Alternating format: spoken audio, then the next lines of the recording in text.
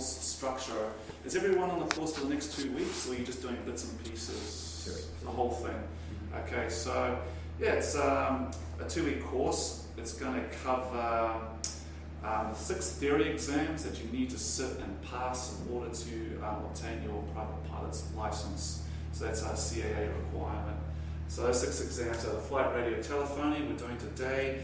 You got law, air law, human factors, meteorology, navigation, and principles of flight. So we start off nice and light and easy with the thinnest book possible. It's not too intimidating, and from a practical point of view, it's a bit more.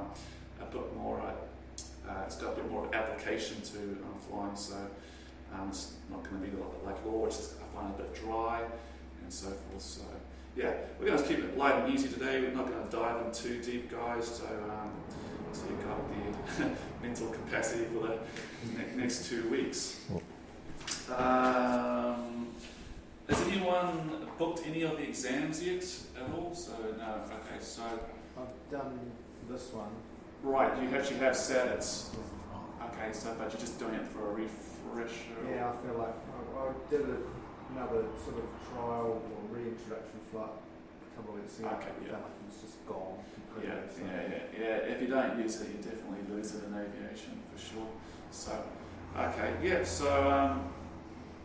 So you have to go online to. I'll give you the website address. It's an organisation called ASPEC. They're responsible for doing all the examinations, not just for aviation, but for even taxi licenses. If you want to be a fire truck driver, you'll sit those exams there too. So what happens is you book online, and then the exams itself, the good news is it's all multiple choice. So it's only 4 answers to choose from, so you don't have to write anything out. And the other good thing is it's a 70% pass, so that gives you a pretty good chance of getting through. So for the flight radiotelephony exam, I believe I think it's only 40 minutes. It's a 40-minute exam, 25 questions, and I think it costs about $80, excluding GST. And you need 70% to pass. If you don't pass, you'll have to resit the whole thing again. And if you do pass, the questions that you get wrong, you'll have to demonstrate to an instructor any knowledge deficiency, and you do that in a report, and we can go over that a little bit later on. Okay, so all the exams are based on a syllabus provided by the CAA, and you'll find that syllabus online on the Civil Aviation New Zealand website, and it's called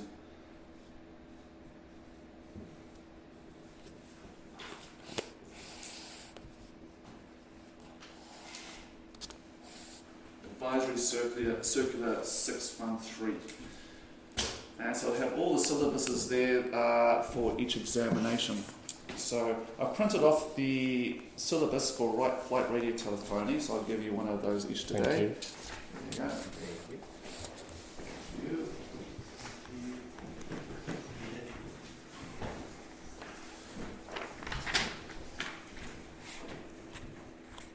It's pretty straightforward. There's all the topics and subtopic items that the knowledge you have knowledge of to cover.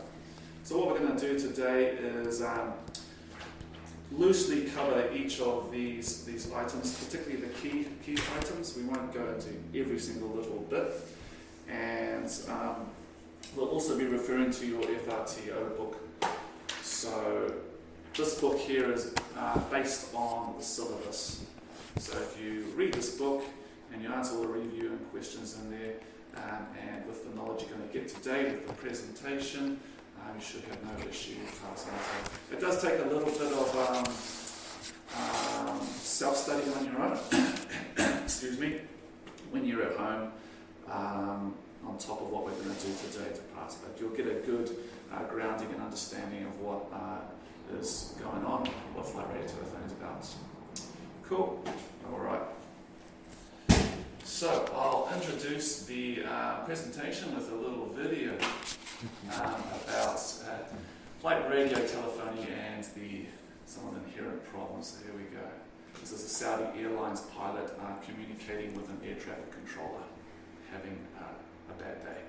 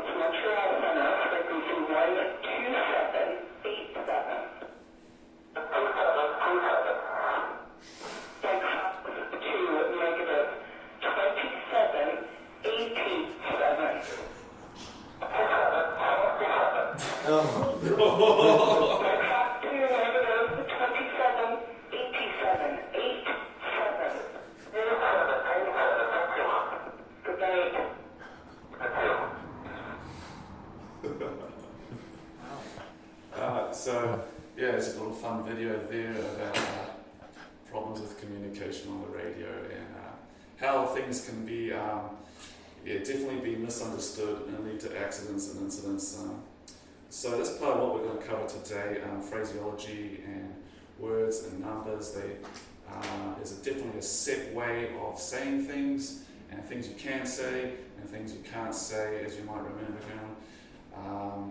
So we can avoid any confusion, ambiguity, and not get ourselves into an accident. Alright, so let's start with the presentation.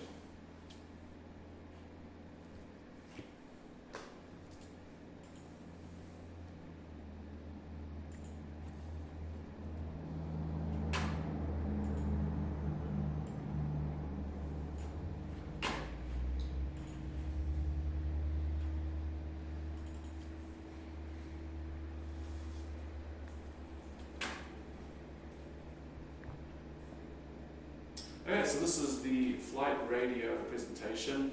You can see a number of things there we're going to cover: radio principles, words and phrases, radio procedures, position reporting, radio procedures at aerodromes, procedures in controlled airspace, emergency radio procedures, your responsibilities, and radio wave propagation. So these are all going to follow the items in the syllabus that you've got in front of you, and we'll use our book as well just to cover those things. So let's look at radio principles to begin with.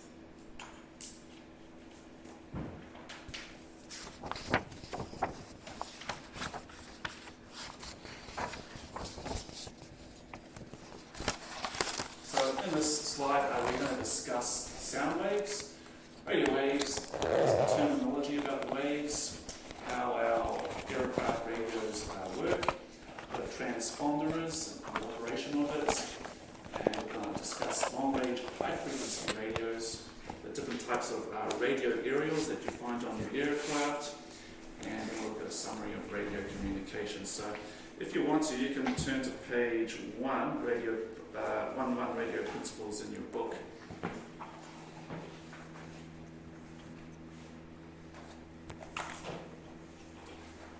So first off, what are sound waves?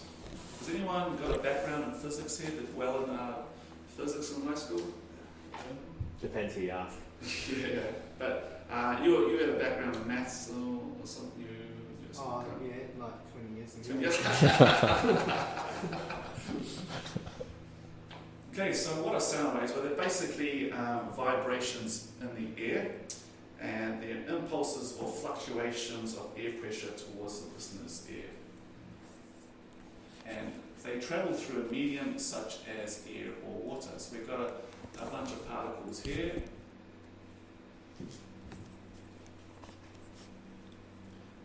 is characteristics of sound waves. So they have a shape, they're smooth and symmetrical, they follow a sine wave, which you can see on page 1-3. So waves travel outward in a regular symmetrical fashion, and then they slowly dissipate.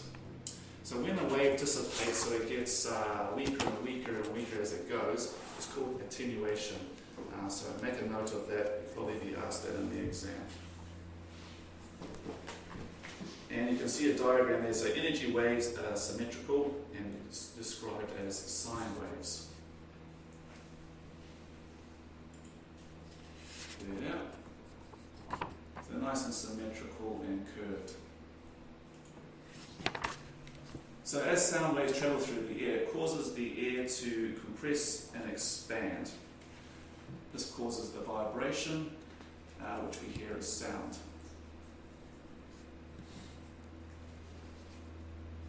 And sound waves travel at the speed of sound. So there we go. You get a compression, an expansion, and a compression, and an expansion.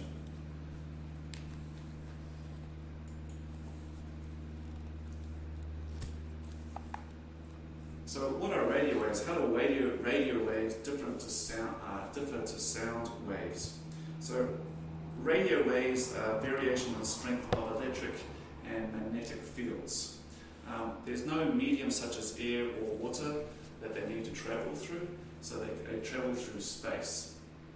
And they travel at the speed of light, 300,000 kilometers per second. So that's something you might be asked as well.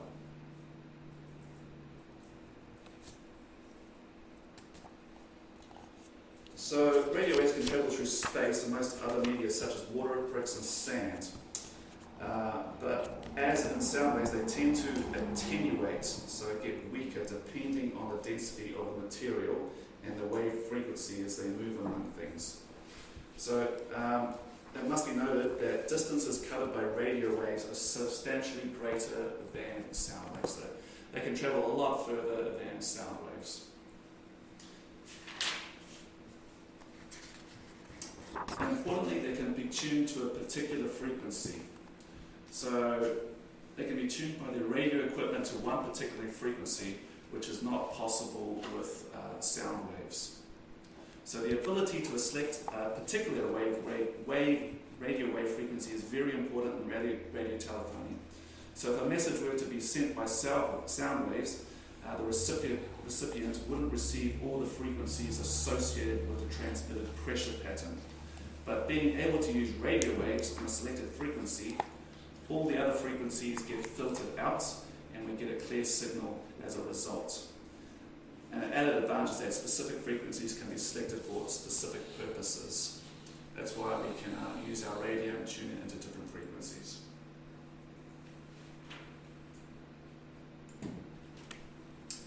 So how is a radio message transmitted? So we have a diagram here of the process. So we have a sound wave captured by a microphone, such as us speaking into it. This is again converted into an electric magnetic wave, and then it travels through here to a receiver, and it's converted back to sound waves by the speakers, and then we get the transmitted message.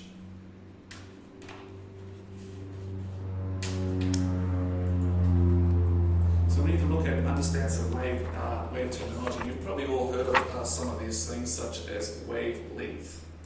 So what a wavelength is it's the length of a single wave, or the distance of a single cycle. So it's the distance the wave travels during the transmission. So you can have large wavelengths, you can have medium wavelengths, and you can have short wavelengths.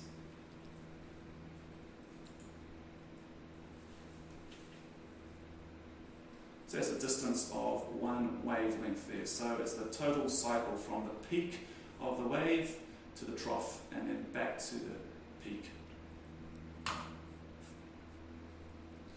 Okay, so frequency is the number of cycles, number of complete cycle is passing a point in 1 second, and it's measured in hertz. So Hertz was an old guy way back in the day who discovered the whole radio frequency thing. So he associated his name with it. So 1 hertz equals 1 cycle per second. So there's a relationship between frequency and wavelength, and that is, as frequency increases, wavelength decreases. So the higher the frequency, the shorter the wavelength. The lower the frequency, the longer the wavelength. Amplitude is the size of the oscillation of the wave. So you can have a small amplitude, so that oscillations aren't very high, they don't peak very high, and then you can have a large, stronger amplitude as well. So it's just the distance from the top or the bottom of the wave to the mean value line of the wave.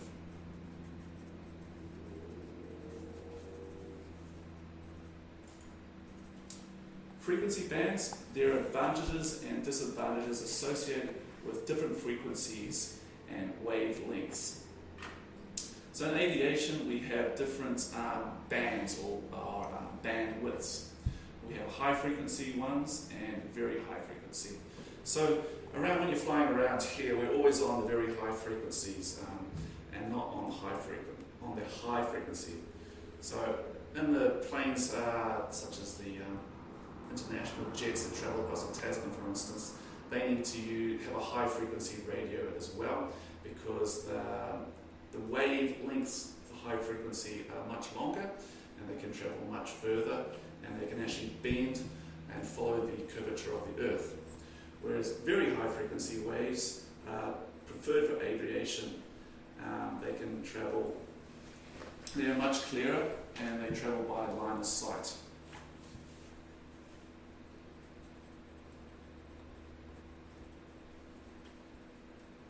Another thing about high frequency waves is that they're more prone to interference, such as static, but very high frequency waves are much more clear and you don't suffer from the static as well. But the disadvantage with very high frequency waves is that they can't bend around obstacles. So if there's like high terrain or mountains in place, you're going to get a loss of reception. For instance, if you're flying down in the southern Alps, you'll hear the reception drop out. So that's why you get a better reception when you fly at a higher altitude in those areas anyway. And the frequencies are usually between 30 megahertz and 300 megahertz. Does anyone know what the frequency of North Shore is? 118.0. That's it, yes, that's 118 megahertz that the frequency is in tune into that.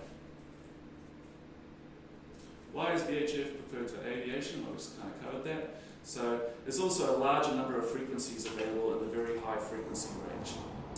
And reception is superior, less prone to interference, and the range of the transmission increases with the altitude, as we said there. So VHF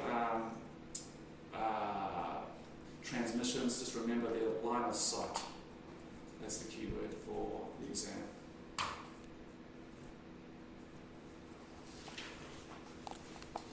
What are the advantages of high frequencies?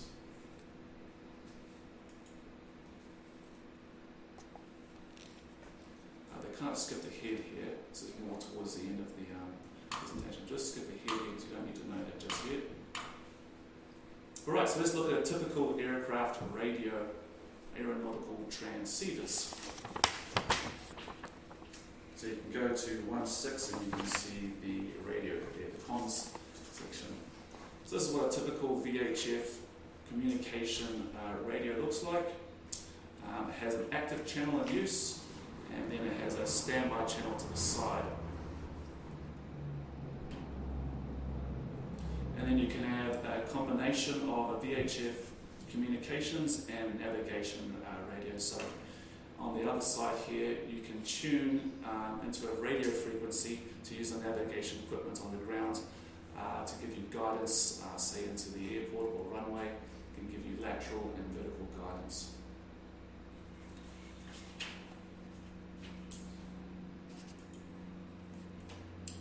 So the associated switch, we need a master switch to turn the avionics on. There's usually an avionics master, but most of the robots here you'll fly, there's no avionics master. You just actually just turn the radio on and the transponder on independently. You'll need an aerial for receiving and a headset for hearing. You'll also need a microphone to transmit and speakers in some of the aircraft. That avionics one, so because on all the panels, like, would they have their own like power on? Then the avionics is just connecting the battery, obviously, to like allowing them to then have power to turn on. Is that just what the avionics master switch is? So you still need the master switch on first to provide power, and then you have an independent switch, the avionics, which turns all the avionics on. So it's kind of like I guess it's like it kind of makes it independent of the other power sources, if you like. There's only one aircraft here that has an avionics master. All the other ones, you just turn it on, have that. You should just have a power switch. You just turn that on. Does anyone know what that switch is for?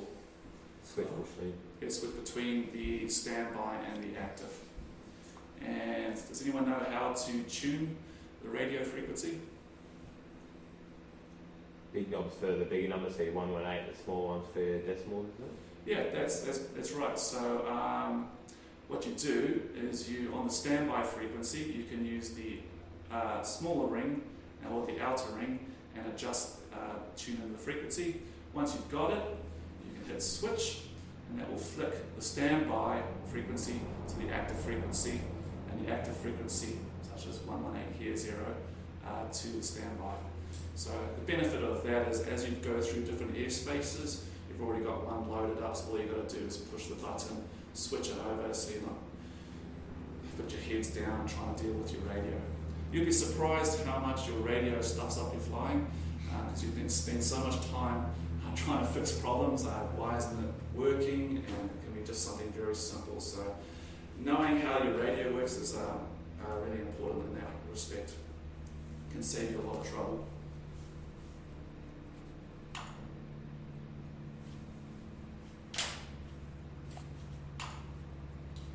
And then you can have a complete communication navigation stack. So this one's a little bit more sophisticated than the aircraft you're going to fly. You have your very high frequency communications and COM1 and NAV1, and then you can have another whole set as a backup on COM2 and NAV2 there. Both doing the same thing. That means you can, the benefit of it is you can have a listening watch on another frequency at the same time you're on the active one. So say you might be flying into Whanuapai, where you've got to go on a control frequency, but you also know that you're about to go into the city traffic airspace, and that's on a different frequency, so you can keep a listening watch on comms 2 on that one while you're transmitting on number 1. Does that make sense? Yeah. And then there's ADF1, ADF2, so these are navigation instruments for instrument flying. And then you have your audio selector panel, so you can select between the different communications, comms 1 or comms 2, and select which one you can transmit on.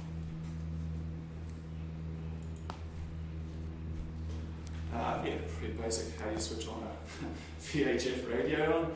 Well, just like any radio you use, you need power, so you have to put the master switch on first, and avionics master if fitted, and then check your microphone headset plugged in, and then you can switch on the radio panel, select the appropriate frequency to be on, and which might be on the audio panel, and adjust the volume and adjust the squelch.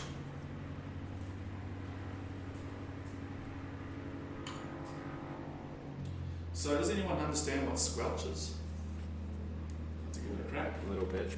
Give it a crack, though. It's mostly just to do with static from other radio frequencies. So like if you're, say, let's say you're at your house, you've got a whole bunch of different frequencies there. So you've got obviously like your Wi-Fi, you have anything electronic can generate interference as well. So let's say you had like a VHF error right next to like a microwave, you're not going to be able to hear that signal. So your squelch is basically a filter between the two to cut out any unnecessary static within its range kind of thing. Yeah, that's exactly right. So it's just basically a filter, so you can adjust the squelch to eliminate any unwanted static and get a better signal. So just trying to find the squelch button on the radio. There's an example in the book there.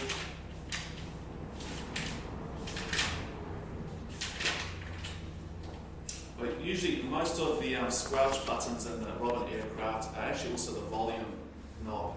So to adjust the squelch, you push the volume knob in, and then you're going to hear this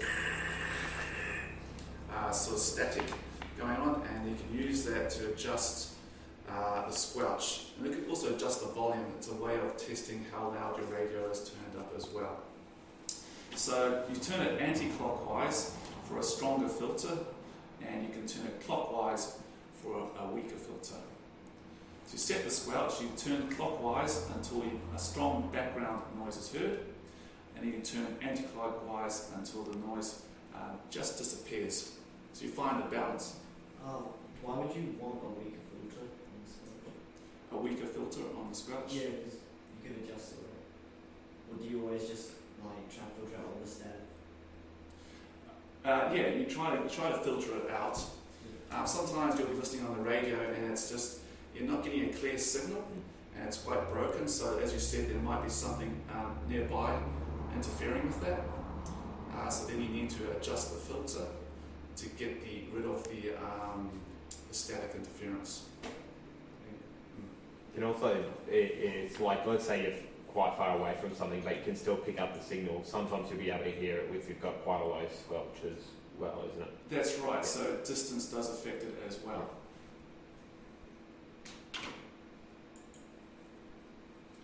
How is the microphone used? I'm not going to tell you to suck eggs.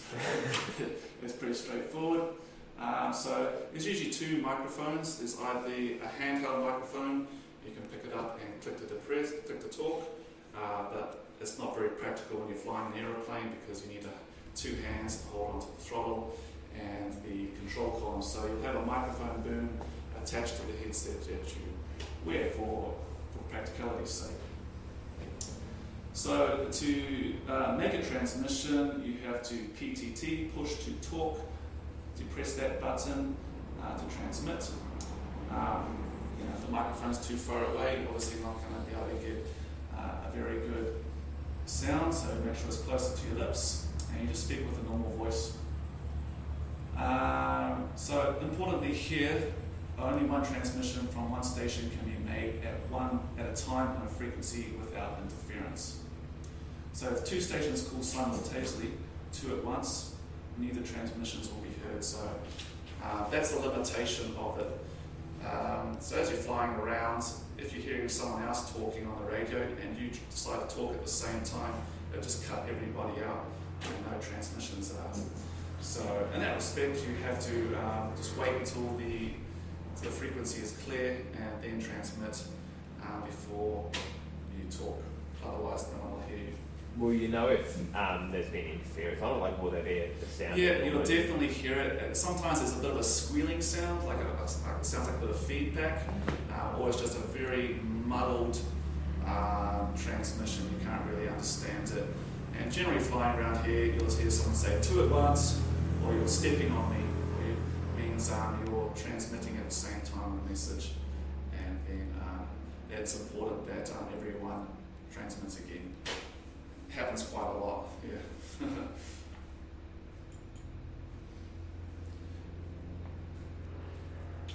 So this is an interesting one. What does AM and FM stand for? Does anyone know? You're on your radio driving to work, and you can tune your radio into the FM frequency, or you can tune it into the AM frequency. Does anyone have any idea what that might Is be? it to do with amplitude over frequency? Yes. One uses amplitude. as a modulation. Yeah. Yeah, and the other one uses frequency. So AM stands for amplitude modulation, and FM stands for frequency modulation. So let's look at what they're talking about there. So frequency modulation uses so the message is imposed upon a carrier wave by modulating its frequency. So if you notice, the frequency is modulated, so it's changing. It's not a consistent frequency. But if you look at the amplitude remains consistent through the whole thing. So the intelligence or your message is superimposed on a carrier wave by modulating the frequency. Then you have AM, which is amplitude modulation, where the message is imposed upon a carrier wave by modulating its amplitude. So if you look at this diagram, you'll see that the frequency remains consistent all the way through. However, the amplitude is changing, and that's what's giving the modulation or the intelligence on the carrier wave. Make sense? So you probably get asked that in the exam, the difference between FM and AM.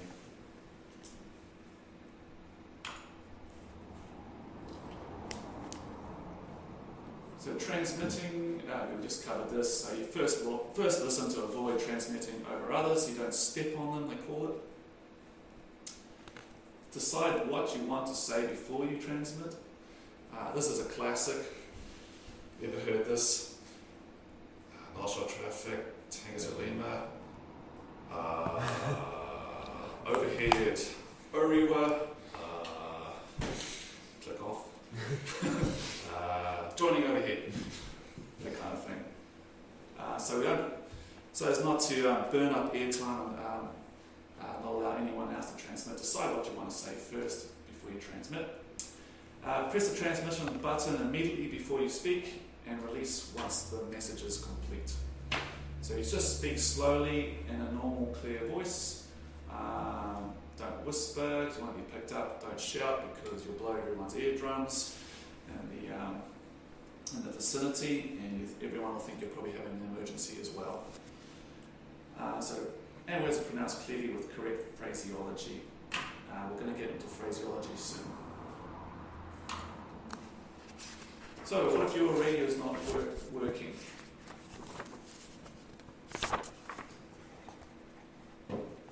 So this happens quite often. I've had it plenty of times where I'm not picking up any frequency, no one's hearing me, and it's usually due to something very simple, like being on the wrong frequency in the first place, for instance. So, first point is prioritize the communication.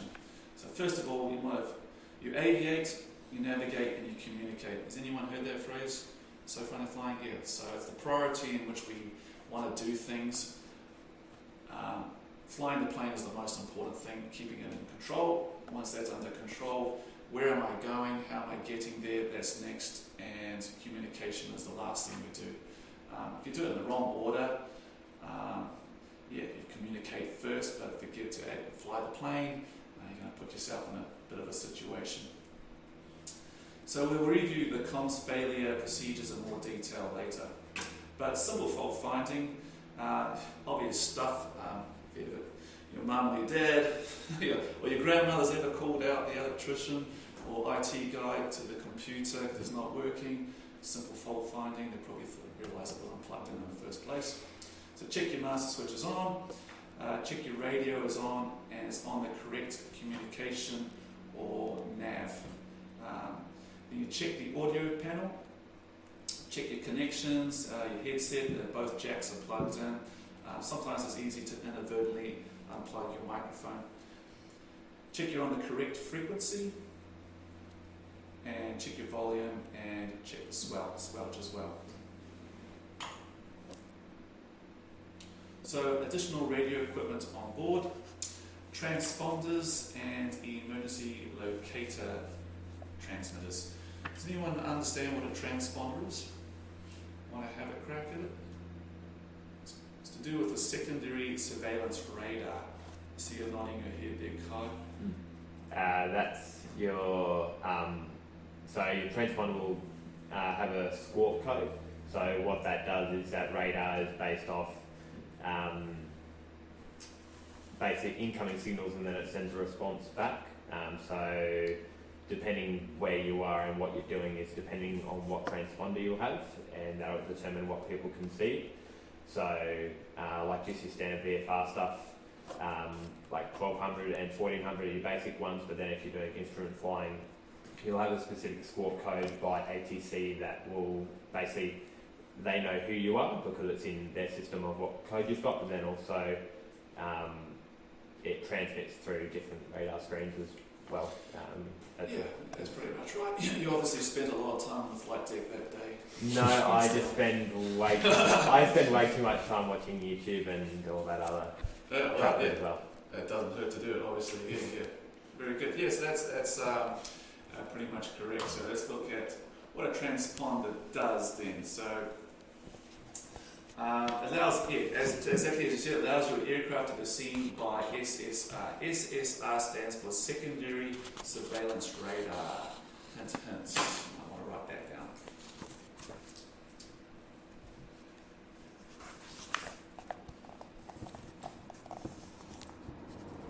So, all control towers first have a primary radar, and it's just an old school radar that just picks up any objects in the sky through a basically a pinging signal, like a submarine will do. It sends out a beep, and it waits for a return. So if there's something in the way, that signal will be bounced off another aircraft, for instance, and it'll be sent back to a receiver radar on the ground, and that would be translated onto a radar screen in front of the controller, and they could see where an aircraft is.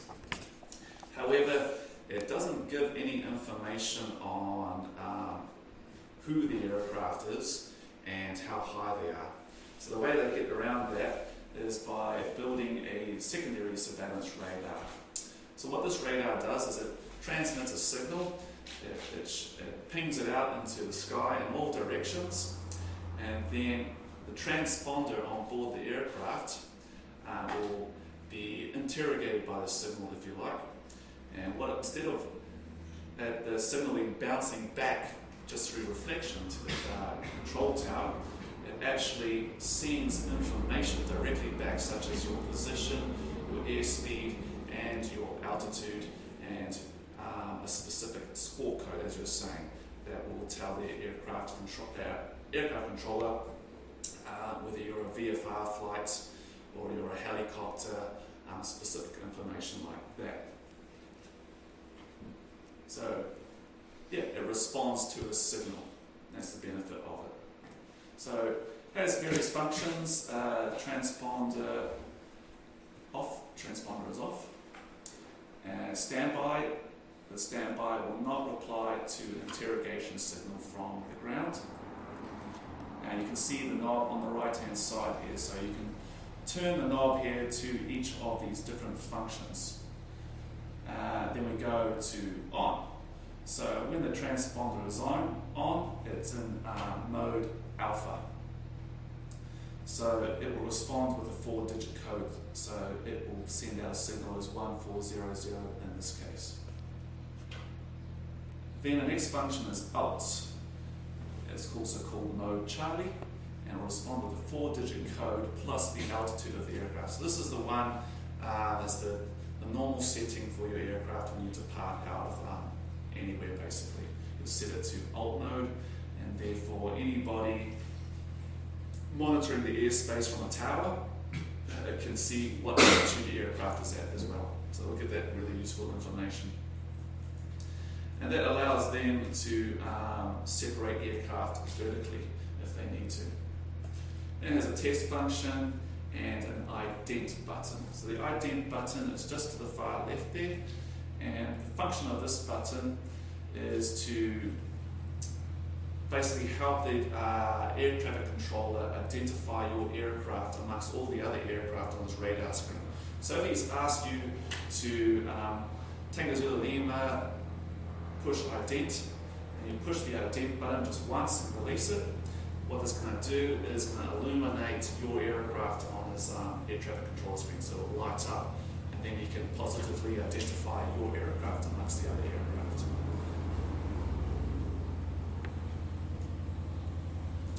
So down the bottom you see a row of numbers, and you use these numbers to enter the unique code 1400 in this instance.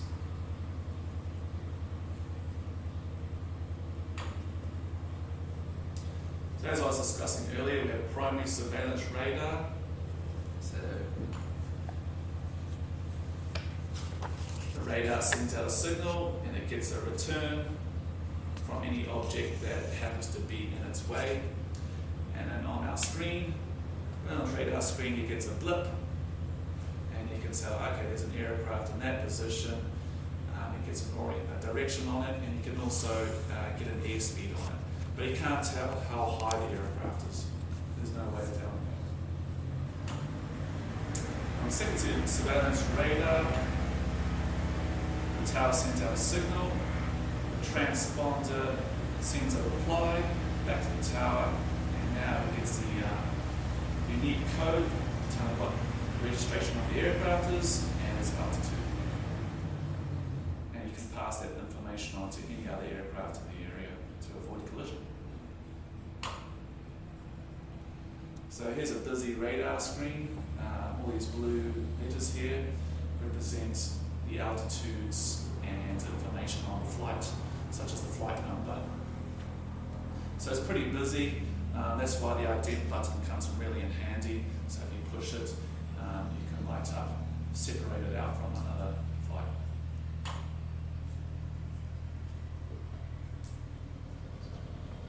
So TM stands for Transponder Mandatory Airspace.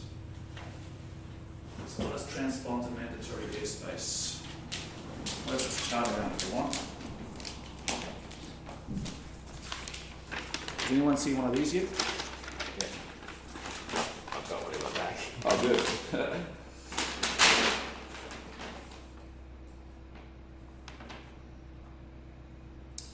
MBZ, transponder, mandatory airspace. So you'll see on the chart, if you just gather around here for a second, guys, this is a visual navigation chart. You can see lots of magenta lines, blue lines, and lots of good information there that helps you navigate. You'll see some controlled airspace like this with TM beside it. So this is Auckland controlled airspace. It's transponder mandatory and a boundary identified by this magenta line. So if you're in that airspace, you can only enter there if you have a transponder. So they can be able to identify you and separate you from other aircraft. There's another one there, TM. It's mostly a controlled airspaces that you'll find a transponder mandatory. Cool. If you look there as well, you'll see some other useful information, such as radio frequencies to be on. So Auckland approach, 1243 megahertz, that's what you need to be on. And if we want to go to North Shore, and we need to know, okay, what radio frequency do I need to be on to communicate? You can see up there it is 118.0 North Shore. So this is why we carry a chart with us as we travel cross country through the place, so we know what frequency to talk onto. All right.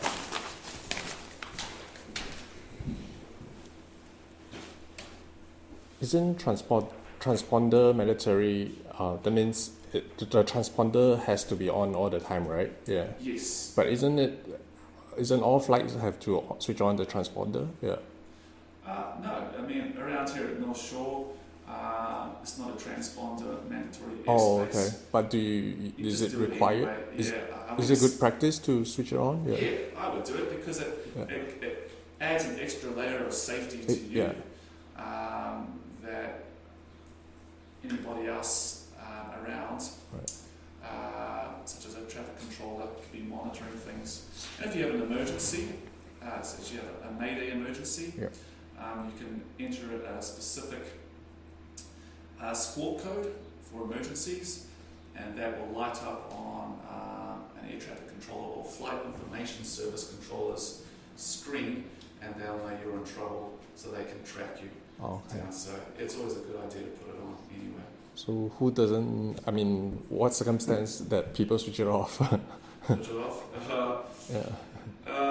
Yeah, if you're Is it- busting minimum altitudes and you don't want to be caught, then you can switch it off. Oh, okay. If you don't want anyone to see you, you want to fly under the radar, if you're a Miami drug runner, you wouldn't have a transponder. All right. But to answer your question, it's best practice to leave it on anyway. Yeah. So then so going to this airspace wouldn't be a problem because we have already been switched on, right? Yeah. Yeah. Yeah. I mean, if your transponder were to fail in this airspace, which is uncontrolled, Okay. not too much of a big deal. If you were tracking towards Auckland controlled airspace and you hadn't quite got there yet, but you noticed that your transponder had failed, you wouldn't be allowed to go into the Right. airspace, Okay. just for safety Okay. reasons. Yeah. Right. So TM transponder mandatory. Okay. Yeah. That would also have your ceiling as well. So yeah, minimum lower level for the airspace as well. Yeah, exactly. So above 2,500 feet above us, 2,500 feet and beyond above us is transponder mandatory airspace, and it's Auckland control. Below that is North Shore general aviation area, so we can do it how we want. But as soon as you want to go above that, then you need to talk to the Auckland control guys and ask for permission or clearance to go into there. So we'll get into a little bit about controlled airspace procedures with the radio later.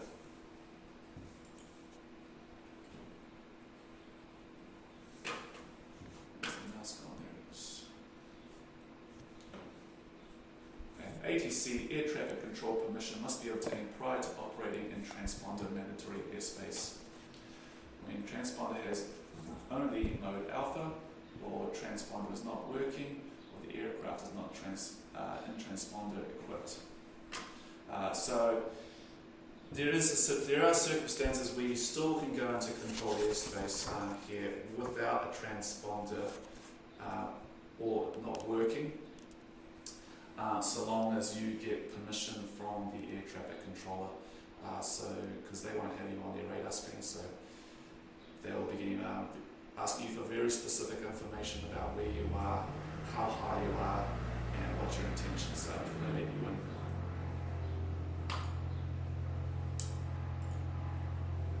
Okay, so now we need to look at the various transponder codes.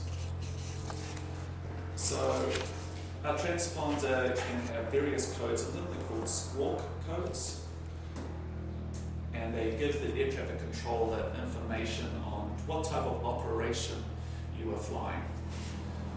So you'll find these in your book. Oh, okay. The most important ones to remember, ones that are applicable to us as aeroplane or fixed wing pilots. VFR, does anyone understand what VFR stands for? Is it visual flight rules? That's correct, yeah. And IFR is instrument flight rules. So we're flying under visual flight rules, and we're a fixed wing aircraft, so our transponder should have 1200 as a code on. If we were a helicopter flying under visual flight rules, we would set our transponder to 1500. If we were a glider and balloon, it'd be 1300.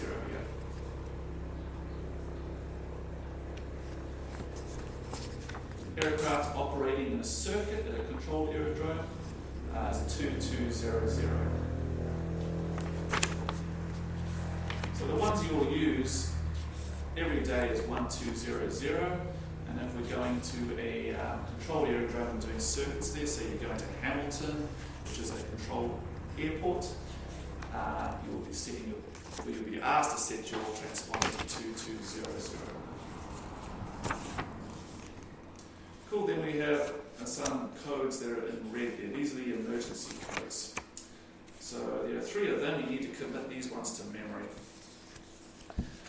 So if your aircraft was subjected to a hijacking or unlawful interference, you would be putting 7500 into your transponder, and then the air traffic controllers will service, or get an alert to you that you are under hijack. So that's a good one to know if you're an airline pilot. You just discreetly put that into the transponder, pretending like, I just got to enter the fuel or coordinates for wherever they want to hijack you off to, and that will, then the powers that be will know that you're under hijack. Well, the other one is an aircraft suffering a radio failure, 7600. So if you were in controlled airspace and you suddenly lost your radio and you had no way to communicate with the tower, for instance, and so you couldn't get clearances or instructions about how to land, you would score 7600 so they know you're having communication trouble.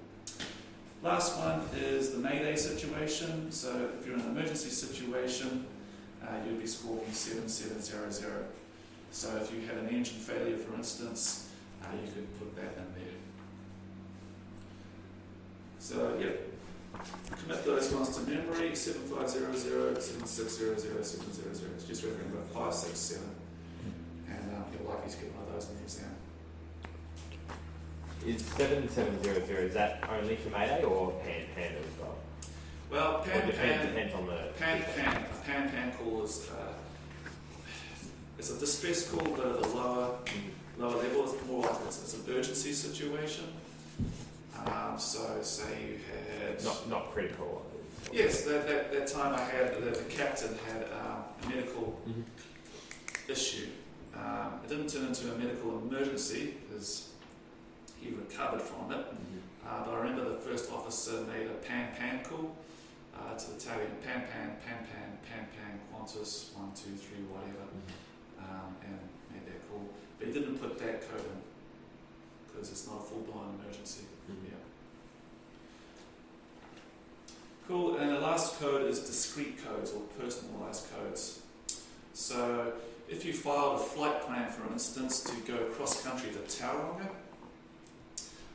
for flight following purposes, you'll be given a discrete code. So you'll be told to put in your transponder, say 3150, for instance, and that will be your own code, personalized code for that entire flight, so they can track you on that rather than just a generalized code such as 1200 for fixed wing aircraft. Right, so that was transponder codes and what they mean. Long range, high frequency radios. They have a similar audio panel as our very high frequency radio. They're good for long range, as we discussed earlier. Because they have a longer wavelength, the signal will bend, therefore it will follow the curvature of the Earth, for instance. So as we're going, say, across the Tasman to Australia, we can pick up a signal being transmitted from a ground station in Sydney, even though we're way over here as we're crossing. If it was a very high frequency signal, emitted, we probably wouldn't pick it up here, because those signals, very high frequency signals, are line of sight, so they wouldn't reach here. And also the signal will bounce off the ionosphere. What is the ionosphere? It's just a lower layer of the atmosphere, and it's got a lot of particles in there which the signal can bounce off. So it can literally go, you can imagine it's an ionosphere, and that's your transmitting station that emits the signal. It can bounce off the ionosphere and come back down through the to a receiving station. That means it can travel a long distance in that magnitude, all the way to the atmosphere and bounce back down onto the other side of the planet. However, there are some disadvantages. The signal can be degraded by atmospheric interference and fading. so you can get a poor signal or a poor return. Types of radio aerial. So part of our pre-flight inspection before we depart on our flight is to check that the aerials are properly attached. So there are various types of aerials here. Let's look at the one, a VHF. This is what a VHF, very high frequency aerial looks like. So if you look at a, is there a Robin out there? You can see a Robin just sitting down on the apron. So see where the red beacon light is on top? On there, directly behind that aerial is your very high frequency radio aerial. Okay, and the one just in front of it, that's called your emergency locator transmitter aerial. So yeah, you're just looking at the integrity of it before we depart. Interesting thing about aerials, the length of the aerial is an indication to the wavelength that it's going to receive. So the shorter the radio aerial, the shorter the wavelength, or the higher the frequency. So if you look at like a police car, sometimes they have a massive long aerial. So the length of that aerial is for long wave receiving and transmitting. So the aerial length is an indicator of what type of radio is involved. Underneath the transponder looks like a fin. Just there, it's underneath the aircraft. Then you have the emergency locator transmitter and the VOR aerials. So VOR stands for very high frequency omnidirectional range. Don't need to know about it at this stage, it's for instrument flying, but these are what the aerials look like, and they're usually horizontally orientated. So we can have a look at the aircraft as we walk back for our break, guys, and just check out the aerials if you like. Alright, so far we've discussed sound waves, what the difference between them and radio waves. We looked at some wave terminology, amplitude, frequency, and wavelength. We discussed the aircraft radio on board. We've looked at transponders and different transponder codes you can put into them, and why we do that. We take long range, high frequency radios and radio aerials. Alright, does anyone feel like a break? Are you good, happy to continue? Okay, we'll get through the next one, and after that I think we'll cut for a break. You mind if I open the window? Yeah, I was just going to say, it's pretty stuffy in here, right? It's harder to concentrate. Yeah, is that the only one in here? Oh, there's some up here as well.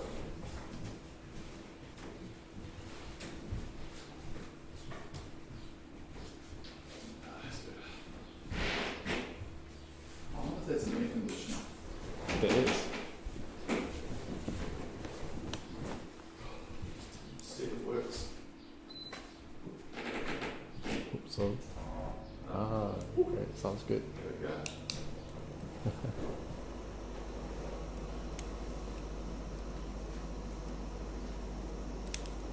The air going through there.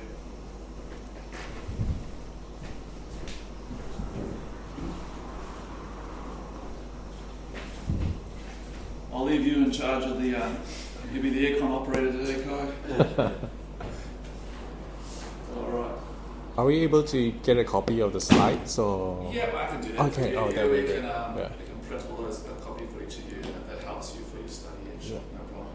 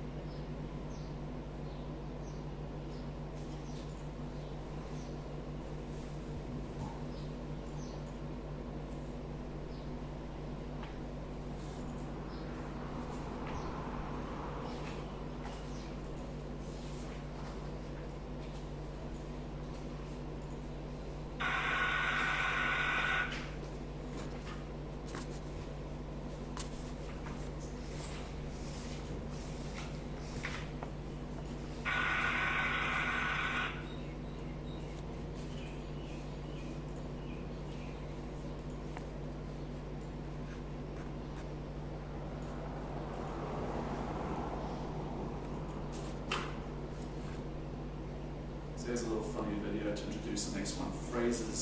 Phraseology and words in aviation. Does anyone know the two Ronnies? You guys definitely won't know.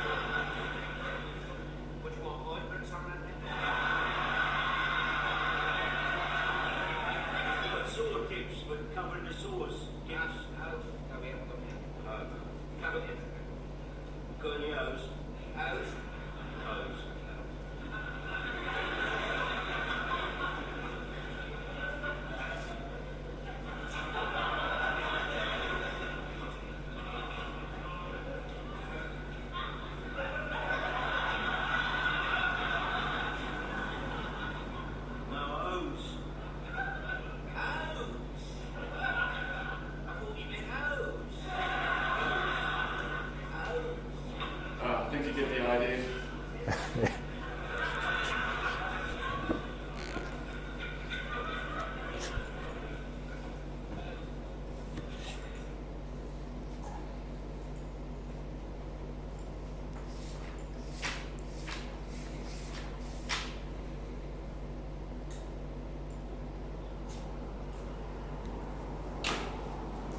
Going to introduce us to words and phrases.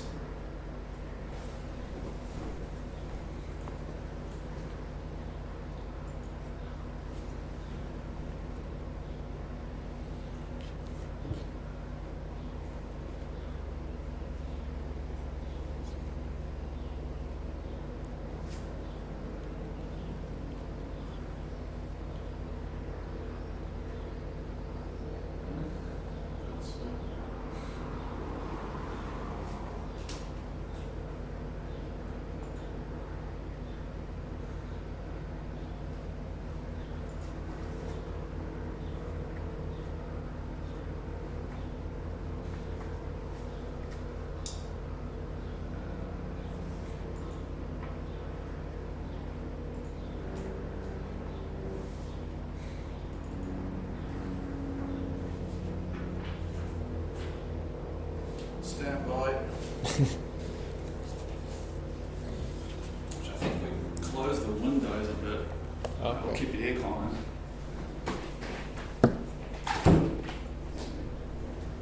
Yeah, that's working real good. We'll just leave one up in the back so we got some fresh air as well.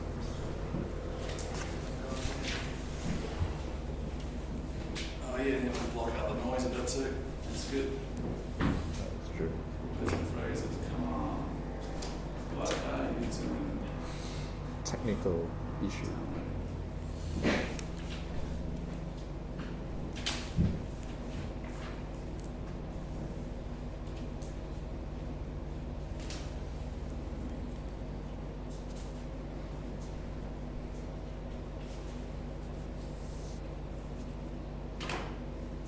Oh yeah.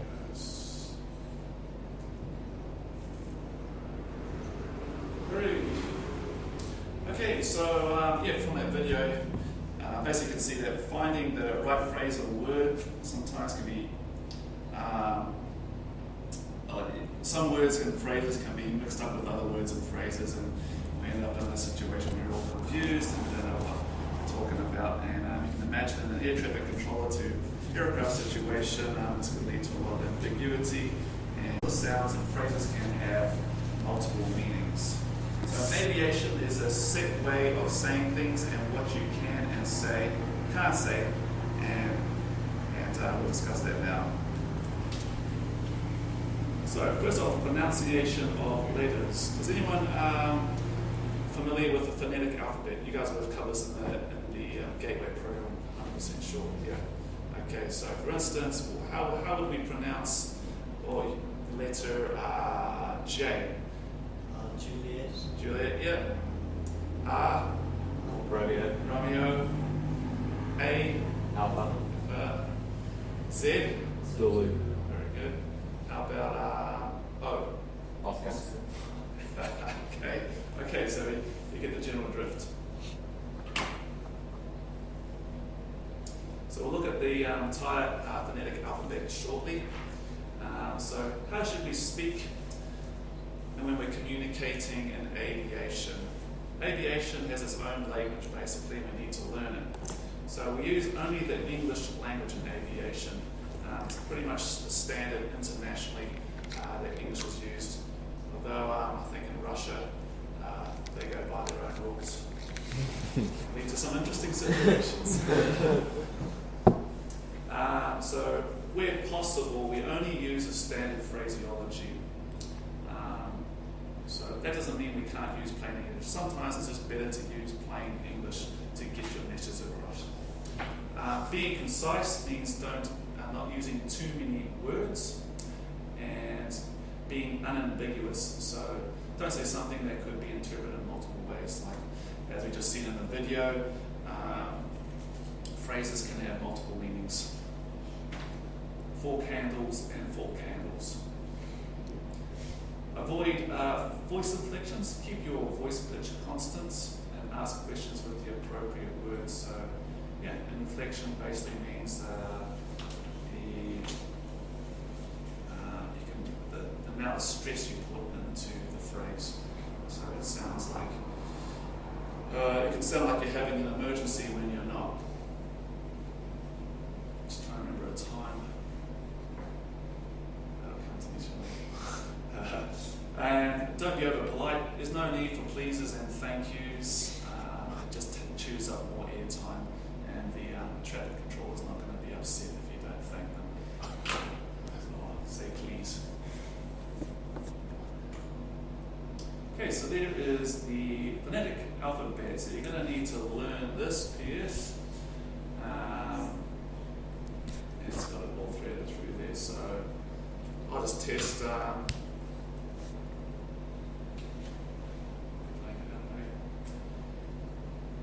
So whiskey is pronounced whiskey. V, for instance, is Victor, or Victor, which you pronounce it. T for tango. S for Sierra. R for Romeo. Quebec. Hotel. India.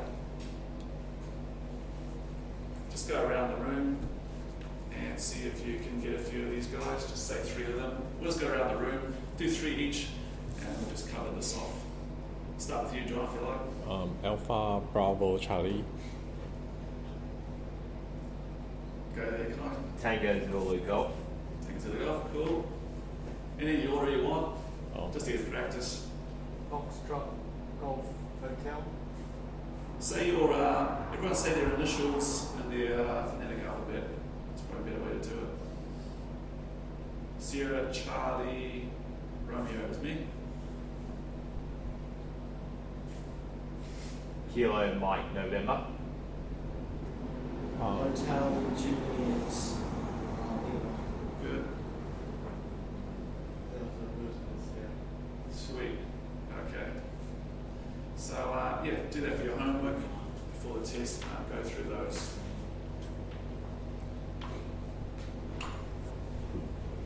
So numbers are also pronounced in a specific way. For an example, you'll often hear people say niner, nine.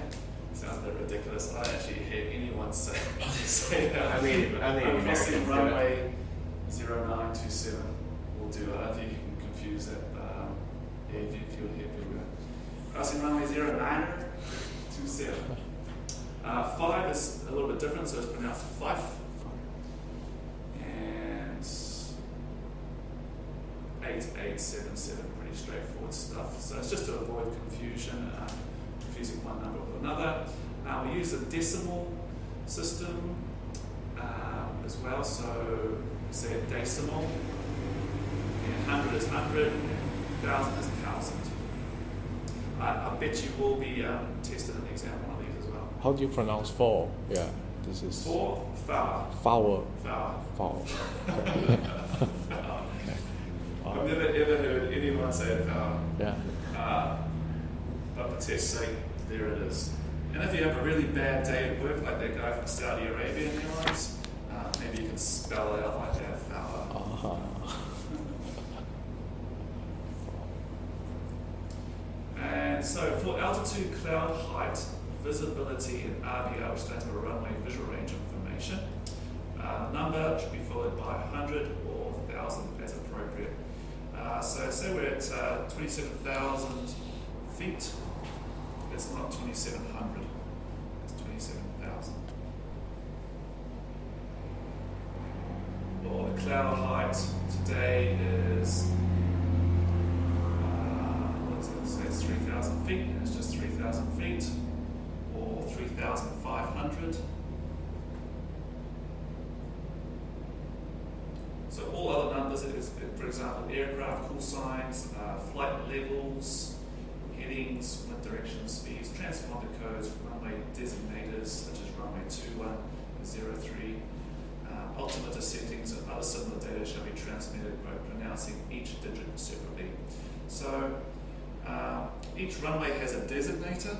So out here in North Shore, it's, we have runway 21, and they're opposing opposite runway 03. So those numbers are just the magnetic heading orientation for the runway you're lining up on. So for 21, for instance, is actually a runway for heading of 210 degrees magnetic. And runway 03 is a heading of 030 magnetic. But for pronunciation, we just say runway 21 or runway 03, as it says on the numbers. So what we don't want to do is go runway 21 or runway 3 or crossing runway 0927. It just avoids confusion when you start saying 27. It could be lost in the transmission. So it's 21 or 03. Which way? Excuse me. Which way is that? So if you're pointing, is it the way you're pointing or the way you're coming from? The way you're pointing, yeah. Pointing. So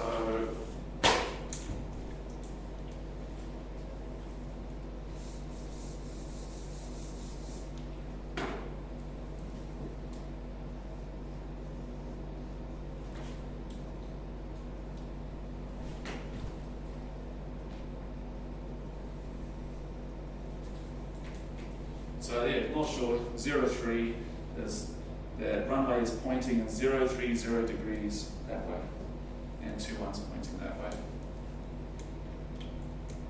Makes sense? Yeah. It's a bit misleading. It looks like 03 is pointing that way, but it's the direction of the compass. So the easiest way to know you're on the right runway is you look at your magnetic compass. It says 030 degrees or close to 03, then you're orientated with the right direction. Yeah. Okay. Can I ask on altitude? Supposedly it's 2,700. Do you say it 2,700 or do you just say 2,700? Does anybody want to answer that, John? 2,700. You go. 2,700, yeah. So if we went 2,700, it could sound like something else. Yeah. So it just avoids any confusion or ambiguity. So we'll go through some examples of letters and numbers just to have a practice, see what they've got here.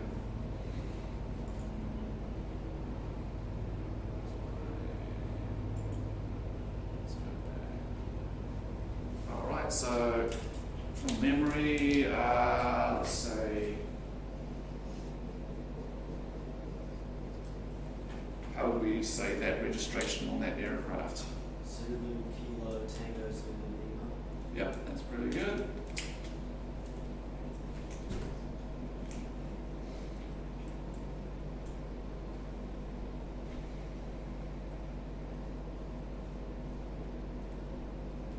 What about you, John?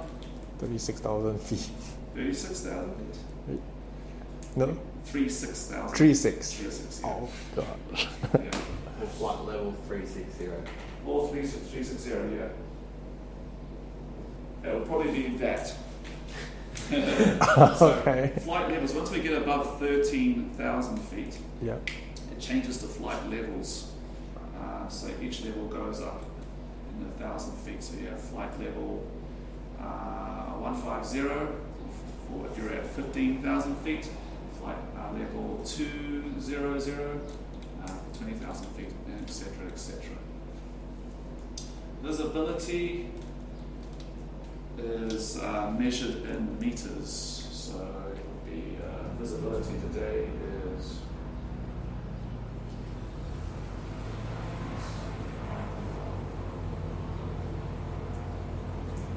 that's actually incorrect.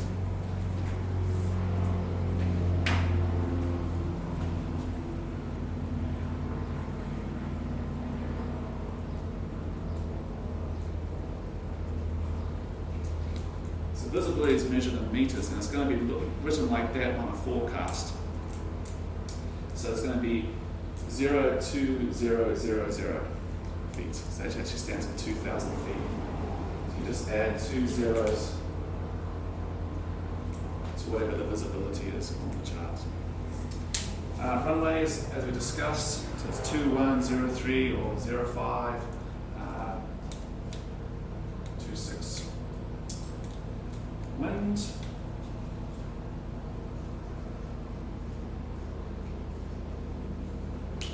So the way wind is written is you get the heading first. So in this instance, it'll be a heading of 240, and the next number after the slash is the strength of the wind, which is 12 knots.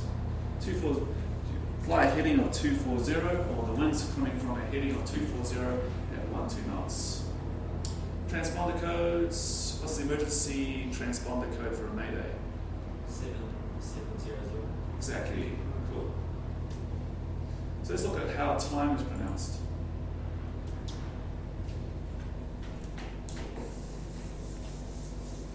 With that wind as well, if there was another slash then another number, is that what it's gusting to, or does it normally have G? Yeah, it'll have a G in between. So when you get to meteorology, you'll learn all about how to read the wind properly, everything. But for now, I just focused on pronunciations. So how should we pronounce times? Well, first of all, the time in aviation uses a 24-hour clock. So here's a few examples there. The time was 8:15 in the morning.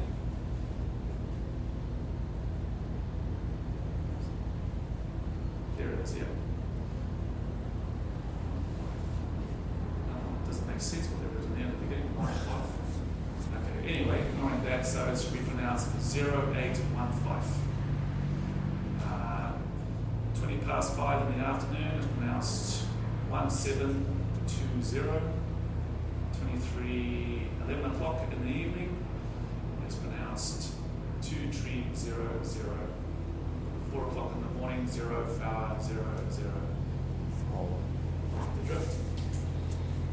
So we had.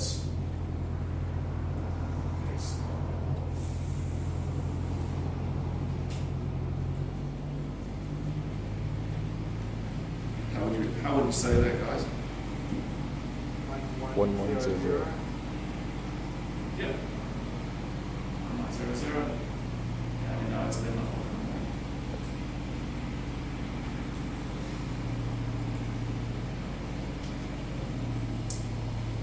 Okay, and then we have standard phrases, words we use. So we need to know a few of these.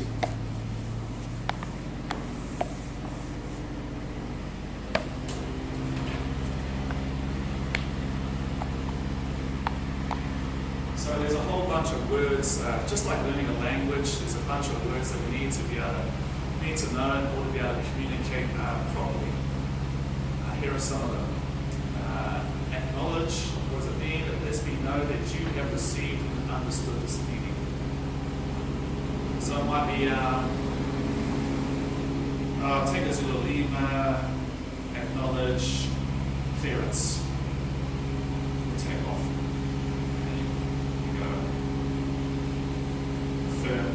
Yes, I've understood. Approved, this means you have permission, granted to do as requested.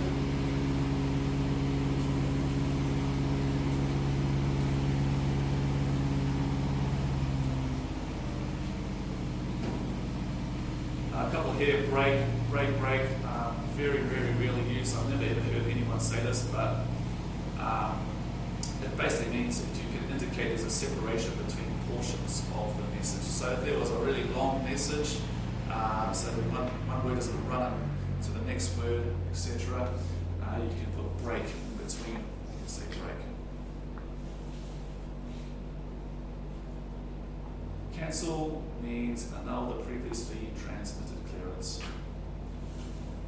So you might get Tango Zulu Lima, turn onto a heading of 150, climb 3,000 feet, report once clear of the zone, and then about a minute later it might be Tango Zulu Lima, cancel previous clearance, and you cancel it. Tower might ask you to check, means examine the system or procedure, and no answer is normally expected from you. Just have to check it. Cleared means you're authorized and allowed to proceed under the conditions specified, such as Charlie Golf Whiskey cleared for takeoff. That means you can take off. Charlie Golf Whiskey cleared for landing. Charlie Golf Whiskey cleared for engine start. Confirm that or verify the request. And contact, establish radio contact with. So it should be a list of words you've got there, John. There's what pages they are? 2, 4. This is a new edition. Yeah. It's probably very, very similar to what I've Yeah. got. 2, 4. Page 2. Yeah, so there it is, yeah, so they've got it all in there. Yeah. So I'd say the important ones to know are acknowledge, confirm, approved, read back,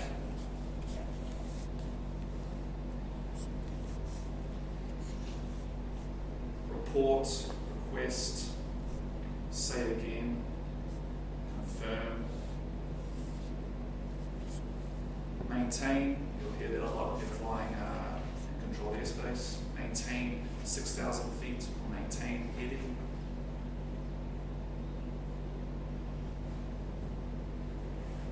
Correction. Often you'll make a mistake in your radio transmission, so the proper way to go about it is not saying, see, when Tango Zulu Lima lining up runway 03, oh no, it's actually runway 21, you just go correction 21. And Wilco. What's Wilco mean? Does anyone know? Shortish reply of, I understand what you said and I'll comply with it. Yeah, will comply. So you might be asked, report once overhead Mangere Bridge. instead of having to say it all back, just go, look, I will comply with what you requested of me.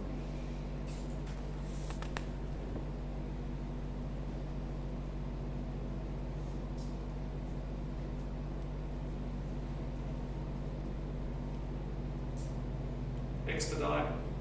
I've had that a few times. They told me to expedite, I mean line up and get going as fast as possible, or expedite. Like you say, vacate the runway at Charlie 2, expedite. It probably means that there's another aircraft, so there's a jet coming in right behind you. I remember landing in Christchurch once. I was in a 172.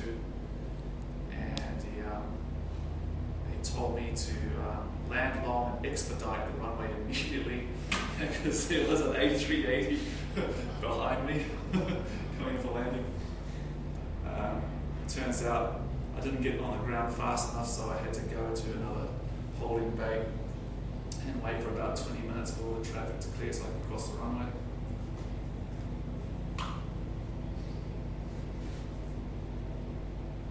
Read back, repeat all the specified part of this. Repeat all the specified part of this message exactly as received. So we're going to look at readbacks shortly. Roger, everyone's heard of Roger. If you're watching the TV, it just means I have received or I have copied that information. Roger, understood, got that. And we'll understand your message.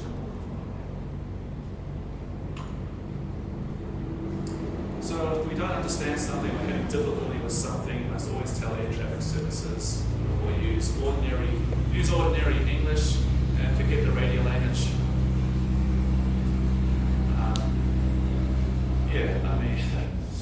As for example, on that Saudi Arabia Airlines video when we opened up, had to get it right. They had to get it right, so they weren't going to let it go. That guy had to understood that he received the right instructions. So we looked at the pronunciation of letters, guys, how we say numbers in aviation, and we've looked at some standard phraseology there, so enabling us to communicate properly. All right, any other questions there on phraseology, guys, or words you're not clear of? Okay. All right, it's 10:30, guys. Done 2 hours now. I think we should have a break.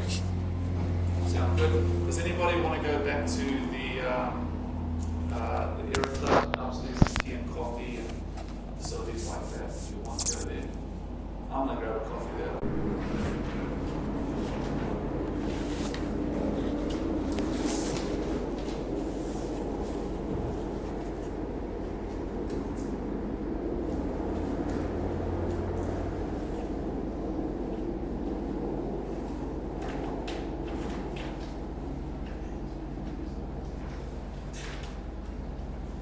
So we'll look at chapter 3, radio procedures.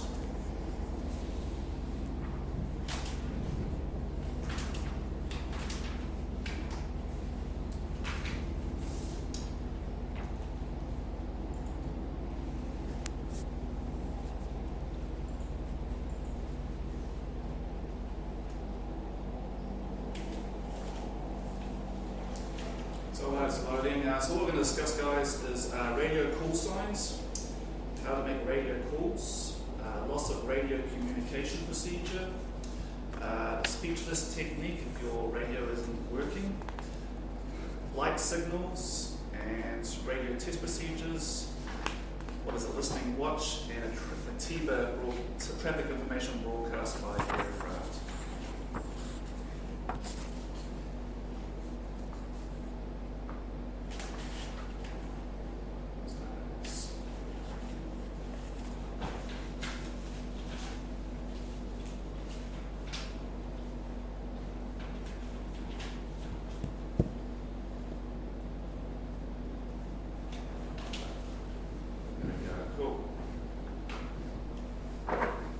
So if you wanted to get someone's attention, so say there was a group of people, 6 or 10 people standing there, and you need to get an individual's attention.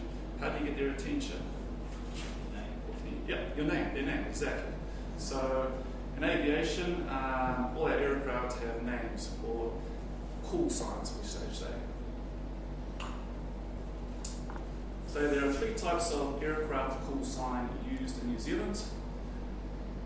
There are aircraft registration letters, such as we've seen outside.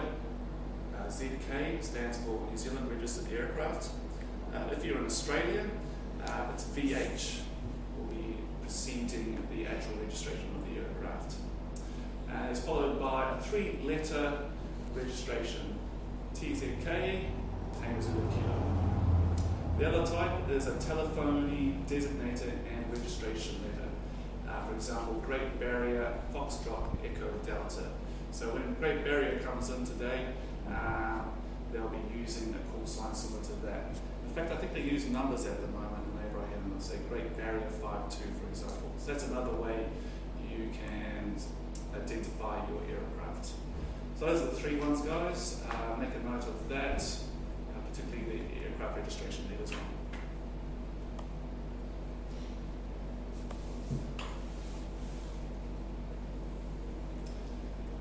So after satisfactory communication has been established, and provided there is no confusion likely to arise, call signs shown in 1 and 2 below may be abbreviated to the following, but only after being addressed in this way by an aeronautical ground station. For example, on initial contact with the control tower, you would be telling them the type of aircraft you're flying as well, such as a Robin. So it might be Whenuapai Tower, Robin, Tango Zulu Kilo. Or Whenuapai Tower, Great Barrier, Romeo Delta Tango, or Great Barrier 52.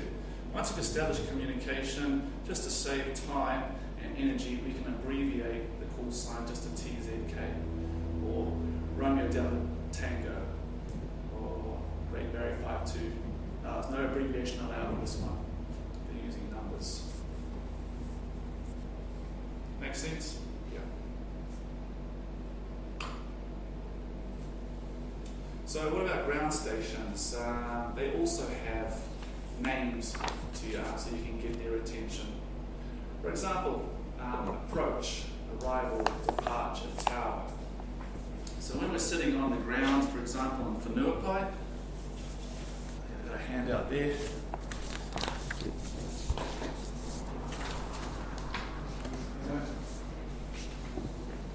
This is what's called a ground plate for an aerodrome. It's found in your, once you get one of these, it's called an aeronautical information publication. So there's all the information you need for safe navigation under visual flight rules in New Zealand. So it has all the aerodromes that are certified in New Zealand and published. So in this instance, we've got Whenuapai military aerodrome just next door to us. So if you look down, at the very top, on the top left-hand side, it says ELEV. So that stands for elevation. And then you've got NZWP. So that's the name of the aerodrome. And then we have the frequencies. So one of the frequencies, we have a tower on 134.5 and 1119.9, 255.4. So you've got 3 different frequencies there for the tower.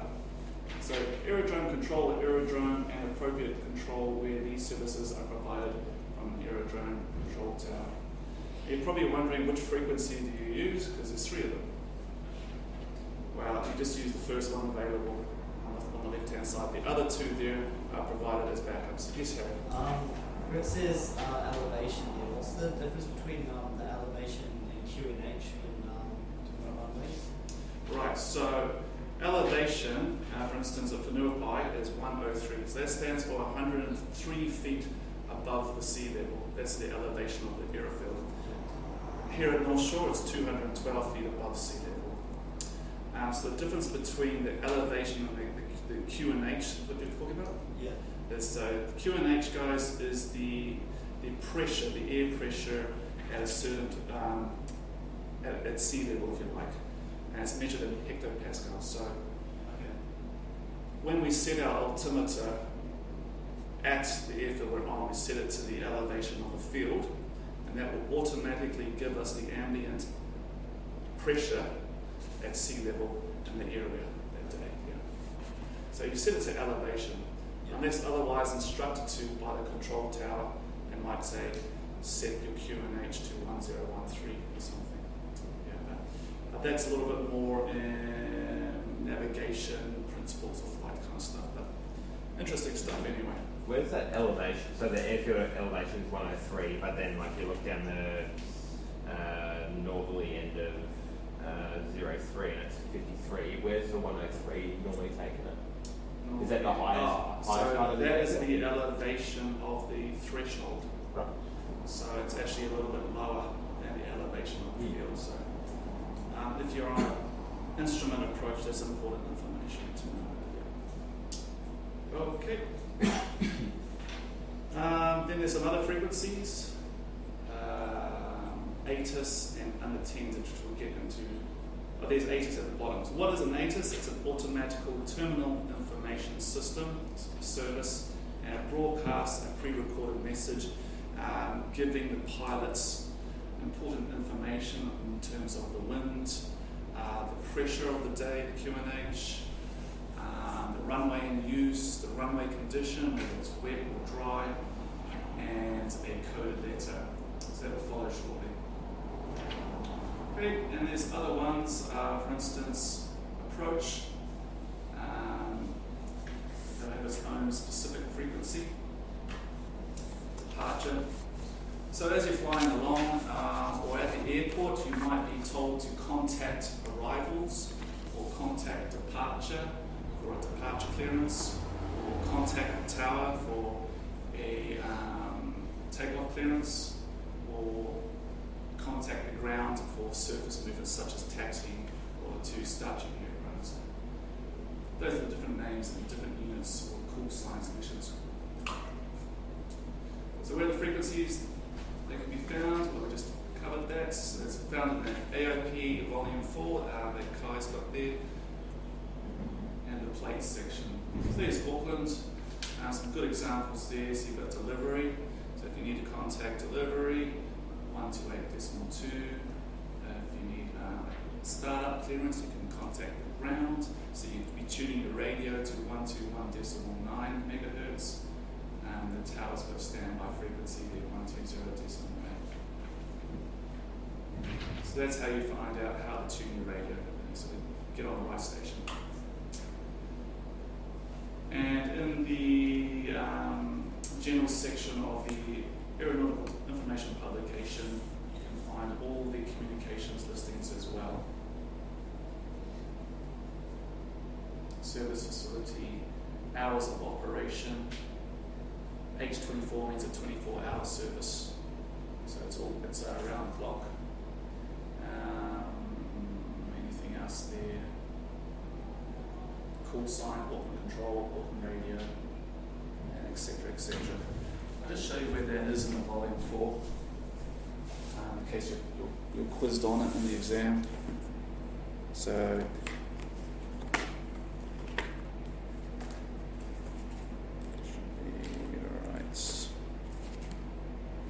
There we go. It's in the general section, so it's going to look something like that. Patient services facilities, 4 hours.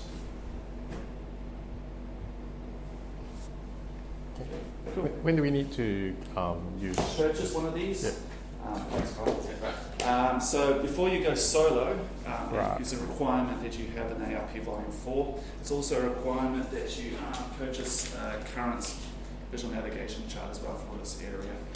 So what happens is you get to your solo day, Okay. and you're all signed off ready to go, but you don't have that, so you're not going anywhere. Yeah, it happens. How often are the maps? Every 12 months. Oh. Generally around about the beginning of November, there'll be a new cycle of charts here. Yeah. ARP Volume 4. Amendment service. You have an amendment service. So if there's an amendment to a runway or some airspace, they need to update their AIP. Yep, it's in the supplements there. So that service is every 56 days. Get an amendment cycle. So there's six cycles a year. With that, Stephen, so Auckland Control, just so I'm sort of understanding it right, compared to Australia where we have like Brisbane Centre and Melbourne Centre, right. would that be the rough equivalent? Yeah, very similar. Auckland, it's more like Auckland approach. Mm-hmm. They control most of the area. But as you get closer and closer to the aerodrome and lower, then you start to get handed off to more appropriate frequencies, such as you're handed from Auckland approach to Auckland Tower. Mm-hmm. So for the final approach onto the runway, and to get clearance from them. And once you touch down, Auckland Tower will tell you to contact Auckland Ground, and then you contact them, and they will tell you where to taxi to and where to hold. So Auckland would be like most of the North Island, Christchurch would be most of the south, or is Yeah, it that's one? pretty much. And then there's Wellington Control. Yeah. Then there's Bayes Approach, which Mhm. covers a lot of the area above Hamilton and Yeah. towards Tauranga as well. We'll contact Bayes Approach here. And you can also find them in the Flight Information Service communication charts that are in the AIP as well at the front in the general section.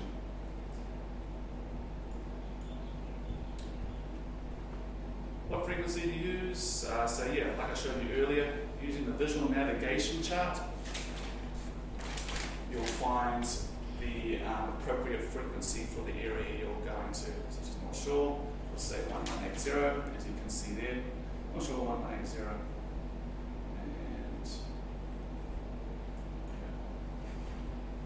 And alright, so what is the procedure then to make contact? Establishing communications with a control tower, for example. So when establishing communications, an aircraft should use the full call sign of both the aircraft and the aerodrome station. So say we're flying next door to Whenuapai. Before we enter their airspace, we go Whenuapai Tower, Cessna 172, the aircraft we're flying, Delta Alpha Uniform, your call sign. So first you start with who am I going to talk to, and then followed by who am I. So that's the tower call sign, and then our call sign. And then the tower here will reply, talking to you, who they're talking to. So Delta Alpha Uniform U, followed by Whenuapai Tower. And they'll say something like, go ahead.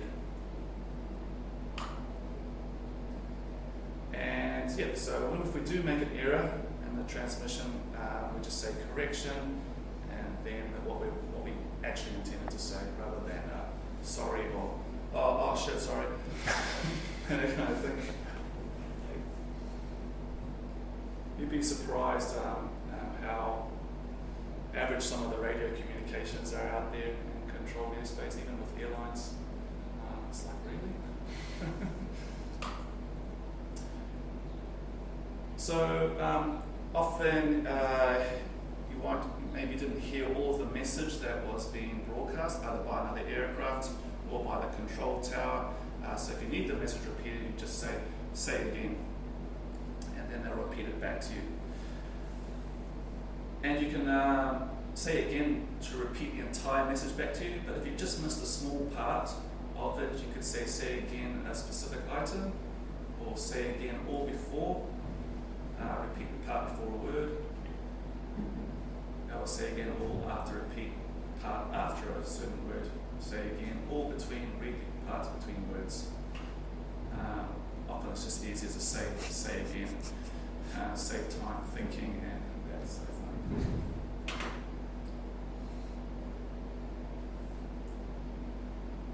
So we've got correction and say again, those are the two keywords. Cool, so what is a readback? If you got told by the control tower to read back something, what's the logical thing there that might be asking you to do? Clearance. Yep. So a readback is repeating all the instructions the control tower has just issued you.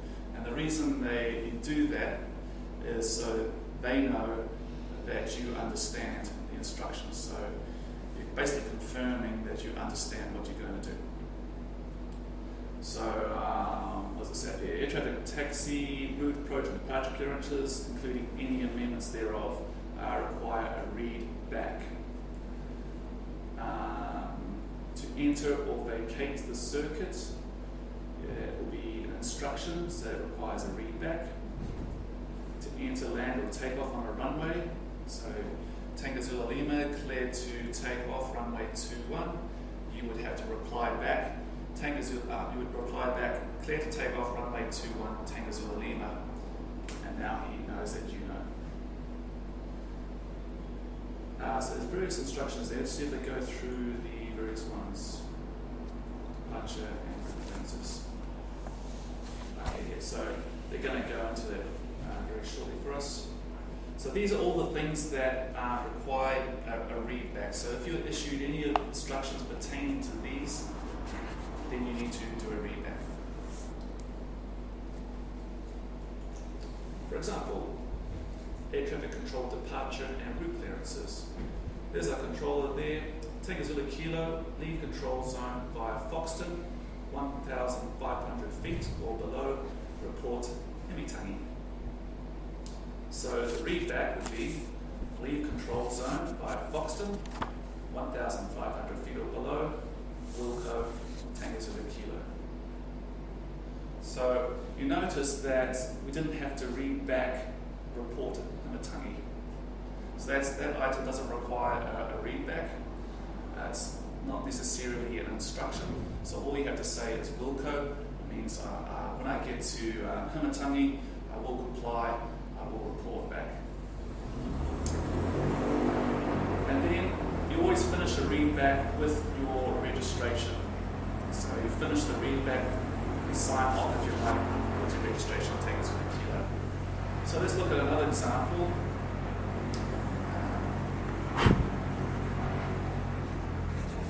So I'm going to blank that off.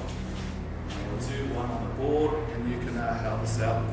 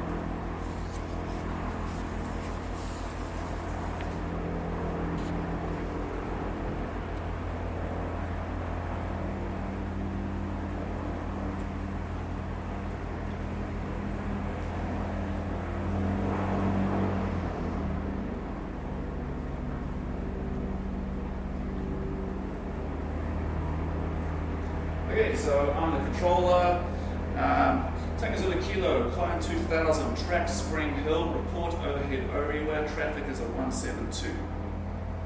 As a team, guys, how would we read that back? Or what do we need to read back, I should say? Climb 2000, track Spring Hill, Wilco, looking for the traffic or traffic in 172. Yep, pretty close. So those two items are required to read back. The altitude and the direction is telling you to go. Report over overhead area, so that can just be replied back as Wilco. Traffic is a 172, so it's just alerting us to some traffic in the area. We don't have to read back traffic 172 at my 4 o'clock. All you can say is looking for traffic. And then we have to sign off as TZK. So the reply would be. So we climbed 2,000 feet. That means climbing or climb to? That's a good question. Yeah, it means climb to 2,000 feet, to that altitude. Yeah, that's actually something I spoke about from the beginning as well. Does that mean to climb an extra 2,000 feet on what I am, or no, it's identifying a specific altitude to climb to. Yeah, good question.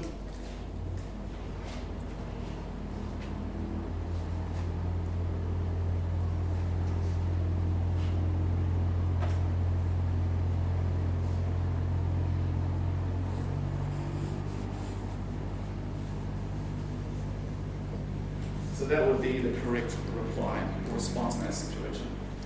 Climb 2000, track Spring Hill, Wilco, copy traffic, Tanker Zulu Kilo. Done. We'll get a few more examples. Here's another one.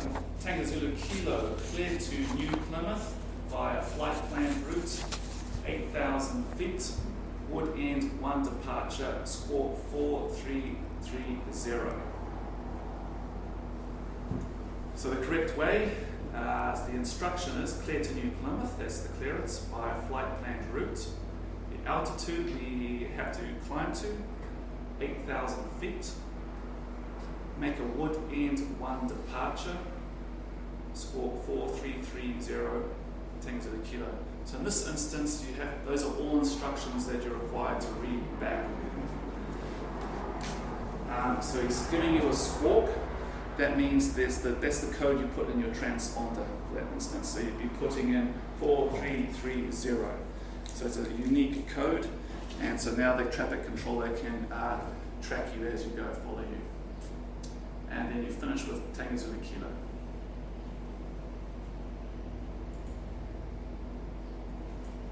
Let's get rid of that.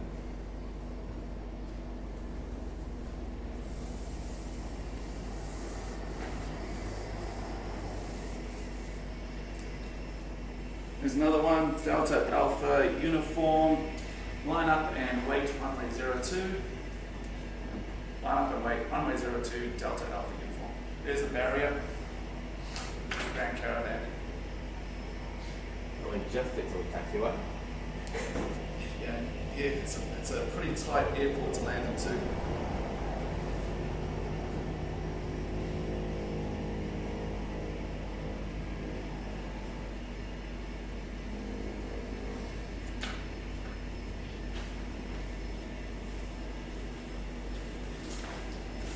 Some more examples for you.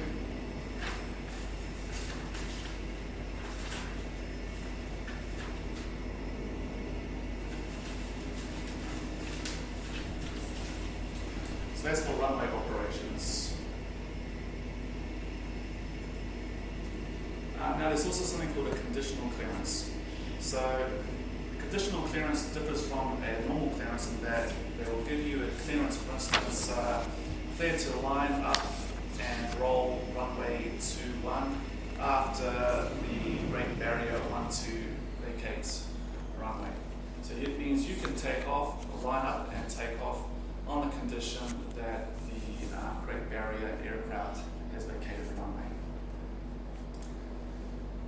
So it's used when there is conflicting traffic. So two aircraft about to use the same runway. Shall only be used when both the pilot and the control have the conflicting traffic in sight. Conditional clearances are given as follows. So identification, the condition, the clearance, and a brief reiteration of the condition. So what would be the identification? For instance, if he's talking to one of us and we're in Tango Zulu Kilo, about to line up, the identification would be us, Tango Zulu Kilo, that's our call sign. And be followed by the condition. On condition that Barrier Airlines is clear of the circuit, you are cleared to land. That's the clearance. And then they might put a brief reiteration of condition at the end. So how would we read back that, for instance?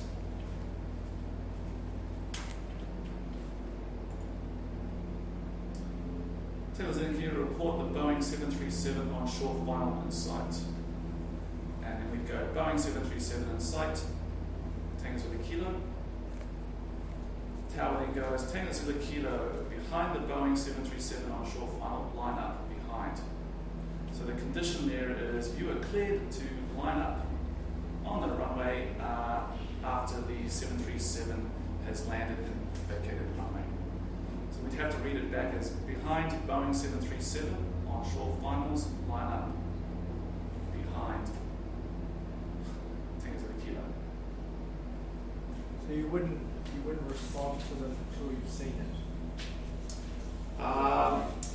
Not quite correct. So he's issued you an instruction.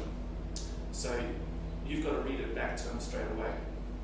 So you're reading back the clearance and the condition, but you wouldn't line up until you've got that Boeing 737 in sight. So you don't have to have it in sight in this instance, but you need to be looking for it. Does that make sense? Sure. He'd really only ever tell you that if like you've said that you've got the traffic in sight, so there'll be an exchange of communication for the reason why he'll give that clearance. No, you wouldn't even have to say traffic in sight. So he's. Oh, just before, like, he won't tell you the clearance unless you've usually got the traffic in sight, or not always? Yeah, well, it goes back to the previous slide, doesn't it, where it says, which only be used when both the pilot and the controller have a conflicting traffic in sight. Yeah. Well, that's a bit ambiguous, to be honest. I see what you mean there. Yeah. But he is kind of telling you that there is a Boeing 737 onshore final. So you'd automatically be looking for that. So once you have it in sight, that's the condition. As part of the condition, you've got it in sight. After it's gone by, you can line up in this instance. Harry? Can you say like no negative to any instruction? Absolutely. If an instruction is going to conflict with a rule, or it's going to lead you into a dangerous situation, then absolutely you say negative, not ready, or say you're not ready to take off anyway. You've got some sort of issue with your aircraft, and you can say negative, unable to comply due to whatever, Tango Zulu Kilo, and then he'd issue another instruction. So that's how you would reply to an instruction that you are unable to comply with for whatever reason. He might tell you to send, say you're flying along, and he says, Tango Zulu Kilo, descend 3,000. But you realise at 3,400 feet there's going to be cloud you're going to go into. So you're going to be flying into cloud if you follow that instruction. So then you would say negative, unable to comply due low cloud base, suggest another altitude. Yeah. Make sense? Yeah. And if you're not sure of the correct phraseology, you just say, look, I can't do it.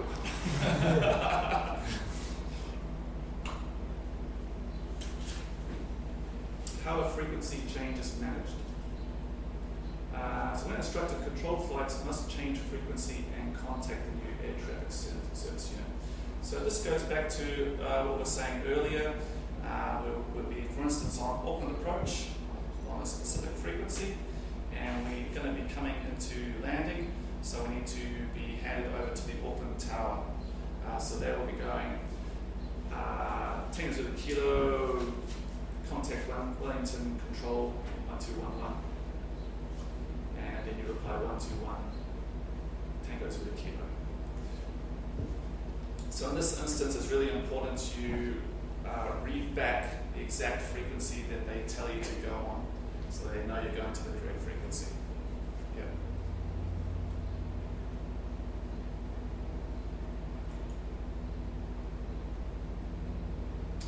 So, loss of radio communications. What should be done if we have complete loss of radio communication? So, what's that thing we talked about earlier in terms of priorities? Navigate, Navigate. communicate. Exactly. So keep flying the plane, maintain separation from terrain, cloud, other aircraft, or controlled airspace, managing a good lookout. And then once you've got that all under control, then you go into the fault finding procedures. So there's a number of things we can do. It's all common sense stuff. Check all the switches are on, the mast is on, the radio's on, the avionics master is on, you haven't inadvertently knocked it off, for example. A circuit breaker might have popped. Do you guys know what a circuit breaker is? Let me find a picture on. Actually, later on we'll go out to one of the aircraft and sit in it and I'll point out the comms units and all the circuit breakers. So a circuit breaker is just basically if there is an over voltage going into the radio or some other a delicate piece of equipment, if there's an over voltage it could fry the circuit or damage the component of the radio. So as a result, the circuit is broken before that can happen. So there'll be a little button that pops out. So we check that they are popped. Failing that, we check our headphones are plugged in. Failing that, we check the volume settings. They might be turned down. I took out of Kaikoura on my very first charter flight. Murray in a hurry, I used to call my boss. He's always in a hurry to get things done. So that morning he type rated me on this particular aircraft. I'd only flown about once or twice. Then he gave me, a check to line. So he certified me that I'm allowed to do charter flights. And then got my first passenger, threw me in the plane. I had to fly from Kaikoura all over the top of the mountains into Nelson. I never flown it myself, I just sat as a passenger watching. So my first problem was I took off and I didn't have the radio volume turned up. So I took off and my boss was trying to get hold of me. And so he's freaking out. I said, already screwing up. And so then my phone started ringing. So trying to get hold of me that way. And I couldn't understand why I wasn't able to communicate. Something simple as the volume wasn't up on the radio. Yeah, so that's why we do our checks on the ground, check that the volume is up and we're on the correct frequency and all that stuff. And we make a radio check with someone to check if the radio is working. So something as simple as that can really stuff your day up.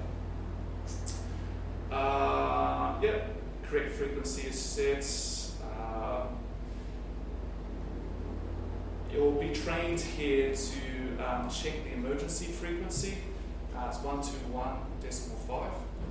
And sometimes after a student shuts down the aircraft, they get to change the emergency frequency back to North Shore. And so the next guy gets in, does a radio check, goes North Shore base, takes a kilo radio check, and he's on the emergency frequency, and you can usually hear it in New Zealand Pie go, "You're on emergency frequency."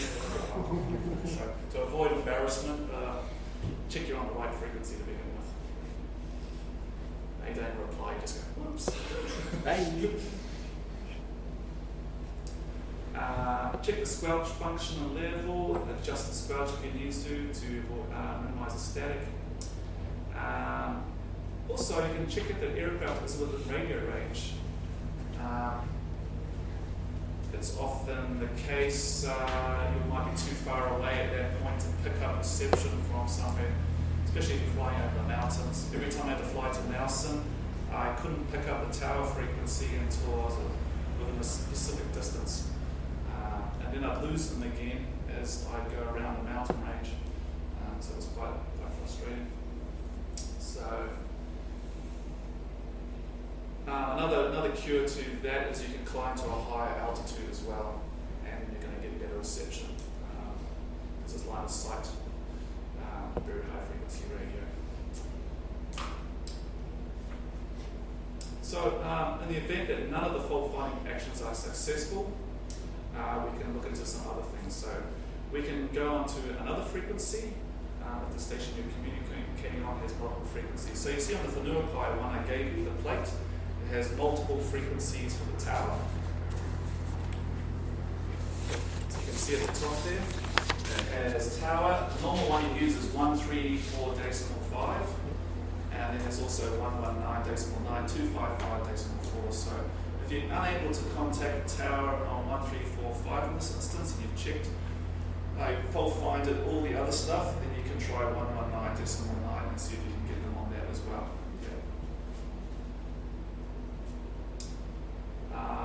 Change to another suitable ground station.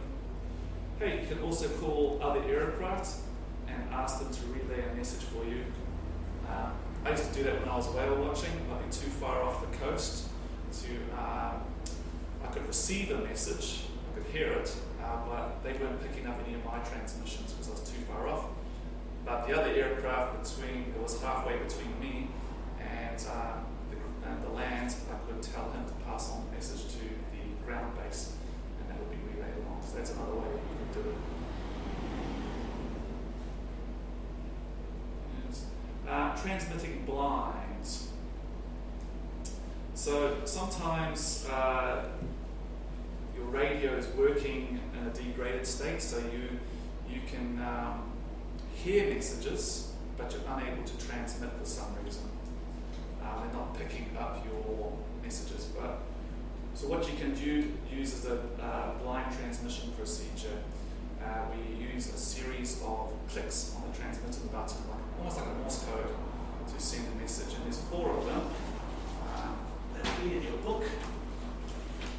On rules, readbacks, flashes, page 3-13.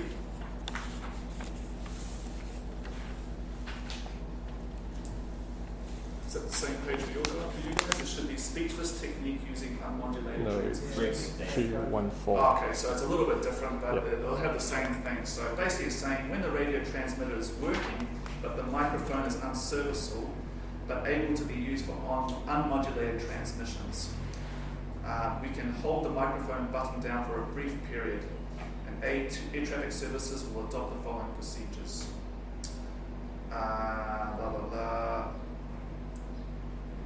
On hearing an unmodulated transmission, ATS will instruct the pilot to activate the transmitter 3 times.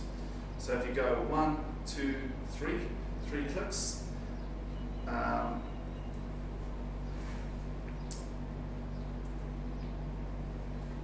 that just confirms to them that you'll be using unmodulated transmission.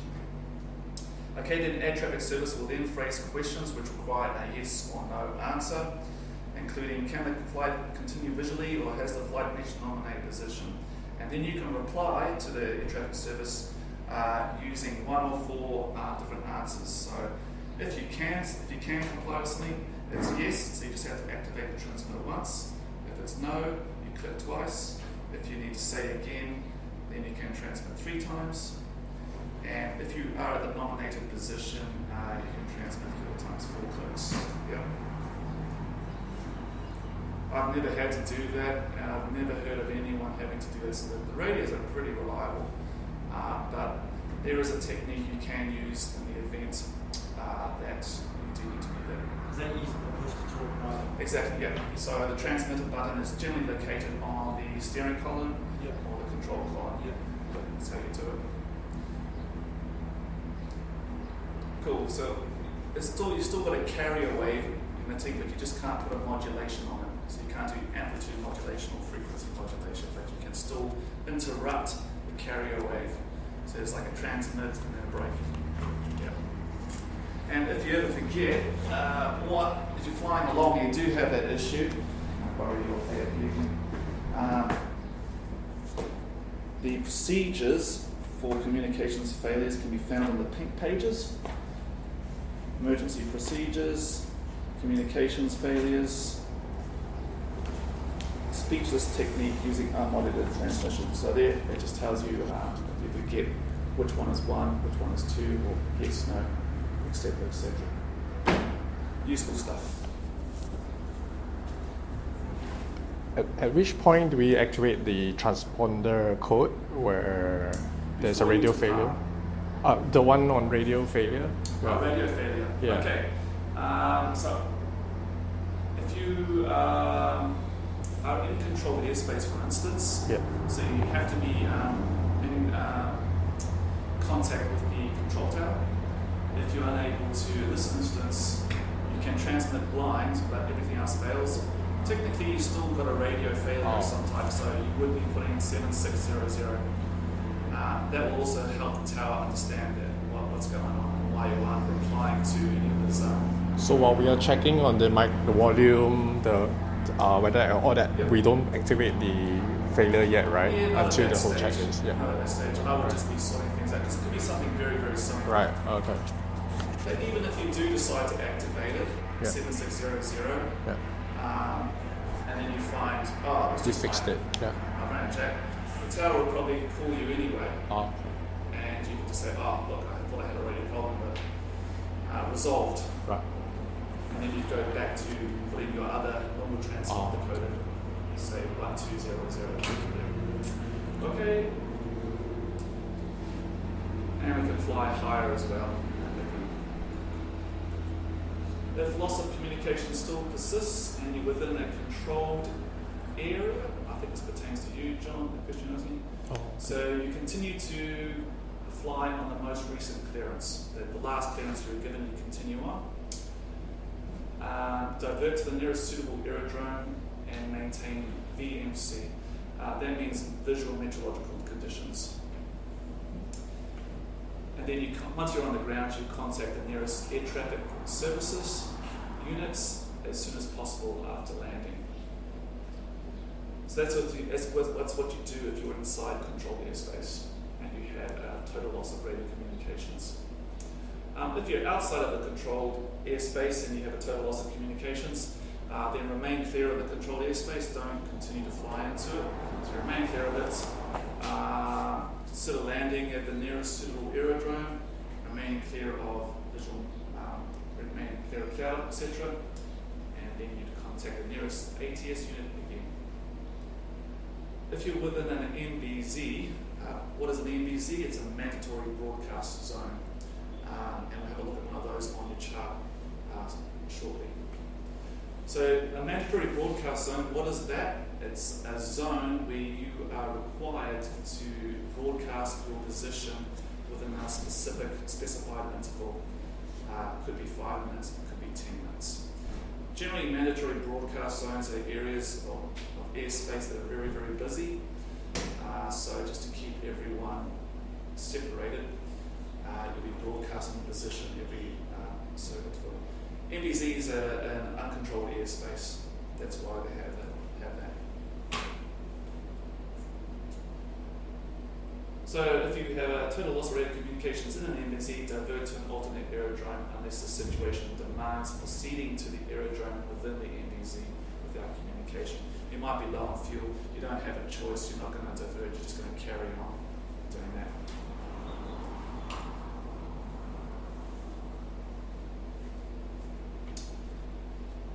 So if loss of communication still persists, we do have a few other tricks up our sleeve. We can listen to the ATIS, the Automatic Terminal Information Service. Remember, that's the one that's giving us information on the QNH, the wind, the runway in use, and things like that.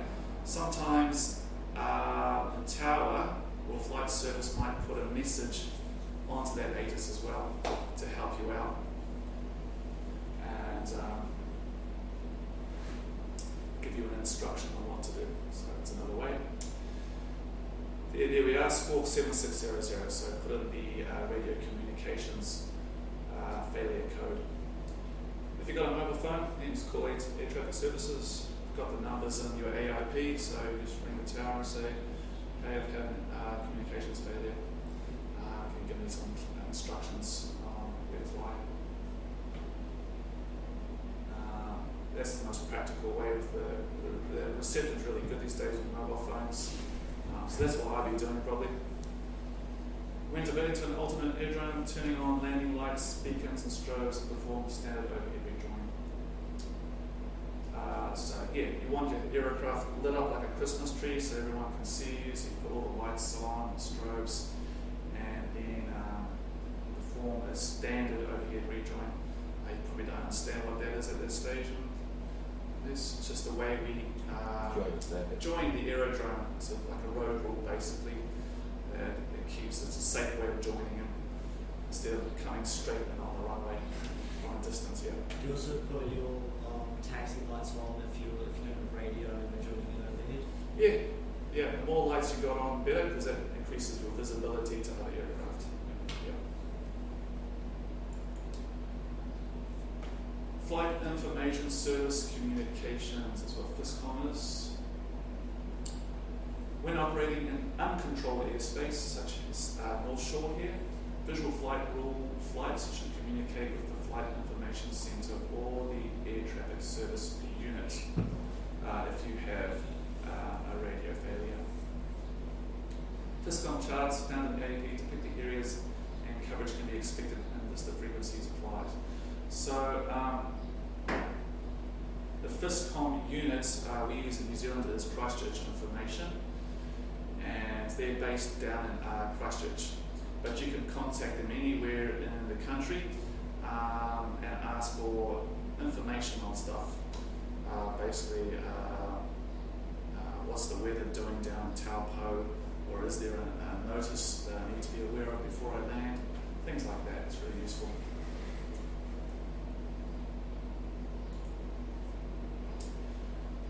So here's a FISCOM chart in your AIP, and it's got the frequencies here.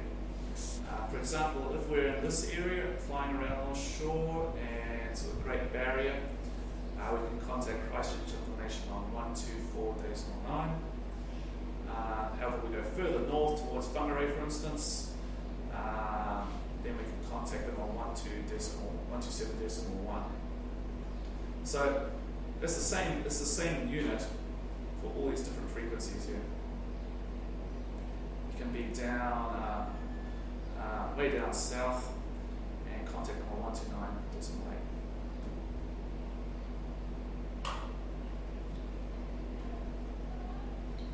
So they're just separated to get best signal. Yeah, that's right.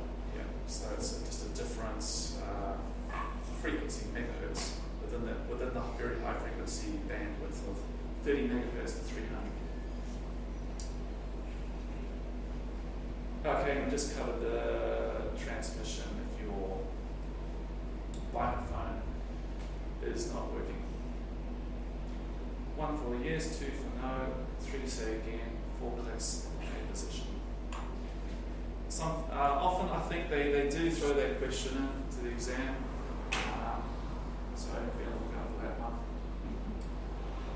Right, then we have ground signals. So to communicate with an aircraft that's had a radio communication failure, the air traffic control tower can use light signals. It's like a Morse code system basically to instruct you what to do. So we have green lights and red lights. So for instance, if you see a steady green light pointing at you, it means you're cleared to land. If you're on the ground, it means you're cleared to take off. If you see a steady red light, it means give way to the other aircraft and continue circling or orbiting overhead. If you see a flashing green light, it means you can return for landing. So you can come back to the aerodrome and return for landing. It doesn't mean you're cleared to land though. That's the difference. Flashing red light, stay away, go somewhere else. Aerodrome's unsafe to land. And if you get a white light, it means land at this aerodrome and proceed to the apron. Clearances will be given in due course, so it's not necessarily a clearance to land. Good, and if you have an alternate flashing red and green, it means to be on alert, there's some danger. You might be in very close proximity to another aircraft, so they need to alert you. So those are the ones in flight, and these are the ones on the ground. Hey, I think personally that the aircraft and flight signals are much more valuable to you than the ones on the ground. If you have a radio failure on the ground, I wouldn't be going anywhere. But if you're in the air where you've got to land at some point, so it's more important.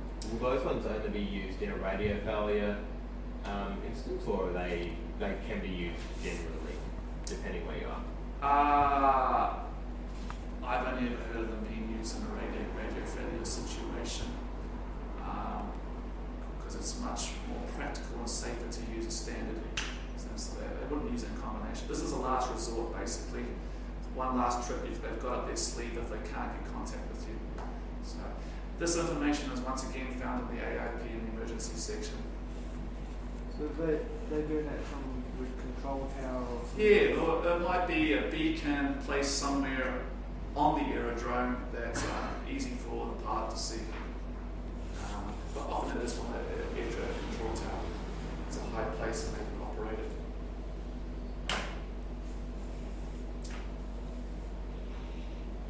How do you test your radio? Situations where you may perform a radio check, pre-flight check. For those of you who already flown here or had some flying experience here, you do a radio communications check with the base. North Shore base, Tango Zulu, Lima, radio check. Sometimes you might be flying along and it's very, very quiet on the comms, so you might be want some reassurance that your radio is working. So you can just go, for instance, North Shore traffic, Tango Zulu Kilo radio check, and someone flying in the area will give you a strength 5 or whatever to tell you that your radio is working.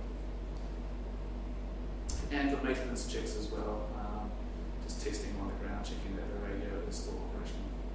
So we have a readability scale in terms of the clarity of the transmissions, and it goes from 1 to 5, 5 being the most perfectly clear and readable, 1 being unreadable.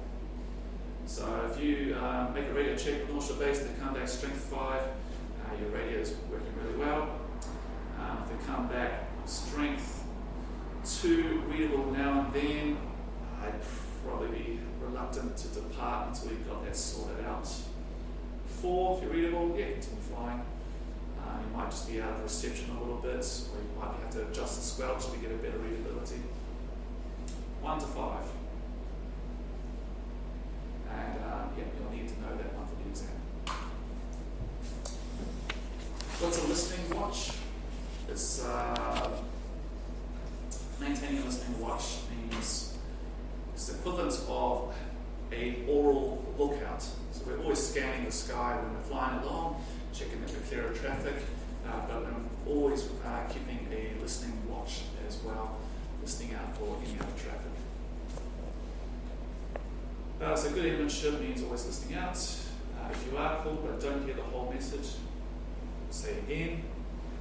If you are called but are busy flying the aircraft, you can always say standby. So that's a common thing. You might be really busy navigating and flying the plane in turbulence, for instance, and air traffic control is issuing you an instruction.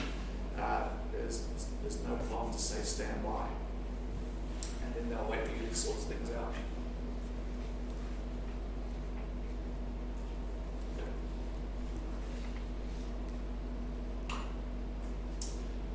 TIBA stands for Traffic Information Broadcast by Aircraft. So you can find that in your AIP. In the pink pages, again, it'll be there. So it's an emergency procedure for pilots to follow when the air traffic control ground services fail. So we can have a failure on our own radio flying aircraft, but the ground can also have a failure on their radio system. So it might go dead quiet on the ground. So there's no information being broadcast by the control tower, for instance. So if that happens, we need to be able to follow a procedure in order to maintain separation from other aircraft. So it's called TIBA, and basically you'll be talking to other aircraft at prescribed intervals and specific places, reporting your position and altitude and intentions. So at this stage, that's all you need to know about it. We won't go too into depth from there. But it's just good to know there is a procedure. It actually has happened during the Christchurch earthquake. Was that 2011, was it? The big one? It was around then. It knocked out all the communication centre for air traffic control that's based in Christchurch. So all the aircraft flying in internationally and no one to talk to on the ground. Yeah, pretty bad situation, you can imagine. So everyone had to use the TIVA system in order to navigate safely. So it works. And there's the prescription for TIVA in terms of broadcast every 10 minutes in the affected airspace. As soon as possible for takeoff and after landing, 10 minutes prior to crossing the reference point, 2 to 5 minutes prior to changing altitude, and any other time the pilot deems necessary. Look, if you're in uncontrolled airspace, TIVA doesn't matter. You're still talking to each other, you're not talking to a tower, so it just applies to controlled airspace. Cool, so on this one, guys, we've discussed call signs, radio calls, what to do, and lots of radio communication, the speechless technique, the light signals, how to test your radio, maintain a listen watch, and traffic information broadcast by aircraft TIVA. Any questions on that, guys, before we move on?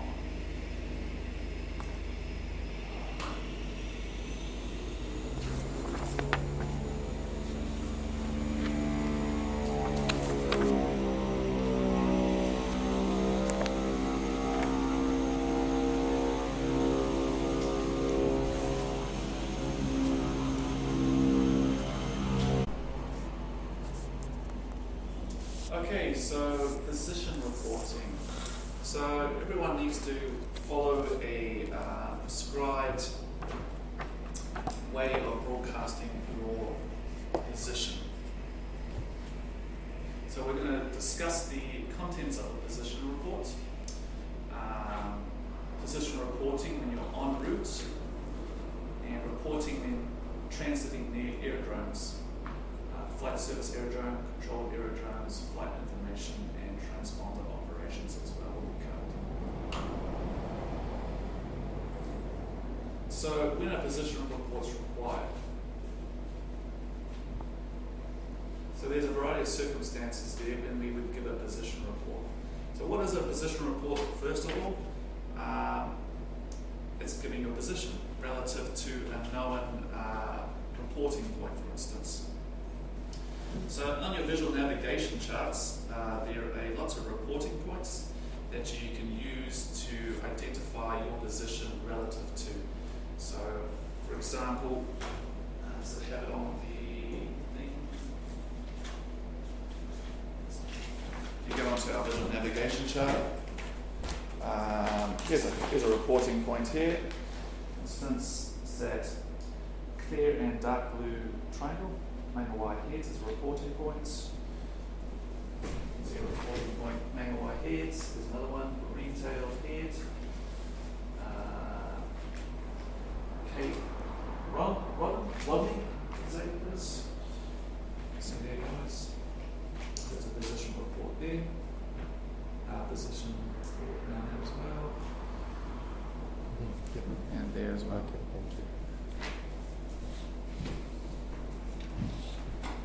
So everyone has the same chart when they're flying around. So if you do give a position report, say you go, I'm 2 miles to the south of Bream Head, then someone can go, okay, there's Bream Head. All right, it's 2 miles to the south. I'm 1 mile to the east of Bream Head. All right, we're clear of conflict. So position reports are required in a variety of circumstances, including clearance requests, traffic information for avoidance, radar identification, search and rescue, requested by air traffic control, prior to entry into a mandatory broadcast zone and at the specified intervals. Also, prior to entry into a restricted or military operation area, you will need to give your position. So the contents of a position report. Position reports always follow the same sequence of information. Okay, so the first thing we need to do is give our identification, our call sign. So in this instance, it could be T, Tango Zulu Kilo.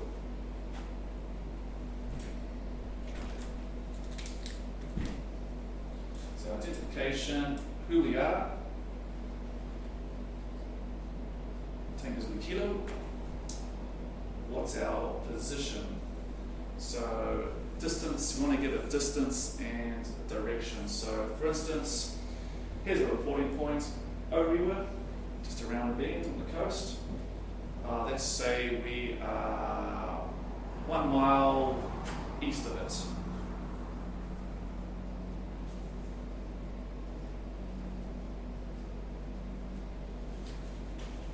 So we've got a distance and a direction from a known reporting point. We can also give a time at the position if you're not over it right now. Say you were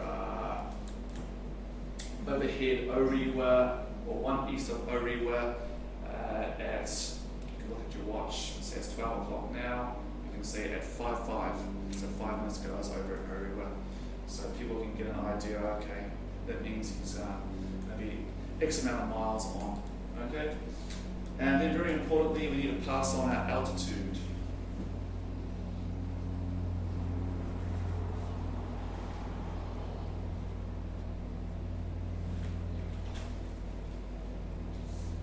So we might be at 2,500 feet. So we say 2,500. Just another note on communicating at altitude. You don't need to say feet at the end of the altitude. So you can just go 2,500. Don't need to go 2,500 feet. And then our intentions. What are we going to be doing?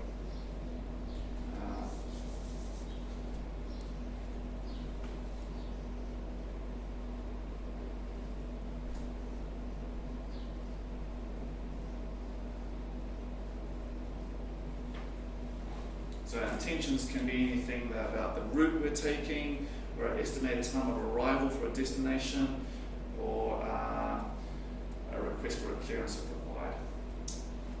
So this is what it looks like. So call sign, we're taking to the kilo, 1 east Orewa, 2,500 tracking to join overhead. Cool, so if I'm an aircraft and I'm at Red Beach, say I'm tracking along at 1,500 and I hear that, okay, I'll be like, now I know there's an aircraft 1 east of Orewa, it's at 2,500 feet, and it's going to be tracking roughly my direction to join overhead. So at least I know he's at 2,500, there's 1,000 feet separation there. So how do you think, guys, if we wanted to make a radio call in response to this, giving our position, how do we go about it if we are Tango Zulu Lima? And we're overhead, Red Beach, we're at 1,500 feet, and we're tracking Whangarei. What are we going to say? I think I just gave it to you.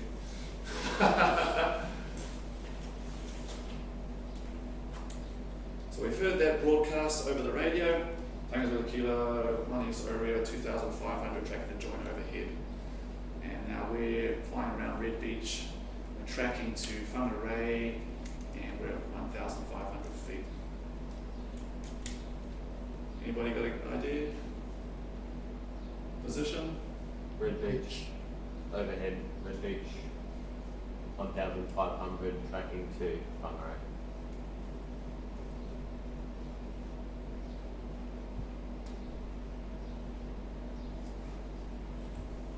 Yeah, that's exactly right. So that follows the same format for every broadcaster position. Who are you? Where are you relative to a reporting point? How high are you? And where are you going? Make sense? Okay.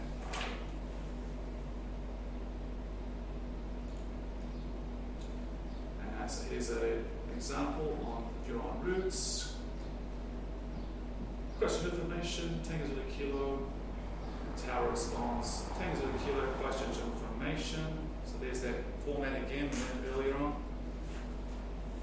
And then we reply, Tango Zulu Kilo, this is our position report, Tango Zulu Kilo, 10 East Taupo, 6,500 feet, Hastings, 5'8". Okay, so Hastings 5'8". He's given us an estimated time of arrival at Hastings there, so at 5'8". just another note on the time. Notice he hasn't given 2:58 or 11:58 or 12:58. He hasn't given the hours, just given the minutes.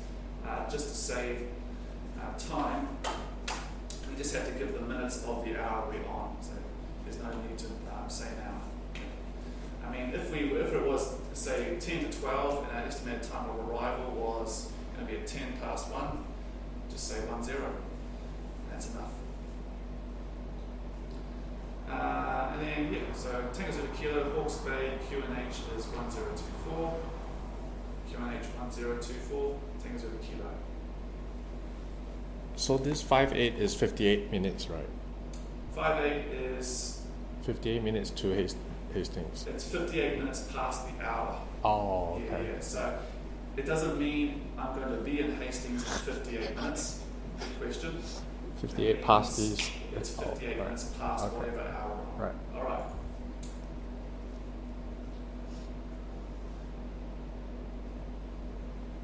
So here's some more examples of requesting a clearance.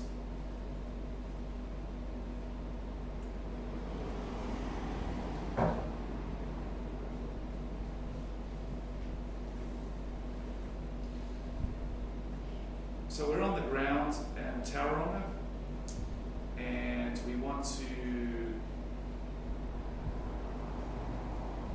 make a map of kind of data. I would ignore this at the time, you guys. I don't know what I'm thinking. Some of these slides are put together rather interestingly. But what we can get out of here is there's a lot of information the tower is giving us. So it's often good to have a pen and paper ready to jot down the important information, because you've got to be able to read it back. Yeah. So in this case, we're going Tango Zulu Kilo, Anthony, 2,500 feet, request clearance to enter control zone. So there's the format again. Who are we? Tango Zulu Kilo. Where are we? We're at overhead Anthony. That's beach near Tauranga. We're at 2,500 feet, that's our altitude, and our intention, we're requesting a clearance to enter the control zone for a touch and go, and then flying onwards to Rotorua, and then they're given there, as additional information, they're telling the control tower how many people are on board. And then we're giving a clearance to do so, to acquire the read back.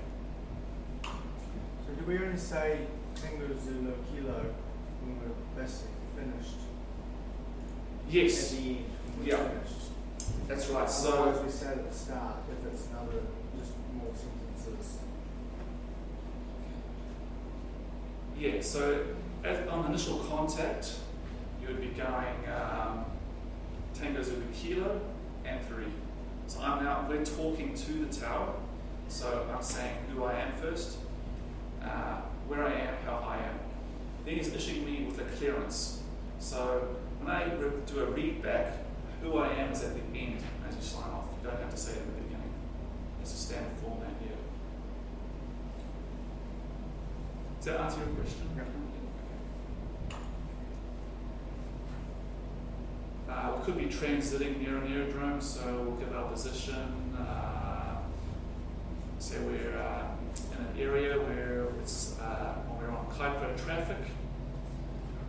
So we're talking to Kuiper traffic, telling them what type of aircraft we are, and then position report. Who we are, 10 Zulu Kilo, 10 south of Kuiper Flats at 2,500 feet, tracking northern phone array via Kuiper Flats. Position, altitude, intentions. Position, altitude, intentions.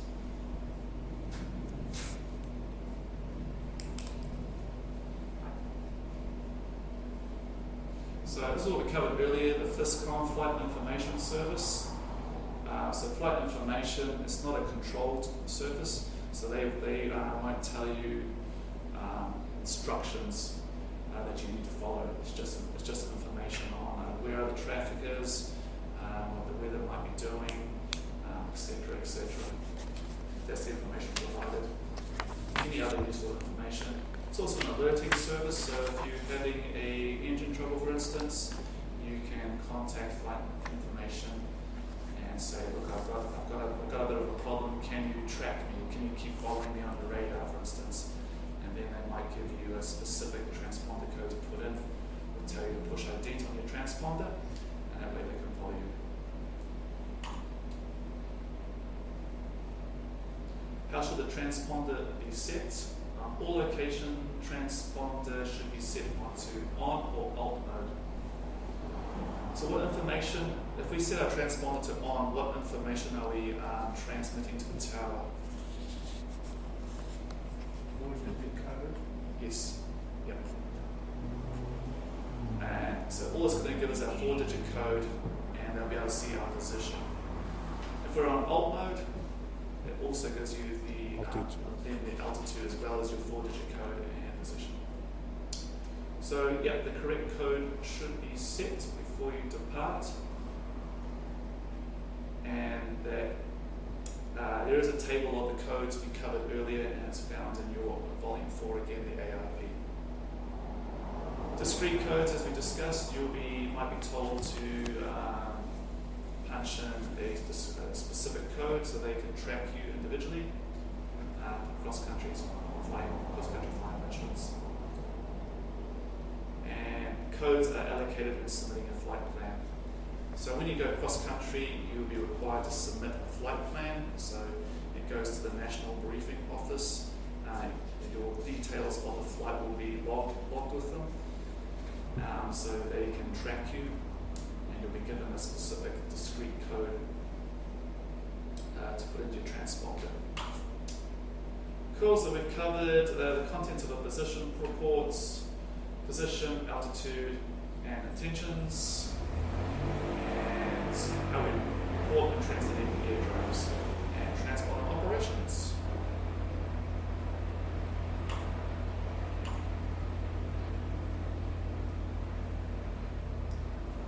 So how about would everyone be comfortable we do one more and then break for lunch? Anyone urgently needing to eat? No? Okay.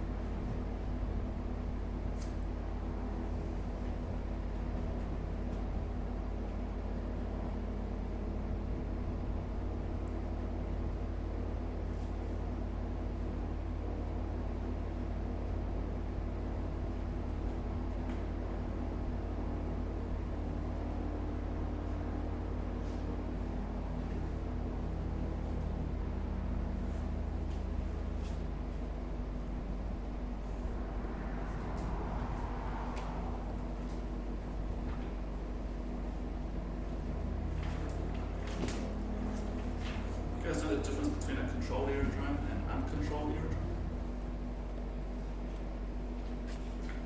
There's a tower. For a controlled aerodrome. Yeah. Yeah.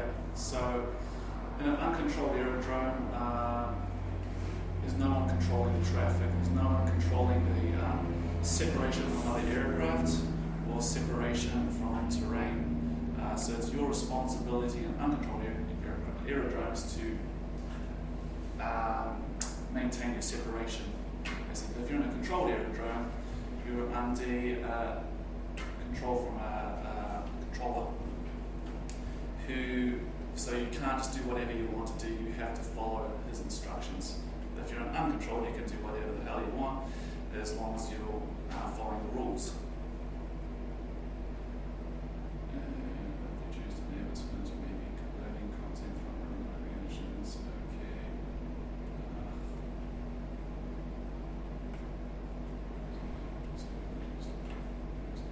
Enable. Enable, right? Yeah. So is this a controlled aerodrome? Yeah. So looking at procedures at controlled aerodromes and unattended or uncontrolled. In offshore, in this aerodrome? Offshore, it's uncontrolled. Oh, this is uncontrolled. Yeah. It sounds quite scary to people when you tell them they're flying around in uncontrolled airspace. These things are pretty loose, and especially when I do trial flights, when they ask where's the control tower, and I say there is none. You get a bit worried. But as you know, as we're going to find out, there are a whole bunch of procedures to follow to keep us safe from conflict with other aircraft. So we're looking at the procedures in controlled aerodromes first, then flight service aerodromes, unattended aerodromes such as here at North Shore, mandatory broadcast zones, and common frequency zones. So let's look at those. So controlled aerodromes. The tower is listed on the chart in your AIP Volume 4. We've looked at one of those charts already. The newer Pi is a controlled zone, so we'll have a tower frequency on it. North Shore isn't a controlled, so there won't be any tower frequency. If more than one tower frequency is listed, use the first improvement. So in this case, it'll be 1187. Hours of operation are published in these AIP NZ supplement. So for instance, this says H24 is a 24-hour service. For newer Pi, it's not a 24-hour service. It's operational, I think, from 6 in the morning to 6 in the evening, and it's generally off on the weekends. So it won't have H24, for instance, next to it. So that means on the weekends we can just bowl through that for newer Pi airspace without permission into the military zone. Yeah, pretty cool. All right. So we've already looked at it, ATIS. Some of this is already covering what we've already covered, but it doesn't hurt to just brush over it again. So it's automated terminal information service. It's pre-recorded aeronautical information that we can listen to get information that's important, such as the visibility, the present weather, the cloud in the area, so you'll be told what type of cloud there is, what the ceiling is, what the lowest layer of cloud is, the temperature and dew point. When you do your meteorology course, you'll learn those two fairly important things, because they're going to give us an indication of how likely cloud is to form. The pressure, the ambient pressure, the QNH they call it, the wind strength and direction at 2,000 feet above the aerodrome, and instructions on what code to read back for the receipt of the information. So it always starts with the name of the aerodrome, code of transmission, the time it was issued, type of approach, runway use, surface conditions on it. So here's an audio example of an ATIS that, for instance, we could tune into before we head off into controlled airspace. Christchurch Terminal Information Golf issued at 213 to IASDME approach, runway in use 02, runway condition stand, brake attention for caution, increased bird activity on aerodrome, surface wind 360 degrees, 18 knots, gale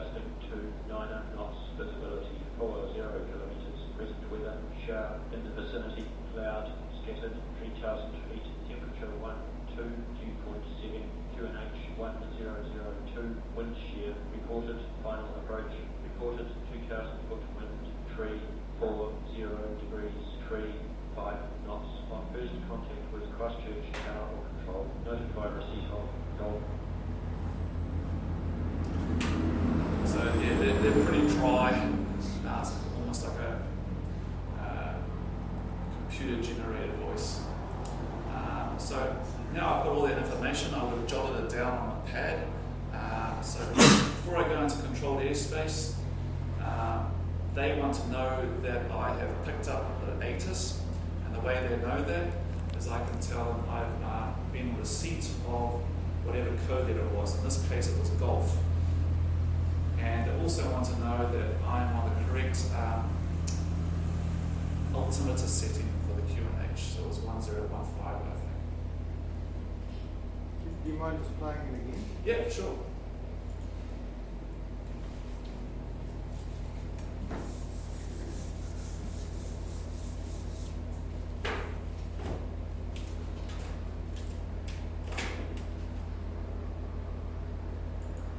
Christchurch Terminal Information Golf issued at 213 to ILS DME approach, runway in use 02, runway conditions damp, braking edge for caution, increased bird activity on aerodrome, surface wind tree 60 degrees, 18 knots, gusting to 9 knots, visibility 40 kilometres, present weather, shower in the vicinity, cloud, scattered, 3,000 feet, temperature 12, dew point 7, QNH 1002, wind shear reported, final approach reported, 2,000 foot wind, tree 40 degrees, tree 5 knots. On first contact with Christchurch Tower or Control, notify receipt of Golf. So there it is. It happens pretty fast. You're trying to jot all this information down. Oh. So it was so the information code letter of transmission was Golf. It was issued at 212103. It was the ILS DME approach for runway 02. The condition of the runway was damp. There was caution. There was birds in the vicinity. The surface wind was 30 degrees magnetic at 18 knots, gusting to 29 knots. The visibility was 40 kilometers. There was showers in the vicinity, and the cloud was scattered at 3,000 feet, and the 2,000 foot wind was 340 degrees, coming from 340 degrees at 35 knots. So when I when I have to contact the control tower now, they're going to want to know that I have Golf as my information, and the QNH, which was 1015.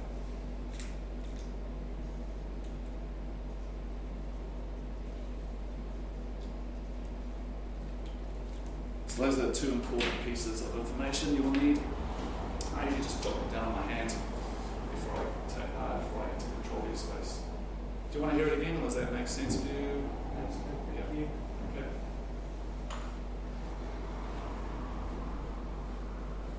So taxiing for takeoff in a controlled aerodrome, the pilot must state the location of the aircraft and advise the air traffic controller of your intentions. POB, you know what that stands for? Persons on board. Persons on board. And receipt of the ATIS, so receipt of the Terminal Information Service information there. Then air traffic control response will include a clearance limit. So what a clearance limit is the point at which the aircraft must stop unless further clearances can be given. So it might say cleared to holding point Charlie 1. So I can't go any further than that.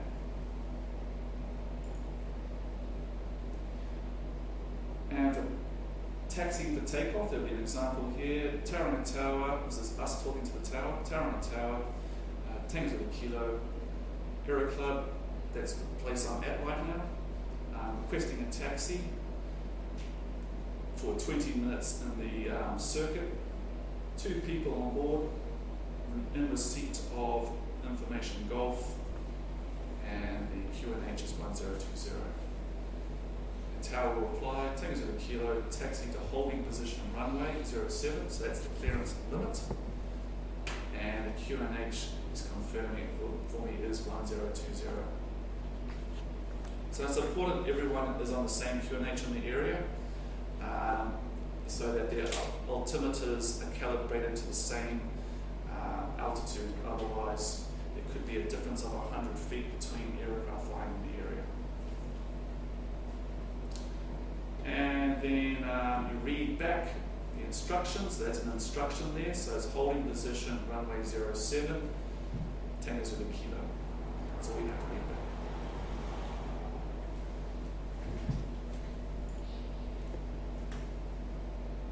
So once all your pre-takeoff checks are complete and you're ready for takeoff, you can call ready. So tower is telling me Tango Zulu Kilo, line up runway 21.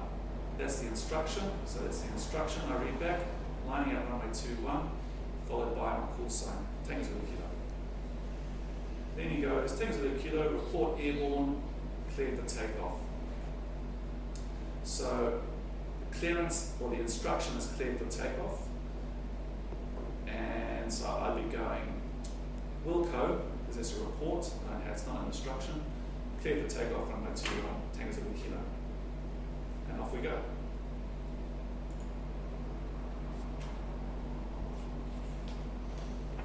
Sometimes the aerodrome might be very, very busy, so they want the aircraft to depart pretty efficiently. So you might be told, Tango Zulu Kilo, are you ready for immediate departure? And if you are, you go firm, Tango Zulu Kilo, and then Tango Zulu Kilo, clear immediate takeoff runway 21, clear immediate takeoff runway 21, Tango Zulu Kilo.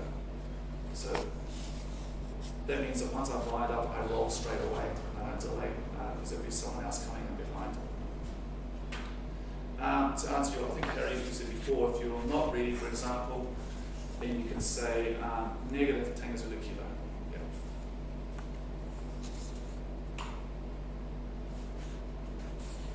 After takeoff, it might be Delta Alpha Uniform, leave control zone by Thunder Park, 2,000 feet or below report Thunder Park. So read back, will be leave control zone by Thunder Park, 2,000 feet, don't have to put feet in there, just go 2,000 or below, Wilco, and followed by call sign Delta Alpha Uniform. So can you guys start to see that there's a pattern emerging here of how we do things, how we say it? So at a controlled aerodrome, there is a set procedures for reporting in the circuit, so reporting your position in the circuit, which includes being on the ground as well. So here we are as our aircraft. We obtain a taxi clearance prior to entering the maneuvering area. And then we're given a taxi clearance, or a clearance limit to the holding position, so we have to stop there.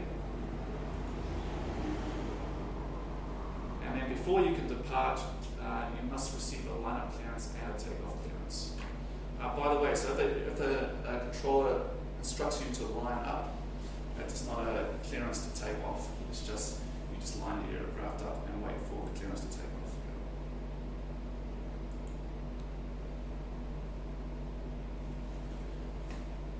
So in this instance, the aircraft is positioned what we call downwind. So the wind's blowing from right to left in this instance, so we're downwind now, so we make a position report. So if we're told to report our position, it would be Tango Zulu Kilo, downwind, runway, whatever runway this is, 21. There's no designated time. It's a bit confusing for these guys. And then at this point, your landing clearance will normally be issued. So as you get late downwind, you'll be expecting to be given a landing clearance, and it will be in the form of Tango Zulu Kilo, cleared to land, runway 21. And then you read back, cleared to land, runway 21, Tango Zulu Kilo. And on the base leg, you might be required to report when you're on the base leg, for instance. Sometimes, so you just Wilco, Tango Zulu Kilo. And then, if you haven't been given a clearance to land by this point, you could contact the tower and go, Tango Zulu Kilo, final. So all you're giving is your position report, and then the controller goes, oh shit, he's on final approach, approach, better give them clearance to land or not.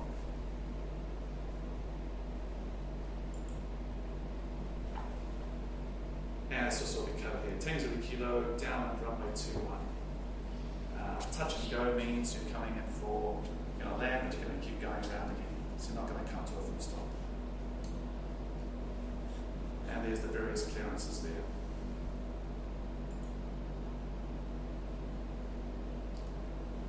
So all these calls will be in your radio book. But you don't have to commit them all to memory. You just have to remember the basic contents of the radio position calling. Who you are, where you are, how high you are, what you're going to do. And then the format for reading back.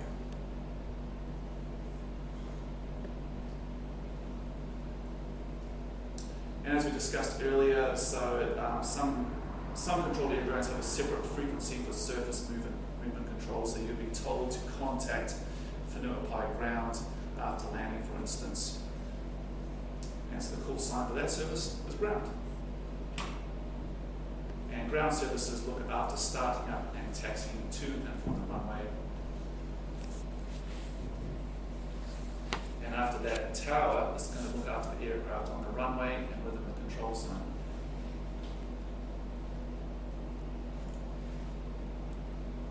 So what happens if the air traffic control goes off watch? So Whenuapai next door, it goes off watch after 6 o'clock in the evening. So then we have to follow unattended aerodrome procedures that will come to apply. So if we're listening to the ATIS, which we should have done before going into the controlled airspace, it would have said in the ATIS that the aerodrome is off watch. So it'll give you information on broadcasting your position and intentions on a particular frequency. So here's an example for Whenuapai. Control becomes Whenuapai mandatory broadcast zone.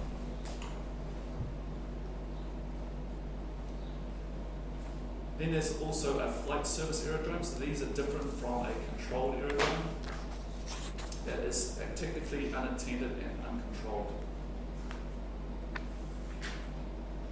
So they can't, for instance, out at Armour, there's a flight service called Unicom.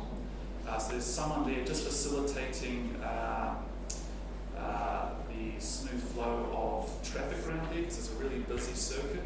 It's often, it can be up to 10 planes flying in that circuit. So if you're coming there, whoever's on duty on flight service frequency, they can provide information on traffic in the vicinity to help you slot in. They can't tell you what to do though. It's just information.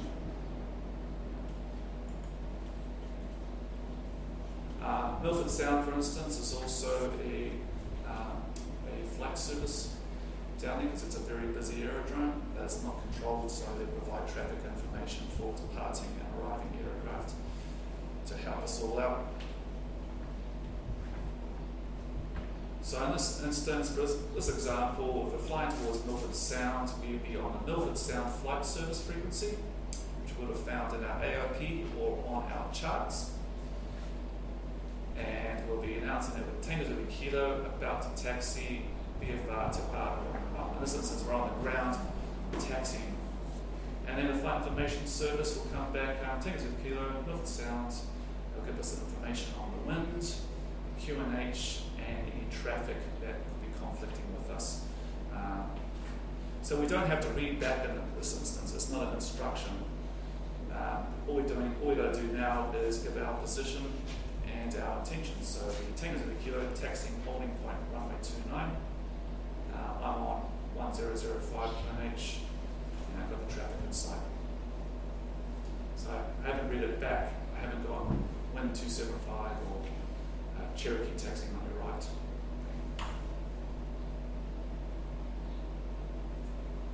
And then ready to line up and take off.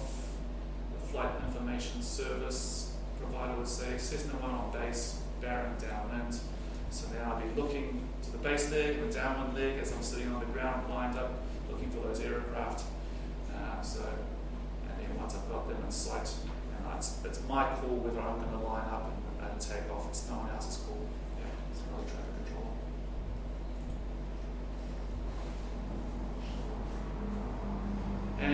flight services, we contact the service station about 10 miles from the aerodrome, advising them on our position, altitude, and intentions, and visit people on board.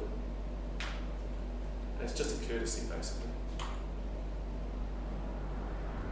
And then reporting in the circuit's no different from an unattended, uncontrolled aerodrome such as North Shore here. You'd still say, if you're in the downwind leg, you'd be downwind, runway 21. I'm going to do a touch and go.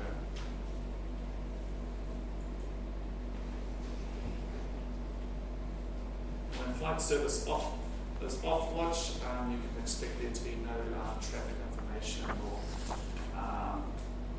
assistance in getting yourself in and out of the aerodrome. And so just normal unattended aerodrome procedures apply.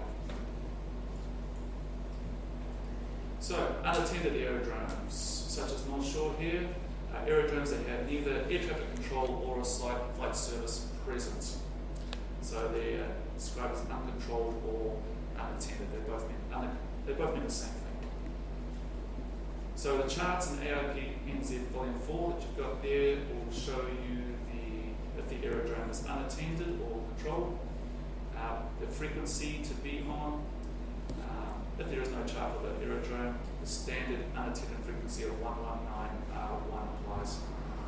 So you often find in New Zealand there's sort of blank areas geographically where there's no prescribed frequency, such as North Shore 1180.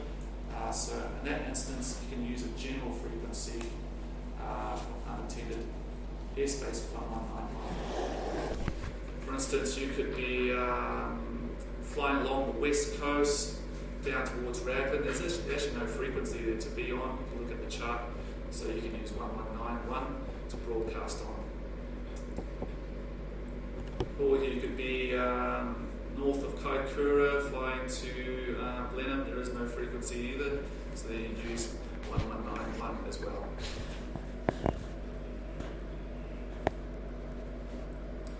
And when we're on 1191, since it's a general frequency, to ensure that everybody knows who you're talking to, you basically say broadcast it as the geographical area you're talking to. So, say if I'm flying where would it be? Sort of between Kaikoura and Christchurch, you could say, what was the frequency? What was the place down there? Cheviot. Cheviot's nearest biggest town, so I'd be Cheviot traffic. Charlie Golf Whiskey, 12 miles west of the township, 2,500, tracking Christchurch, Cheviot traffic. And then someone way up to the north, maybe near Nelson, will hear that broadcast as well. But they know it doesn't apply to them because they know Cheviot's down to the south. But they're going to pick it up because they might be on the same frequency. Makes sense?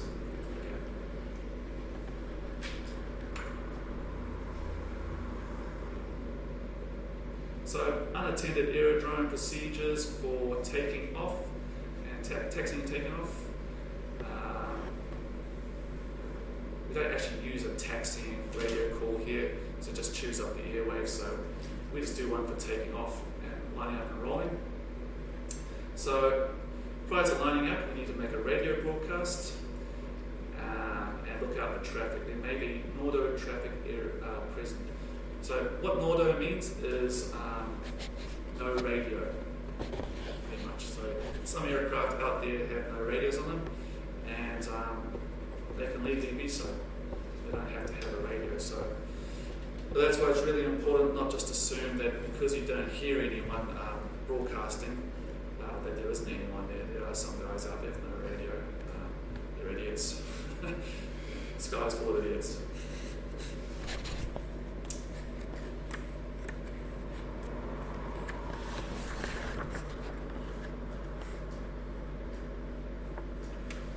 So we'll just have a quick practice, guys, on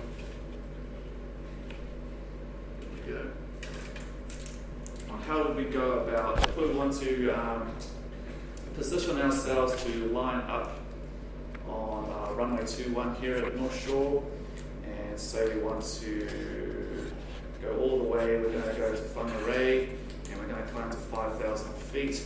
How would we broadcast that to everybody else in the circuit? Help me out here. What would I say? What would I start off with? North shore traffic. Very good. So that's who I'm talking to.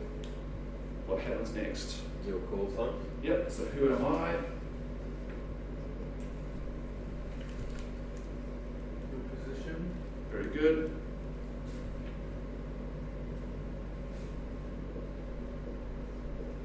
Holding point Charlie 2, for instance. What We're already on the ground, so we can't broadcast an altitude. What you're doing? What we're doing, so our intentions, what are we doing? Taking off runway 21. Well, we're lining up at this stage here. So.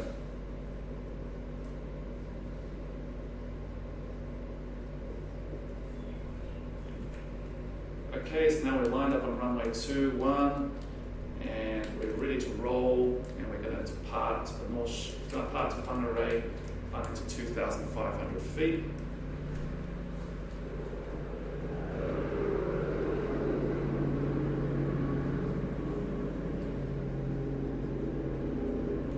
Once again, who we talk to, north traffic, who we are, take us to the kilo, what we're doing now. So we've already told everyone we've lined up on runway 21, so we don't need to re-establish that. We're rolling. Runway 21. Runway 21. And the way we tell everyone to go to Whangarei, we could say,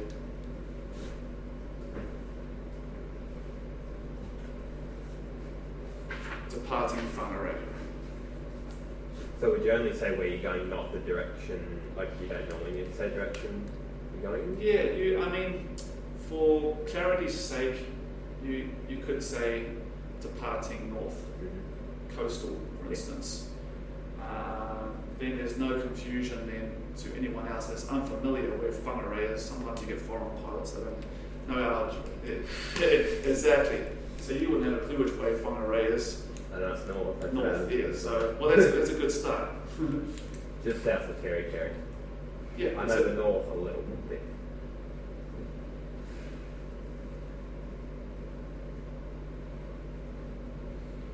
And then climbing 2,500.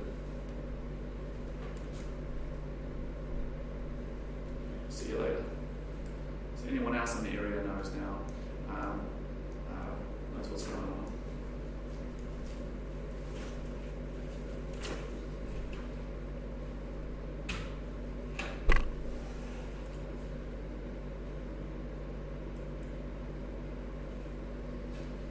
Mandatory broadcast elements.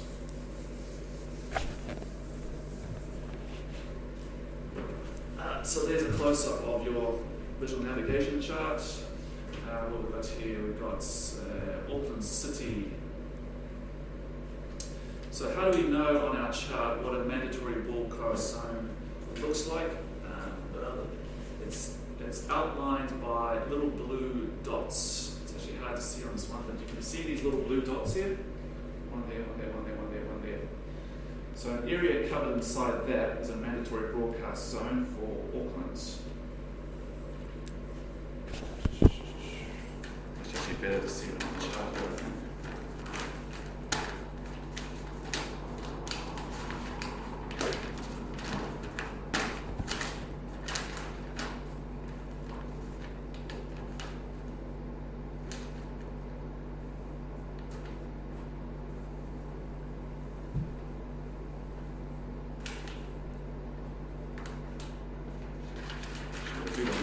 It's much more clear.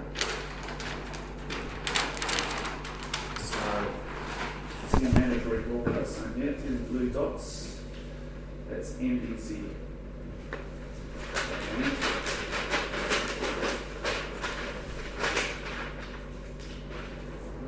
NBZ. So every 10 minutes, you need to give your position on the area through here. Yep. So we're flying into this area, bordered by blue dots, little blue dots. It's a mandatory broadcast zone, it's an MBZ, and it's active 24 hours. So every 10 minutes you need to broadcast your position on that frequency if you're between the surface and 4,500 feet. Yeah. There it goes. So there's an area bordered by the little blue dots. You know it's a mandatory broadcast zone, NBZ. It's a Great Barrier. And it's 24 hours, it's active, so every 10 minutes it says you need to broadcast your position on 124.4. Oh, yeah. How do you remember every 10 minutes? You're gonna set your watch, is it? Yeah, you set your watch, just look at it. Yeah. Some aircraft have a timer, so you can push a timer. If you forget, If do you they forget, you're not, do they the call you? CAAs are going to come down on you Okay. and fine you for it. Take it as a guideline, basically, a good guideline. So it can be past 10 minutes, right? Yeah. Oh, okay. Look, Yeah. if you notice 15 minutes is gone, Yeah. make broadcasts. Okay. Yeah, it's just. And some mandatory broadcast zones are every 5 minutes. It just depends on the density of the traffic in the area. Yeah, so they're being established around high traffic, uncontrolled aerodromes. So you must transmit your position and intentions on a specified frequency that we saw on the chart there, and at regular specified time intervals. In the case of Great Barrier, it's 10 minutes. And okay, now it's going to go into an aerodrome and weather information broadcast AWIB service. Some mandatory broadcast zones often have an AWIB service.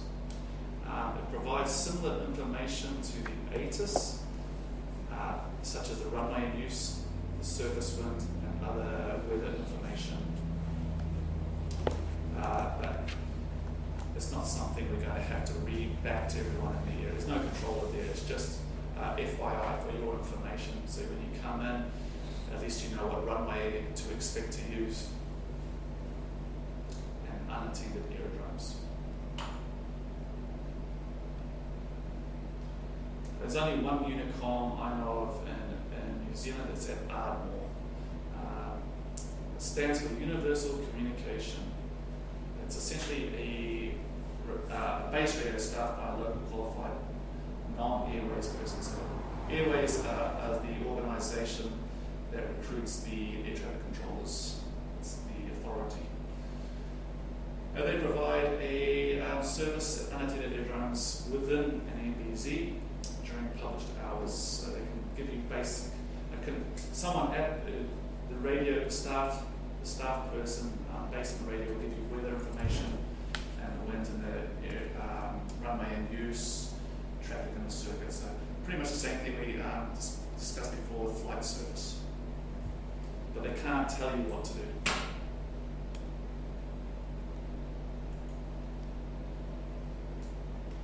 Yeah, so you can, with Unicom, go into Ardmore if they're on service. You can ring them by telephone if you want before you depart North Shore and just get a heads up on anything that might be of significance before departing. Or you can contact them before you arrive at the circuit as well. They're just there to help you out.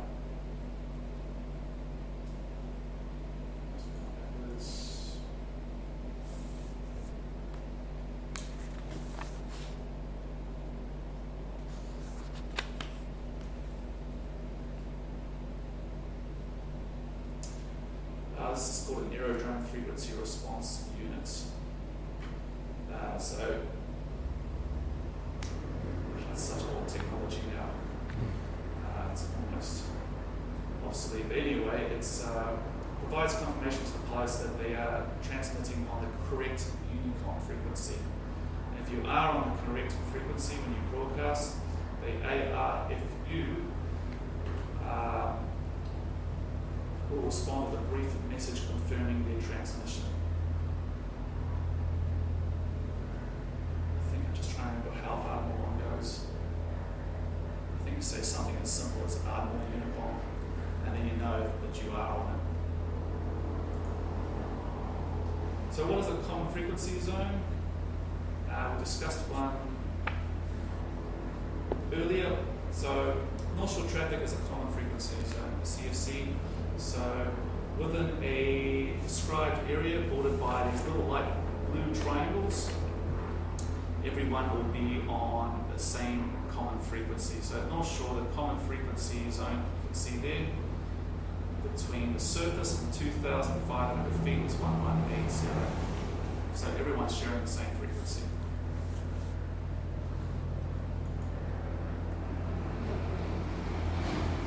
So it's similar to a mandatory broadcast zone, but the difference is that you don't have to broadcast. It's not mandatory that you do so. So if you're an auto aircraft, so an aircraft without a radio, you don't have to broadcast. But hey, you don't have to broadcast, but it's good ownership to broadcast your intentions. Just gives you that added extra layer of protection from running into someone else. Right, guys, so there we've discussed controlled aerodromes, such as Kanoa and Auckland, flight service aerodromes, such as Milford Sounds, unintended aerodrome, such here as North Shore, mandatory broadcast zones, such as the one by Great Barrier, and common frequency zones. Anything you'd like me to cover on that again, or you're all fairly clear on that one? I can see everyone starting to fade, so I think we should break for lunch now.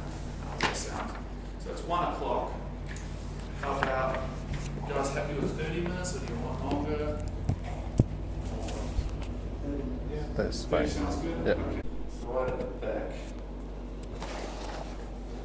Question 29.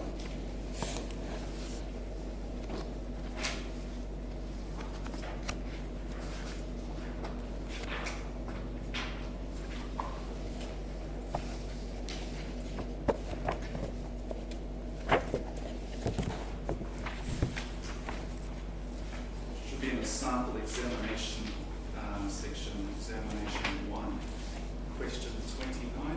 Does it start with whilst flying a Cherokee? Yeah, okay, so is everyone on that page? Got it? Oh, right at the back, sorry. So, go to the back of the book. And 1.7. So it's roughly 40 bits. Should be some sample examinations.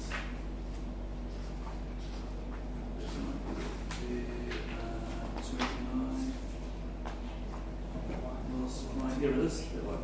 Yeah. So my book is a little bit of an older edition, so this is a little bit different. So read that question. Whilst flying a Cherokee Alpha Bravo Charlie, 3,500 feet in controlled airspace, you received the following instruction from air traffic control. Alpha Bravo Charlie, descend to 2,000 feet. What action do you take following the receipt of this message? So you have 4 answers there. Choose the appropriate one.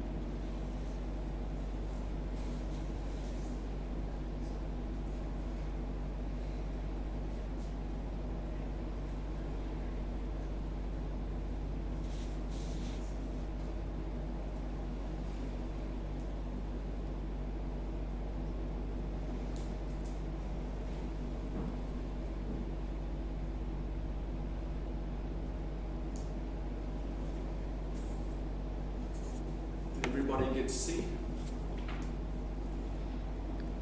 Yeah. You read back the instruction and descend to 2,000 without delay. But that's a good example of the type of questions that I ask you. They're all very, very similar answers. There's just a little minor difference in there, and that can cost you a point. It could cost you the examination. Yeah. Okay. Great, guys. 2 o'clock, so we'll crack on.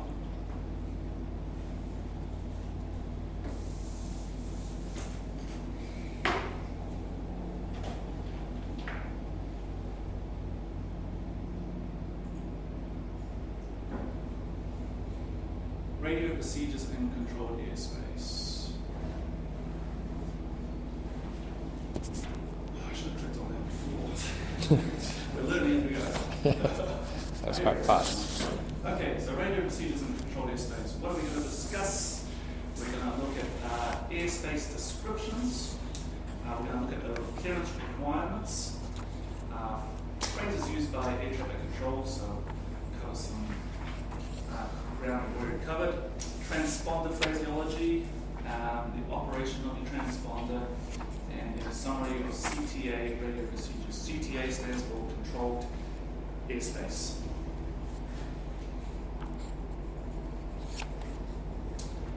So here is a graphic showing you the different classes of airspace in New Zealand. And you can find this in one of the GAP booklets, by the way. They're free and available inside reception there. There's lots of different ones regarding, there's one on radiotelephony actually, there's one on airspace, one on meteorology, things like that. So, just trying to see what we're trying to do.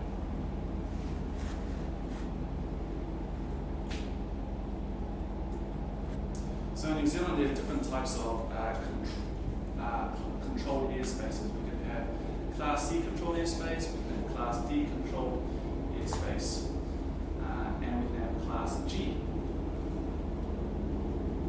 So airspace is built like a layer cake. So this is a profile view of the airspaces that we can see on our chart from a top-down view. So up here, you can see the magenta lines. They're big circles like that, and they spread out from a central point. Okay. So now if we look at the graphic here, you've got the same airspaces spreading out horizontally. This is a profile view, so they go up in a layer like that, like in a cake.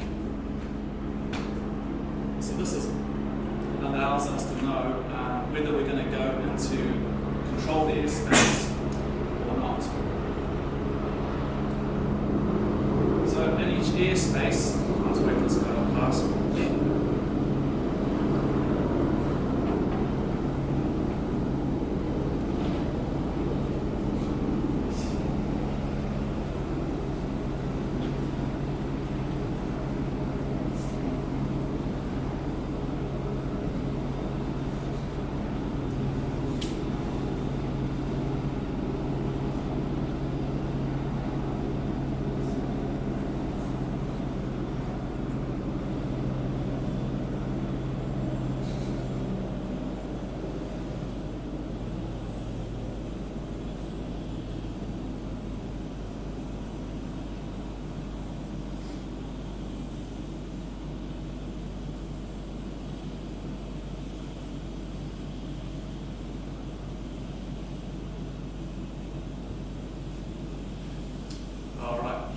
So, controlled airspace is defined by a type and class. The type of controlled airspace is either a control zone or a control area.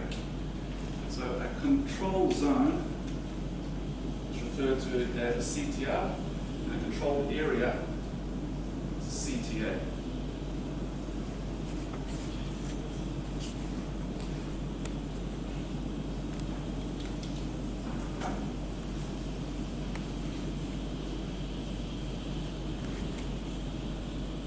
So that's the type of airspace, a control zone or control area. So what is a control zone?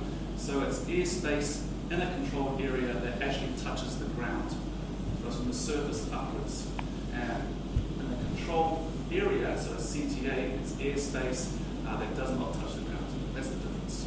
So a CTR is pretty much the immediate airspace of an aerodrome. It's called a zone.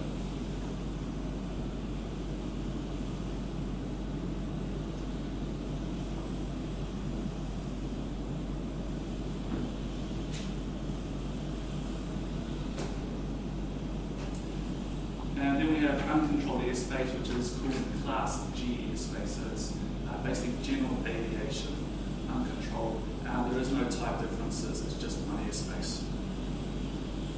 So each airspace has a class. So within a controlled zone and a controlled area, there is a class of airspace, and they're broken up into Class C and Class D. Those are the two you need to know. There's also A, I think F and E as well, but they're for more international applications that we don't need to know about at this stage. So why is it important to know the difference between the classes of airspace? Well, it's basically due to separation.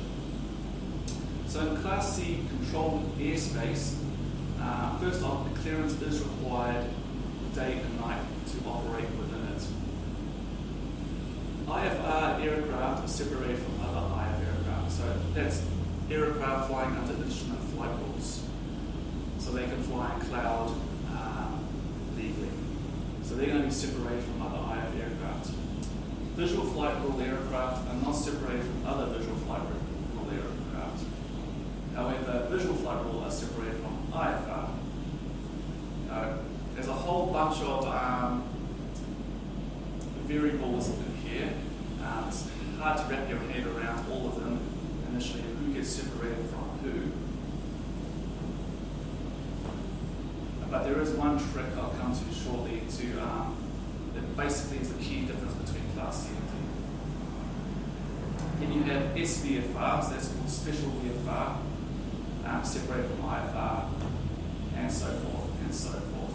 This is more law stuff, guys, so it's just a very, very generalized overview of it. It's not really need to know for radio telephony, but it just helps to identify what airspace we are in, and so therefore what radio procedures apply in the airspace. And then we have Class D controlled airspace. So Class D controlled airspace is a bit more relaxed. So VFR are not separated from IFR, and VFR are not separated from VFR. That's the key difference between the two. So we go back to Class C. VFR is not separated from VFR, but VFR is separated from IFR. If you go into Class D, VFR is not separated from other IFR aircraft. So you'll be given information on those other aircraft, but you will not be guaranteed a separation from them. Anyway, moving forward. In the domestic airspace, Class G, which is uncontrolled, clearance is not required to go in there. There is no separation from any other aircraft, whether it is VFR, IFR, or whatever. That's the onus is on the pilot himself to ensure separation. But VFR flights can be provided with information about other VFR flights. So let's talk about a clearance request. How do we go about it if we want to be cleared into a controlled airspace, such as, say we're going to fly into Auckland, and so we're going to leave the uncontrolled airspace we're in. Before we go there, we have to get a clearance request. So this is the way we go about it. So you need your call sign, say Tango Zulu Kilo, then you give your position, your altitude, intended route, destination, and clearance request. So it's got similar contents to a position report that we went over earlier, position, altitude, and intended route, but you also need to provide your destination that you're going to go to and request for clearance into the controlled airspace. So in a practical application, it should look like this. So control tower, we've already established contact with tower on the tower. They're going, tower on the tower, Tango Zulu Kilo. Tower on the tower gets back to us and goes, Tango Zulu Kilo, tower on the tower, go ahead. Then you go, Tango Zulu Kilo, we're at anchoring 2,500, request clearance to enter the control zone from touch and go, then onwards, Rotorua, POE2, information, echo, QNH 1018. So quite a bit of information here. So let's break it down on the board.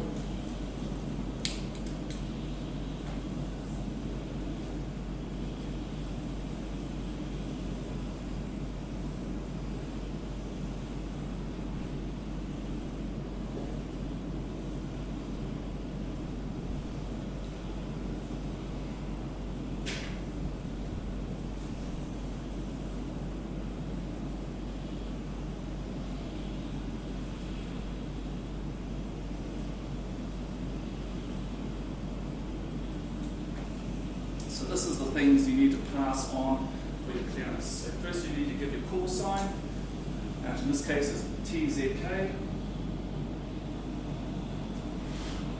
Your position, you're at Anthem.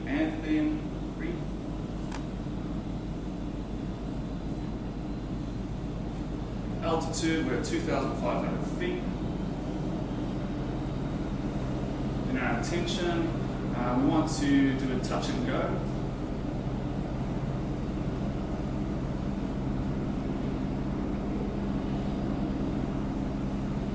And then go onwards to Rotorua.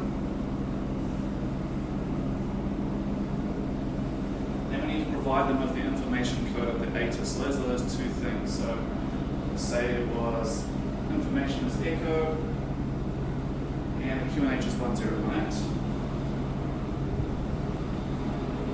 And people on board, persons on board, 2.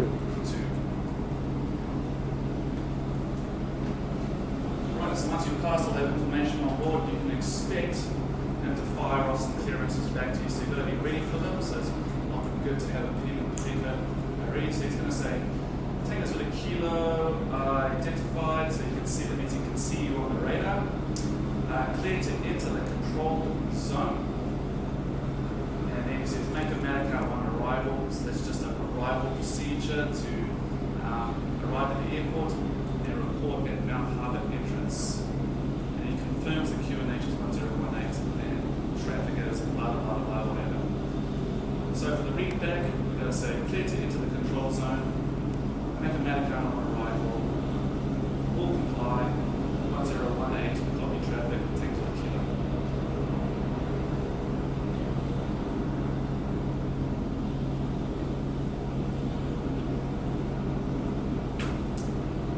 So here's some more phrases used by air traffic control. For example,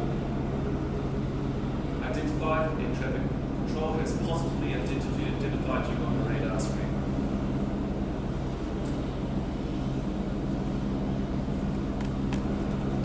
You must go to and remain to cleared altitude, cleared on track, proceed along the track if required.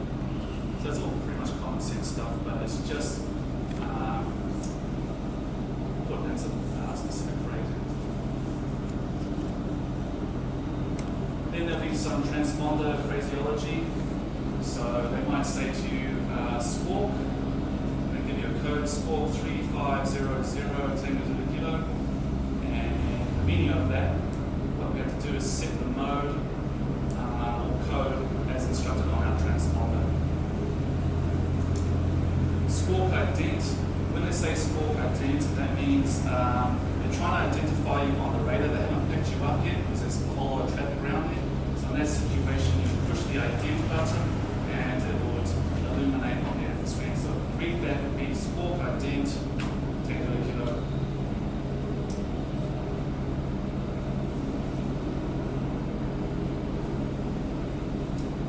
Squawk, so they want you to confirm that the mode of the transponder is set, so that could be the alpha mode or the Charlie mode. So the Charlie mode is the one that gives you the altitude as well as the position information and the code. So you read back, confirm squawk, and then you're saying, yep, it's a mode Charlie with 1200.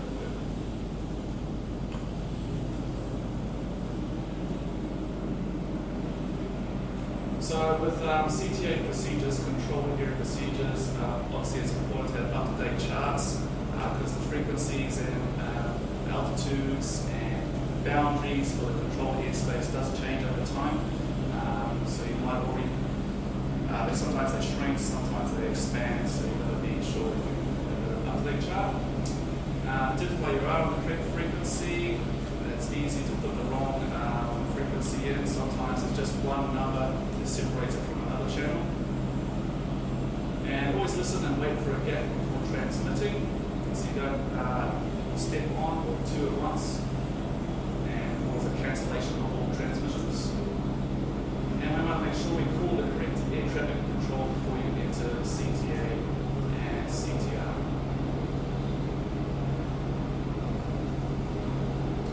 I remember one time compared to radio loopers.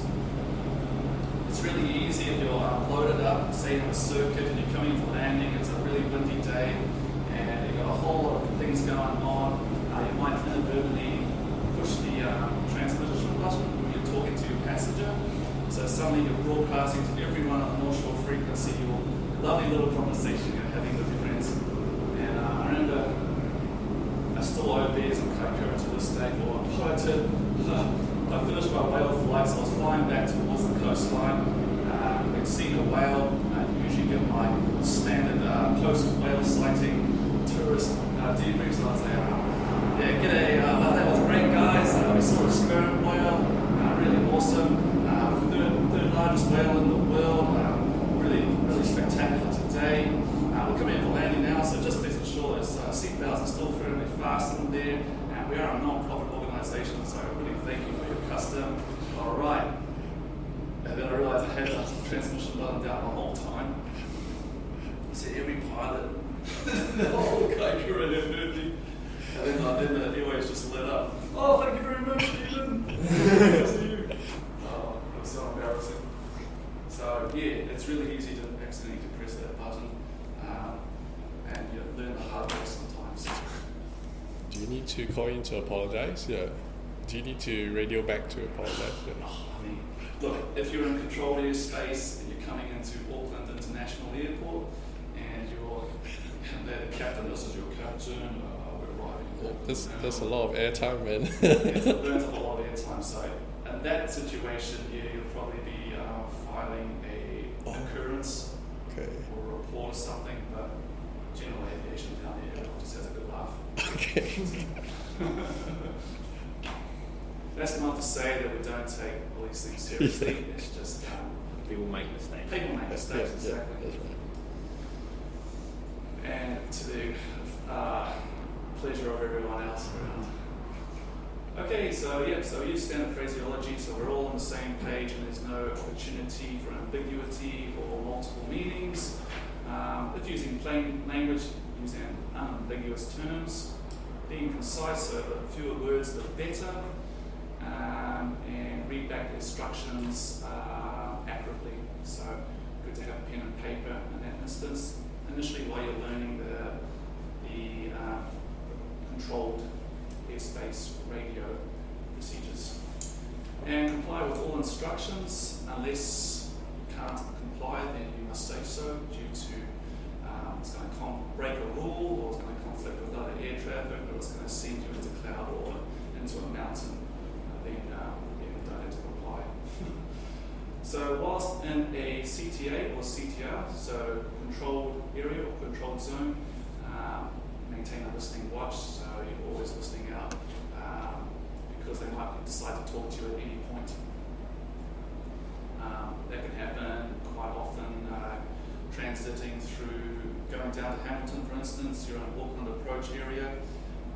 You're not the only one up there, you can hear all the international jets coming in, so you'll hear land Chile descend 5,000, maintain heading at 3 clear for the blah blah blah approach, and then Emirates Airlines 15, you're cleared for departure, contact, beta, Auckland, whatever, after you leave the control zone. And so amongst that, suddenly you'll hear your call sign, just be little old you and your little old plane amongst the whole lot. So yeah, you can miss it very easily if you're not maintaining a listening watch. So look, we've had a very generalised look at airspace description. It'll be more comprehensive when you sit law, it'll be more applicable. We're looking at the clearance requirements and how we make a clearance call. Different phrases used by air traffic control, such as confirm squawk or squawk ident, and the transponder operation.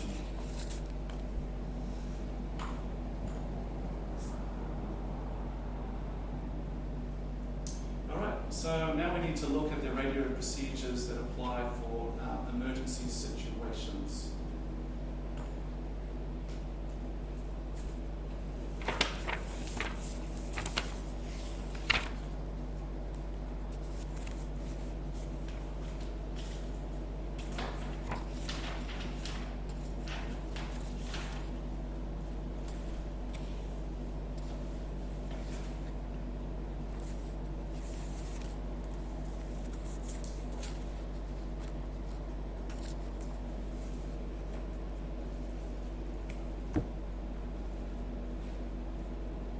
Where's my video?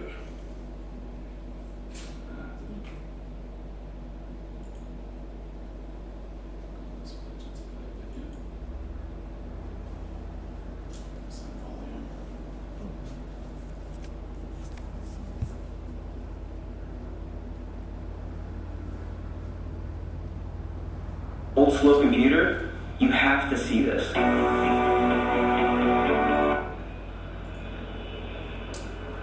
everyone knows about the Sully story, plane ditching into the Hudson. So this is an example of an emergency situation. And the radio calls. What's there? Okay.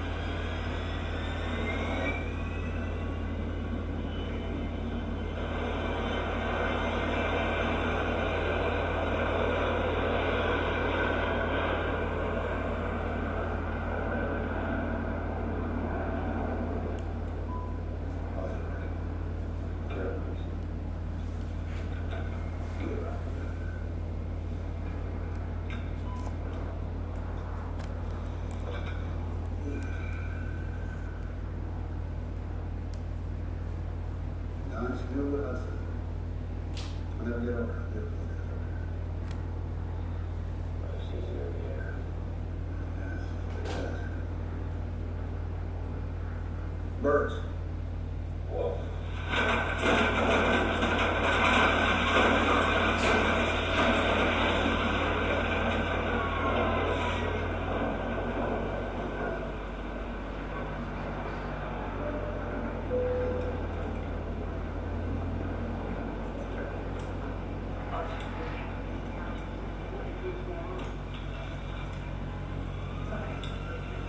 Everyone, might be a good idea just to keep your seatbelts on.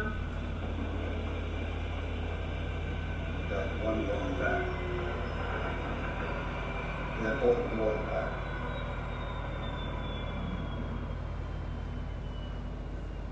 We should start.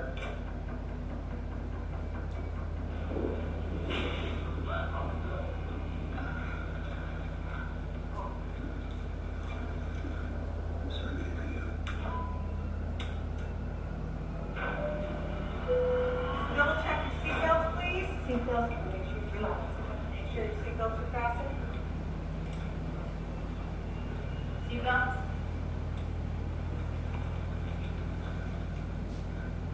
Hold on.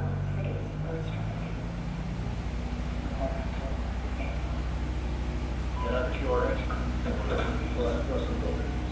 Mayday, mayday, mayday. This is Captain 5049. Birds. Maybe 1,000.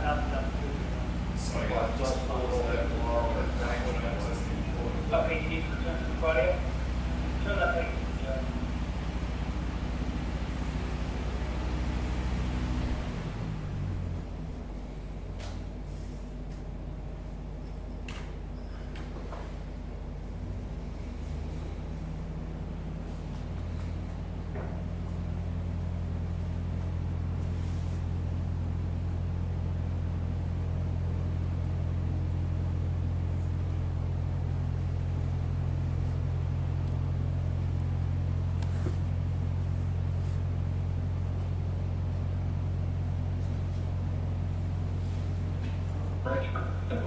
Well, that's Russell Building. Mayday, mayday, mayday. This is Captain 5049. Birds. Maybe 1,000. Lost thrust on both engines. We are turning back towards the water. Okay, you need to return to the radio. Turn that thing. Which engine did you lose? Both engines. Sue? I have an emergency. What's the report? Both engines. What? Both engines gone to the present.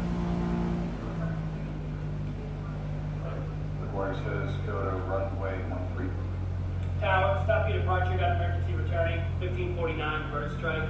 You've lost both engines. Returning immediately. You lost thrust in both engines. Texas 1549, we get it for you. Do you want to turn land on runway 13? We're right here, but we're going to end up in the Hudson. I got an A320 diving for the river. Ask that will leave us to the way. Put a hold on the tower, please. Like that standpoint. What about over to our right? Peterborough Tower, I need a runway. Texas 1549 needs for the airport right now. Newark Tower, what have you got? Runway 29 clear ready. You need emergency landing? Yes. Okay, yeah, off your right side is Peterborough Airport.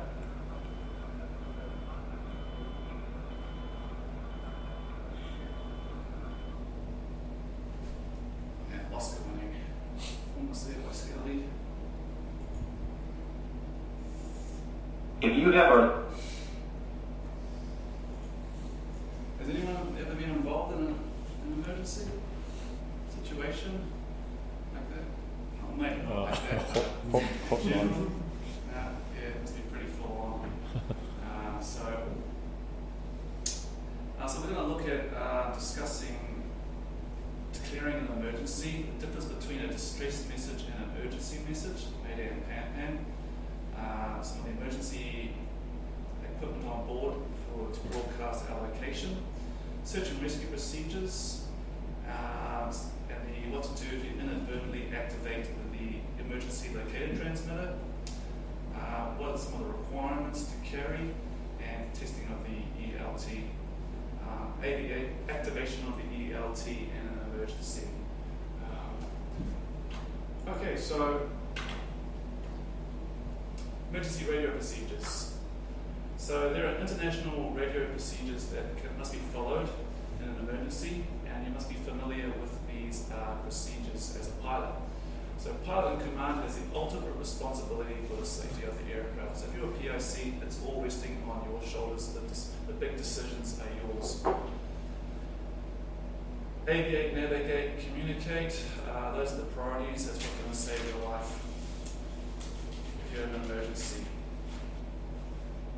So the emergency procedures are all contained in the pink pages of your AIP once again. So those you'll go to, if you even have time to go to them. So let's look at, there's the pages there, example. So before we move on, so how do we define what's an emergency, just a distress situation? What it says in the book here is it's difficult to state what is and what is not an emergency in terms of distress or urgency. In essence, anything that, in the opinion of the pilot at the time, threatens the safety of the aircraft could be described as an emergency. The pilot would then make a judgment as to whether the situation demands a mayday call or a pan call. In this respect, you should bear in mind that a mayday call could be downgraded to a pan call, or a pan call can also be upgraded to a mayday call. ICAO describes each as follows. Distress is a condition of being threatened by a serious, imminent danger and is of requiring immediate assistance. Urgency is a condition concerning the safety of the aircraft or other vehicle or some person on board within sight which does not require immediate assistance. So in the case of the Sully and the Hudson River incident, it was obviously a mayday call that definitely threatened imminently the lives of everyone on board in the aircraft. And then there was the distress situation where I was involved where the captain had become incapacitated due to food poisoning. So there wasn't an imminent threat to the lives of everyone on board the aircraft. We still had a first officer, he's a qualified pilot, he can fly, land the aircraft. So in that situation, that would be an urgency situation because there is someone on board that does require medical attention. However, we can upgrade a pan call to a mayday call. So if, for example, the captain that was flying that day started going into cardiac arrest, started having a heart attack, things change then, and so you can upgrade it to a mayday call. So that would be an instance where you could do an upgrade. Right, so when should you make a distress mayday call? This call has priority over all others. means that the aircraft requires immediate assistance. So when it says this call has priority over all others, it means that if someone were to make a mayday call out there, all other radio communications pretty much cease, and the only communication that should be going on is with the aircraft in distress. So if you're flying along, say locally, and you hear someone put out a mayday call,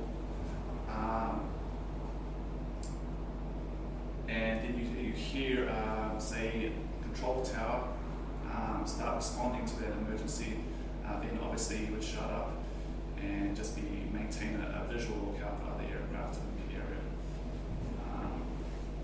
So yeah, obviously priority is over everyone else.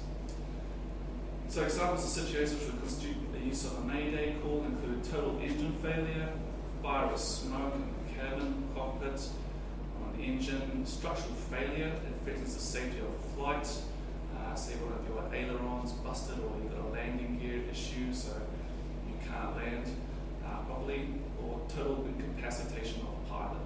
So in my instance, he wasn't totally incapacitated, but he was near. Any other situation of grave and immediate danger? Air Canada 1174.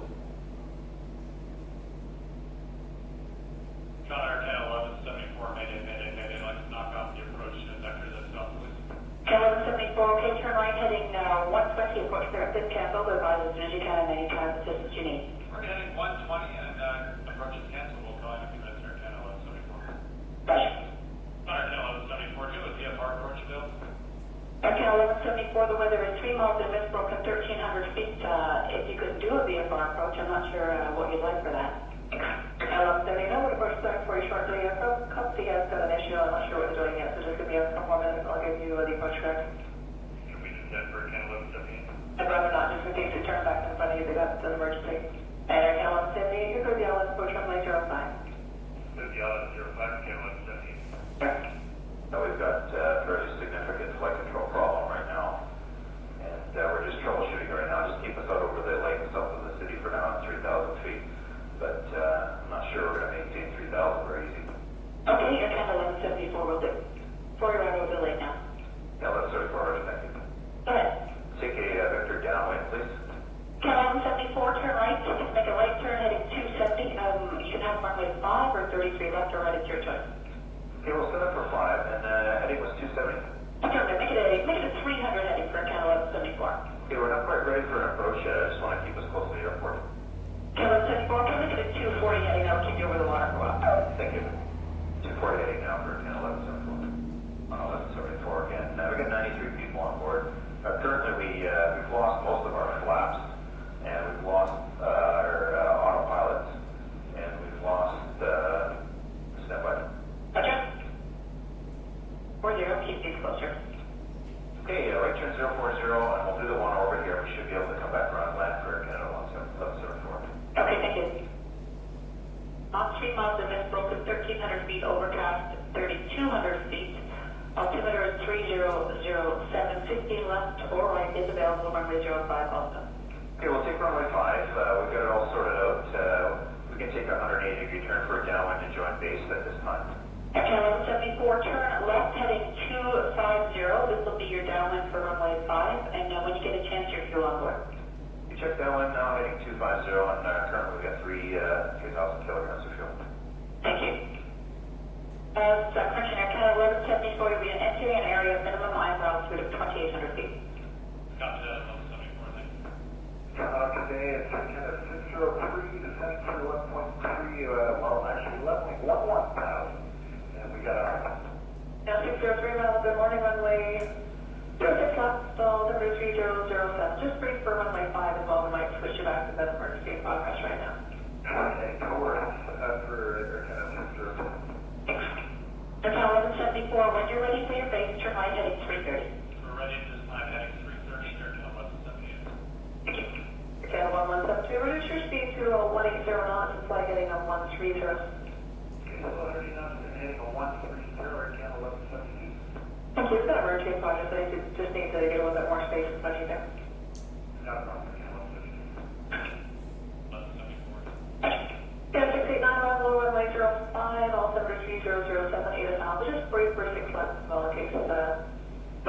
Glasgow. 1174, there's nobody in front, there's nobody behind, Tower 827. 827, thank you for your help for 1174. Good morning, it's Air 1174, Mayday, Mayday, Mayday. ILS 05. 1174, Toronto, good morning. The vehicles are standing by. Wind 130 at 5 knots. Expect the wind shift to go to a crosswind at about 300 feet. No shear associated. Clear to land runway 05. Runway 05, Air 1174. Strength for 1174. Strength 4, do you want to match the pilot? Hi, please, yes. The 05, 130, 5 knots. 34, are you able to exit on Hotel 3? I'm exiting on Hotel 3. 34, 2155 is the exit. 64.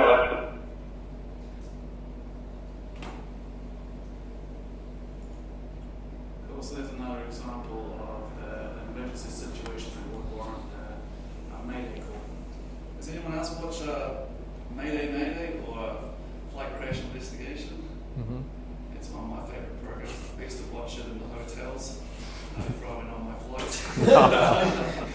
That sounds morbid, but I think it's just really fascinating how they can trace all the way back the chain of events. There's just some small little thing that set the chain of events in motion and cause the crash. It's pretty incredible what they do.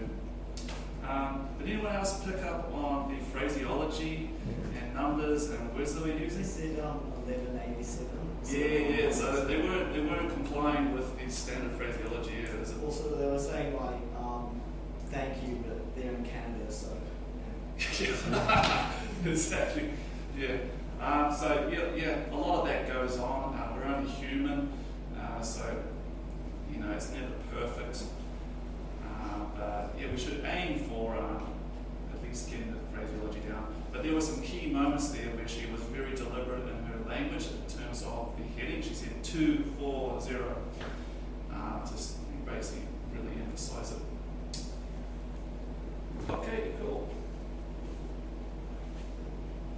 So what should you do in this situation if you experience an engine failure or some flight control failure that would warrant a Mayday call? So what they say is to transmit the Mayday call on the air-to-ground frequency currently in use. So whatever frequency you're on, make that Mayday call. You might not have much time, so you won't have time to fiddle around trying to get it on a frequency that, like Christchurch information, for instance. If there is no response to your Mayday call, so there's no acknowledgement, and time permits, then you would change your frequency and rebroadcast on another frequency you think is being monitored, or the maritime mobile service RTF frequencies. 121.5, that's the emergency frequency. That's the one we always check when we start up and shut down our aircraft. Just check there's no Mayday call put out. Of course, time is of the essence. You're flying the plane first, you're navigating, so if you've got time, you can issue a Mayday call. So if you did hear a Mayday call out there, how do you think you would respond to it? No one else responded to it. What do you think you would do? Think of it this way: if you were the pilot in trouble and you put out a Mayday call, what would you want to know? Just a response that someone heard. Yeah, exactly. So that's what you got to do. Tango Zulu Kilo, Mayday acknowledged. Pass us on your position at the time, looking out for you, whatever. Anything to help them, basically. At the same time, they're already loaded up, so you don't want to distract them from the task of carrying out the emergency. Is it right that you repeat it, in case? Yes. If no one's responded to it, just keep repeating it. If time permits, I would do that as well. Definitely. I would feel a hell of a lot better if at least the Mayday call was acknowledged. And then 7700. Remember that's the emergency code for the transponder. And activate your ELT. Do you know what an ELT is, guys? Emergency locator Transmitter, yeah. So it sends off a radio signal. I think it's on 406 megahertz. So it will alert search and rescue services. and they can get a position on you when you do so when they can come and find you. That's the ELT. The ELT, most ELTs are also not only manually activated, so pushing to activate them, but they're also activated by G-force. So under high impact, they will go off as well.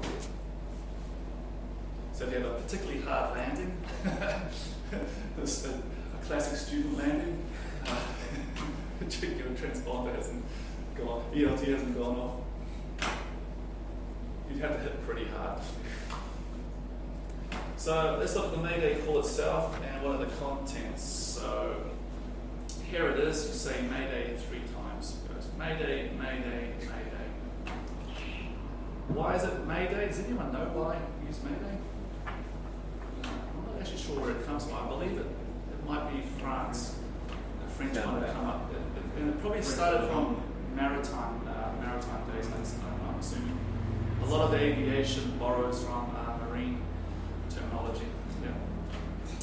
So Mayday, Mayday, Mayday, name of the station address. So if it was North Shore we're flying over, it would be Mayday, Mayday, Mayday, North Shore traffic, aircraft call sign, 10 to the kilo, engine failure, attempting forced landing in a field, 2 miles northwest of North Shore Aero Club. And you can say you could give your heading if you like. Any sort of positional information that would help. Very difficult in that distressful situation for the mind to think clearly and make a reasonable position call, but if you can give something, it's going to help your chances of rescue. So there it is. Commit that one to memory, guys. It will be in your FRTO book as well, and the pink pages. Here's another example of a Mayday call.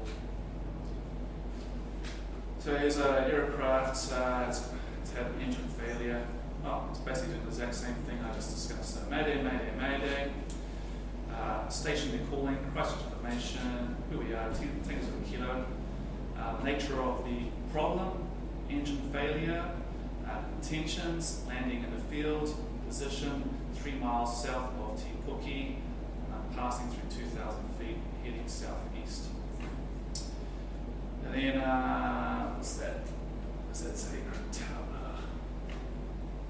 That should be Tango Zero Kilo. Yeah, it should be Tango Zero Kilo, shouldn't it?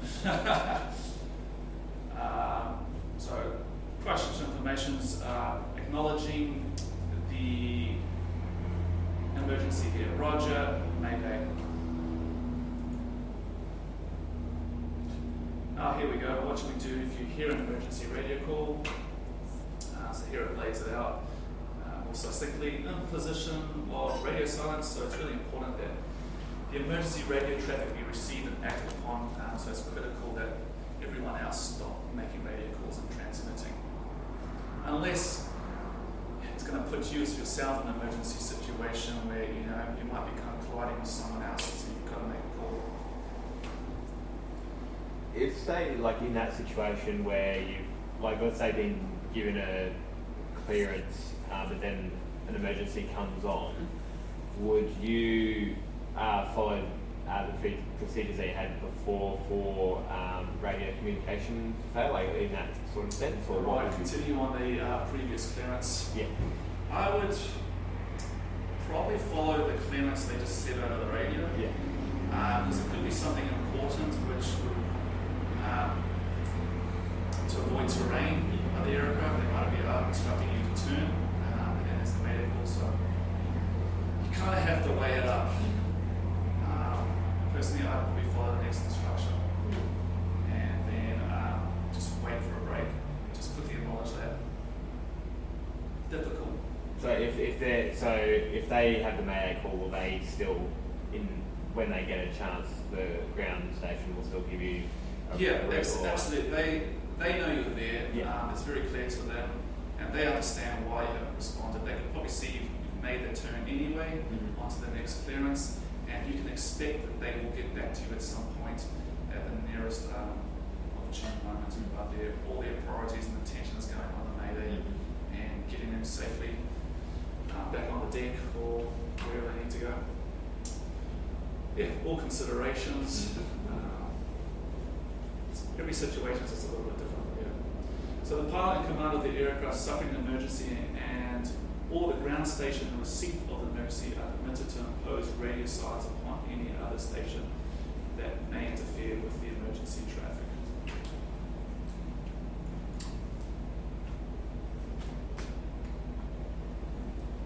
So once the emergency is cancelled, station is not involved with the emergency traffic may commence transmissions again.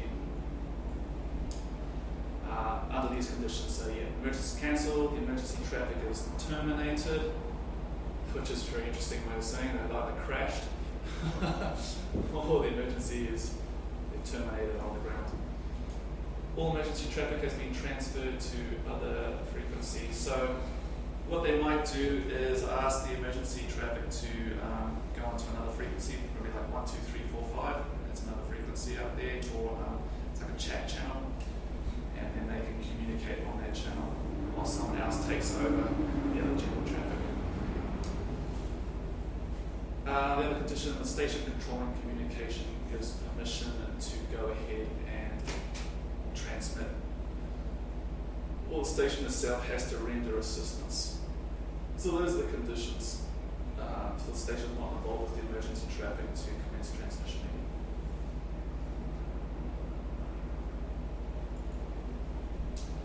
So now let's look at a step down from the Mayday situation, the PAN for emergency.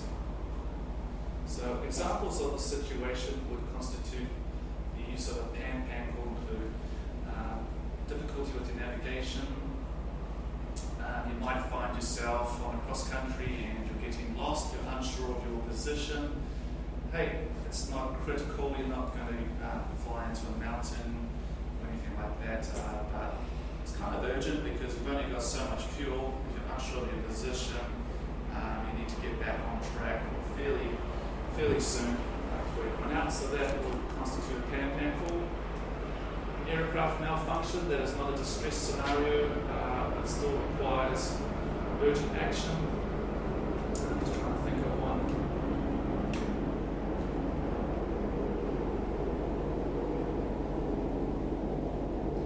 Say on a large aircraft, the air conditioning packs fail due to some sort of pressurization system fail, so that's going to get very uncomfortable for everyone on board.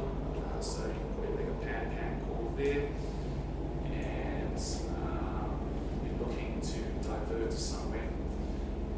I've had that happen to me. We're flying from, I think, Los Angeles back to Auckland, and then the air conditioning units failed and started getting really stuffy and hot in the cabin. So they decided to land at Radiotelephony and give us a little taste of paradise for about 5 hours while they fixed it, and we got back on board again. But, yeah, kind of urgent, but not life-threatening at that point. Seriously ill passenger, someone having a stroke or a seizure will constitute that. PAN, you can make a PAN call on for another aircraft on behalf of another aircraft. So you see another aircraft in distress, you can go ahead and alert the ground station that of a situation unfolding. It could be at the airport ramp, you're taxiing along and you notice a fire developing under one of the aircraft at the gate. And you could do, well, that would probably be a Mayday situation, in my view. So you go, tower, Mayday,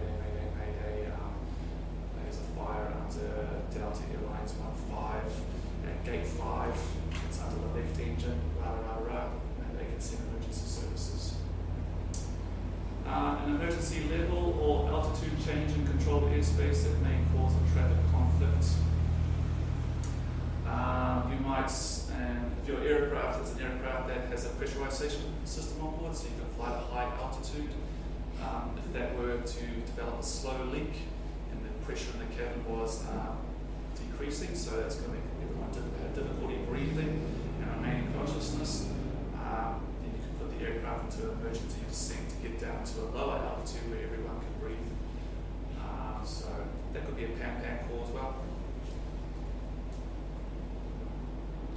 Is everyone happy with the differences there? Fairly, yeah. You probably get a question on the emergency responses or pan-pan or mayday, how to, the contents of a mayday call or pan-pan call, all the differences. So what you should do in this situation, transmit the pan-pan call on the air-to-ground frequency currently in use. If there is no response in time permits, change the frequency and rebroadcast. 121.5 emergency frequency. So look, guys, it's pretty much identical to the response to the Mayday situation. So the pan-pan call is similar to the Mayday. You repeat pan-pan 3 times. There it is. Pan-pan, pan-pan. Auckland approach. Air New Zealand 5. Fire in the left engine. Request immediate turn back for landing, and we're at 10,000 feet, heading south 180. Any other useful information?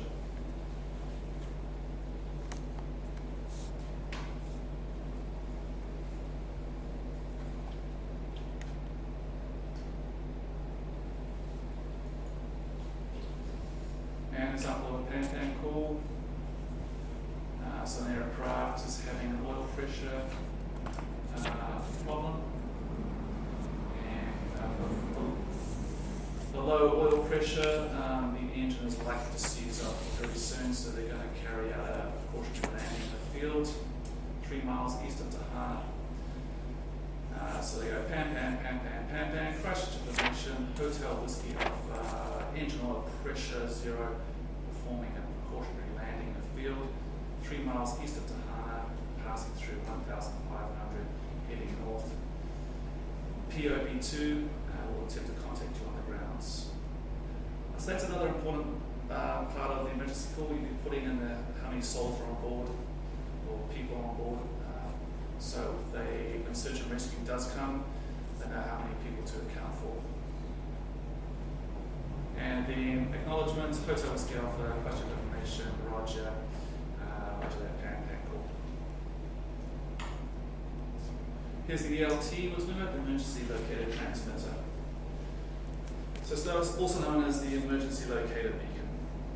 So the ELT transmits on the very high frequency, and it transmits on 406 megahertz, as we just said earlier. And a repeated swept audio tone on the VHF distress frequencies of 121.5.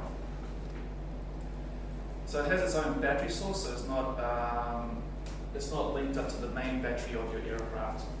So it can be both activated, it can be activated both manually or by G-force, as we talked about.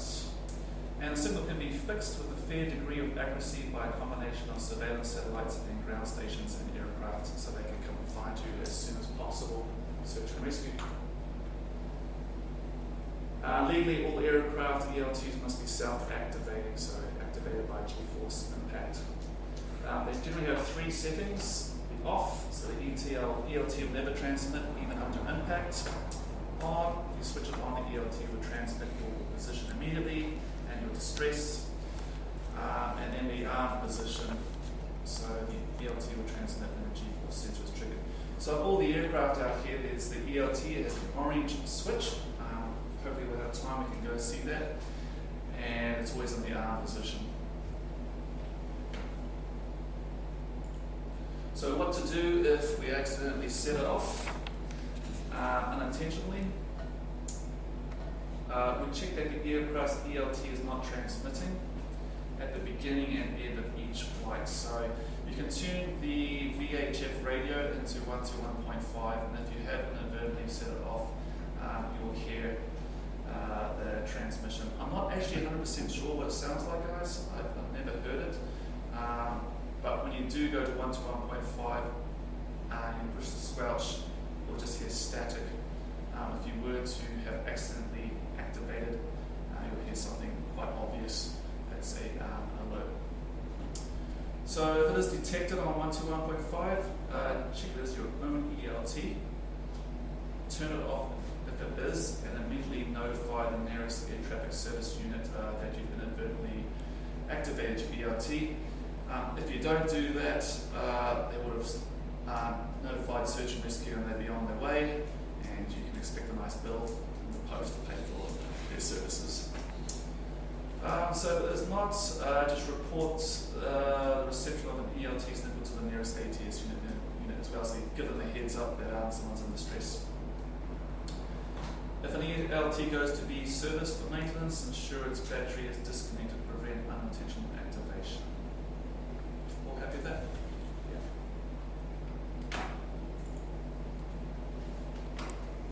So a little bit of law around the ELT. All aircraft in New Zealand are required to carry a serviceable ELT, except under the following conditions. If the aircraft is being ferried to a place where the ELT is being installed.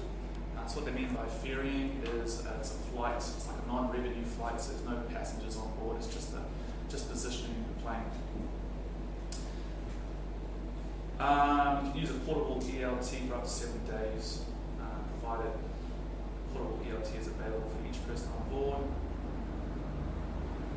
Look, there's a bunch of conditions there, guys. I don't know any pilot, I couldn't name any pilot that could quote these to you off by heart. So it's really more for an air operator or organisation to ensure that this is all covered off on all their aircraft. Good information to know. Will they ask you that, something like this in the question? Maybe, probably not. It's not I got asked one once. You got, on one? Oh yeah. Can you remember what it was? Yeah, it was pretty much that. Really? Yeah. How unusual. Well, there you go, guys. Be on your toes. Oh, okay. Yeah. It's kind of frustrating, these exams. You'll sit, you'll go, like, come on, when am I ever going to use this little nugget of information? Probably not ever. So you just got to bear with it and sit the exam.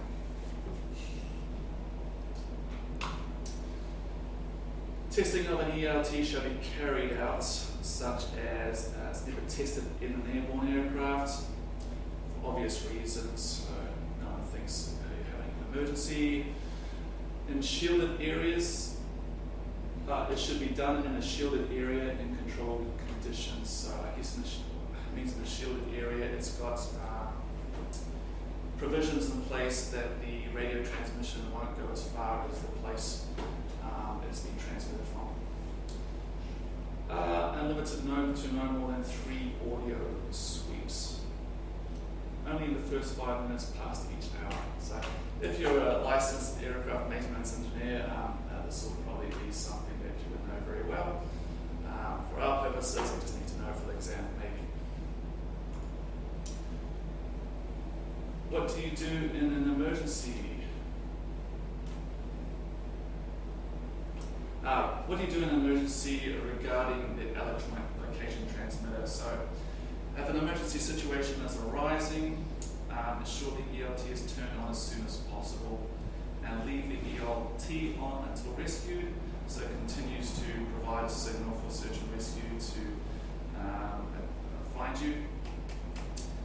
If you have to leave the scene of the accident, carry the ELT with you, for obvious reasons.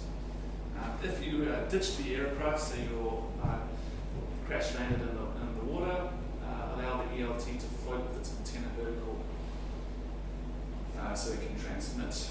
If the ELT is not permanently installed into the aircraft, select an elevated site clear of trees, boulders, and reasonably close to the aircraft. Remember, ELT broadcasts on a very high frequency, VHF, so it's line of sight communications. So the higher it is, the more likely it is to be received, especially if you happen to crash in hostile high terrain such as mountains.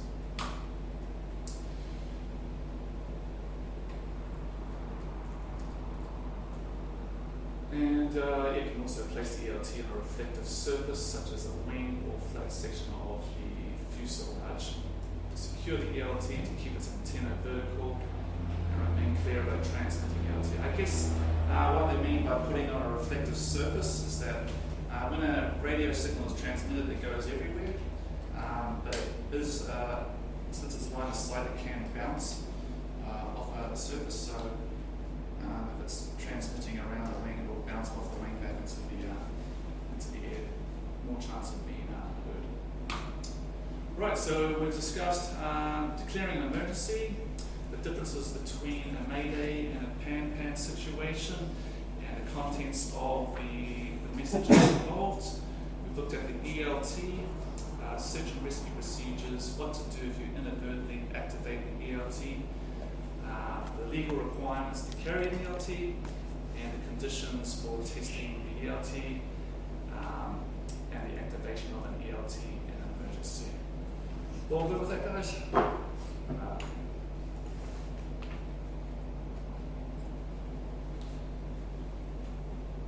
Does anyone need a short break? Just a breath of air out there? Glass of water. We've got just 2 more things to go. Hopefully we'll be finished by 4:30. How's everyone feel? Want to keep going? Want to continue or? Can we just open the window? Yeah, go ahead, mate. I'm sorry. How's that aircon going? I'm doing a great job today.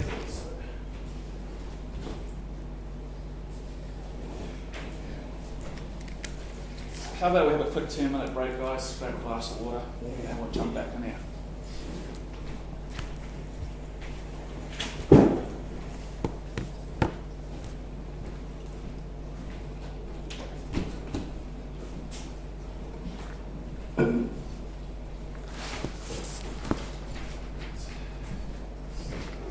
Operator, we'll discuss the regulatory requirements. Our responsibility for radio communication, maintaining a continuous watch, unauthorized transmissions, and secrecy of communication. Let's look at what that's all about. I'm just trying to see what airport that is. I don't know. Where is that? Not sure what that one. Pretty cool, though. Cool. So, non-crew are not permitted to operate an aircraft radio. What do you think is meant by non-crew? Who's non-crew? Hello, anyone? Yeah, basically passengers, people that are not being given tasks involved with the operation of the aircraft.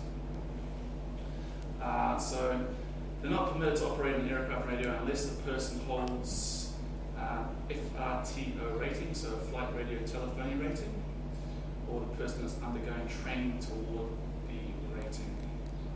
So it's actually a rating or an endorsement, so it legally qualifies you to operate a radio. Because there's a bunch of stuff, as you've seen, about what we can say, what we can't say, how we say it, when we say it, etc., etc. So what training is required?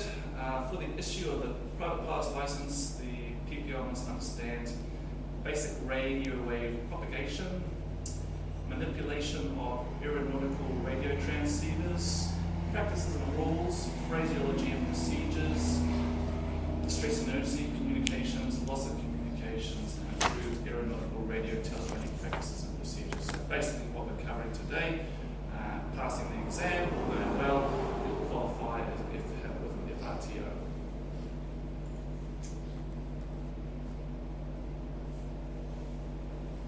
Student pilots undertaking cross-country flight must have passed the written exams, so there's all 6 of them, have their logbook certified showing you are competent in the operation of aircraft radio equipment. So in your logbook you'll have that signed off.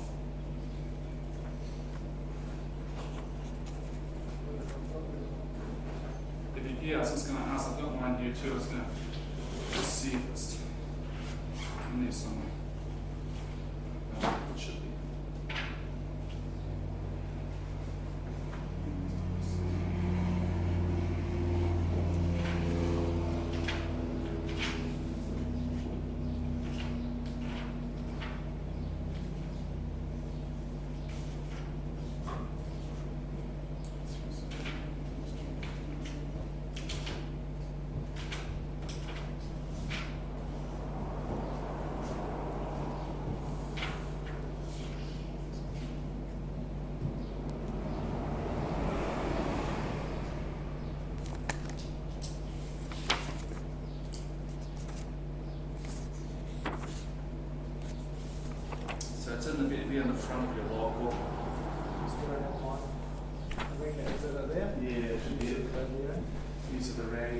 transponder.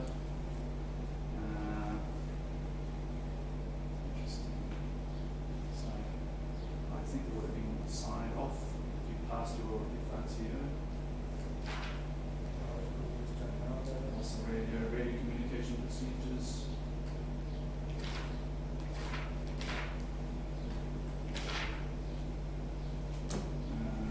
Yeah, which is a very good question. I actually don't have a sticker on my book to say so, but it is signed off at the front.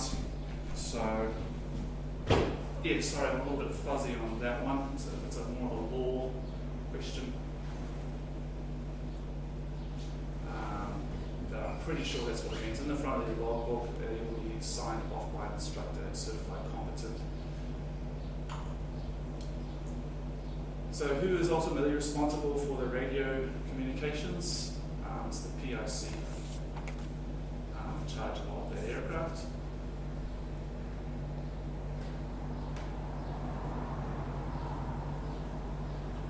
So it's pilot command's responsibility to ensure that they are adequately trained operating the equipment in accordance with the law and troubleshooting techniques. Must you maintain a continuous listening watch? So it is usual to commence a listening watch on the appropriate frequency just prior to taxiing the aircraft and maintain a continuous listening watch during the entire duration of the flight up until the aircraft is stationed at the completion of the flight. If you're in controlled airspace though, you will be told by a controller when to change frequency and what that frequency will be. Outside of controlled airspace, it's your responsibility as pilot in command to stick and monitor the appropriate frequency for the straightforward stuff there. So depending on what type of airspace you're in and what class it is, the appropriate frequencies to monitor air traffic control unit responsible for the controlled airspace or the control zone. CTA is control area, CTR is control zone. Flight service station frequency providing aeronautical flight information service, and the air traffic service unit providing flight information service. The Unicom or frequency in a mandatory broadcast zone, the common frequency zone, or a specified frequency at an unattended aerodrome. Or 1191, that general frequency you use if there's no specific frequency shown on the chart.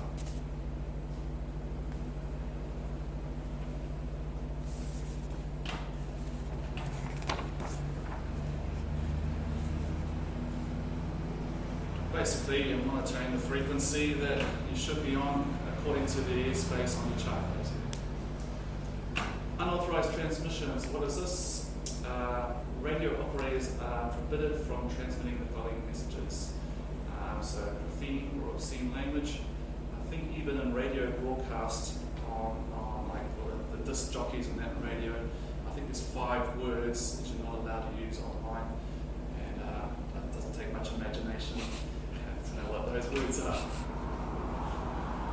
You cannot broadcast deceptive or false information, such as your height. You might be, the ceiling might be illegal, it could be lower than was prescribed meteorological minimums, but you decide to press on anyway, and being queried by someone, what's the ceiling like out there today, Stephen? And you say, well, 1,000, and it actually is 600 feet, and then you can't break it all.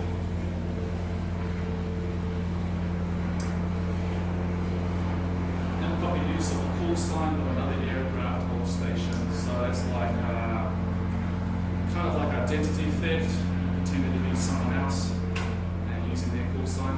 Hey, but it actually inadvertently happens. I did an entire flight thinking I was Juliet Charlie Tango. In fact, I was Kilo Bravo Zulu. Didn't even pick it up. I changed it and plopped out that many aircraft in one day. We could fly 5 aircraft down Kaikoura. And so you just get so used to saying one aircraft that you jump in the next and you're still thinking you are Juliet Charlie Tango. So messages that do not pertain to operational requirements.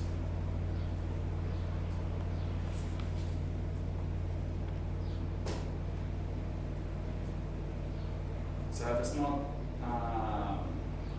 nothing to do with the operation you're on, then you shouldn't be saying it. Basically what it means is that radio broadcast should be limited to operational calls such as your position, and that what happens is that everyone can get a little bit chatty on the radio, and they're having a good banter up there when they hear that their mates passing through the airspace. Oh, g'day Jack, how you going, mate? I seen any whales there today? Oh yeah, nothing out there, man. How's your weekend? That kind of stuff. It just chews up airtime. You hear it through here a lot. Guys bantering on.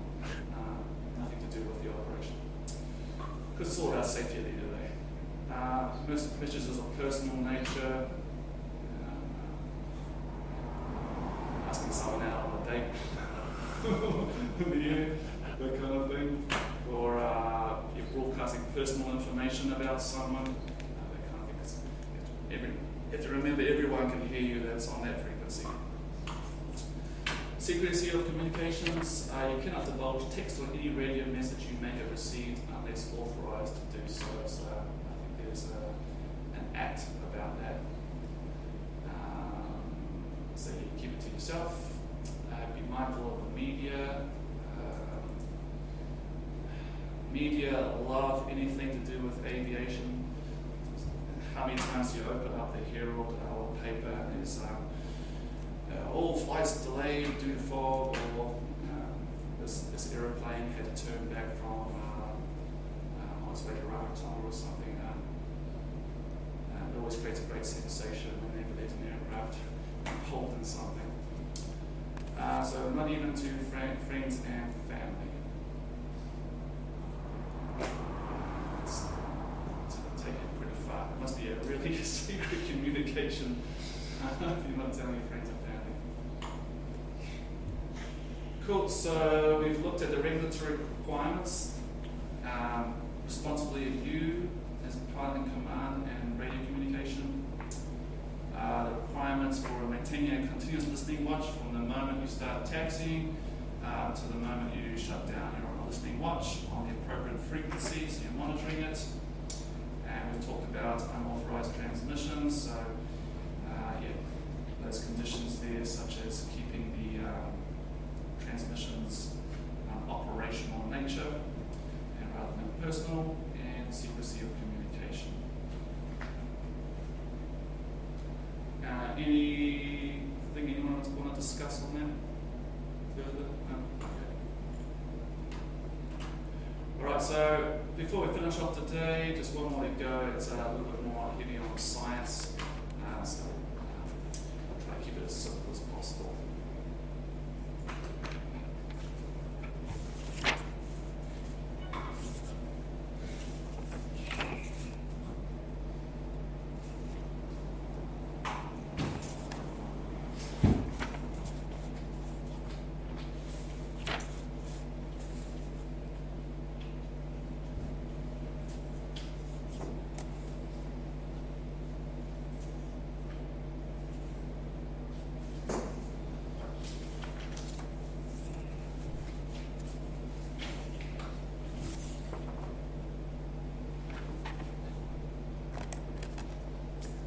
If we fail the paper, how can we do a retest? Yeah. How is there any duration in between? I don't think there is a stand down period between resits. Oh, okay. Is there any number of resits that you can? Not that I'm aware of. Oh, okay. You can just keep going. They're happy to take your money. Sure.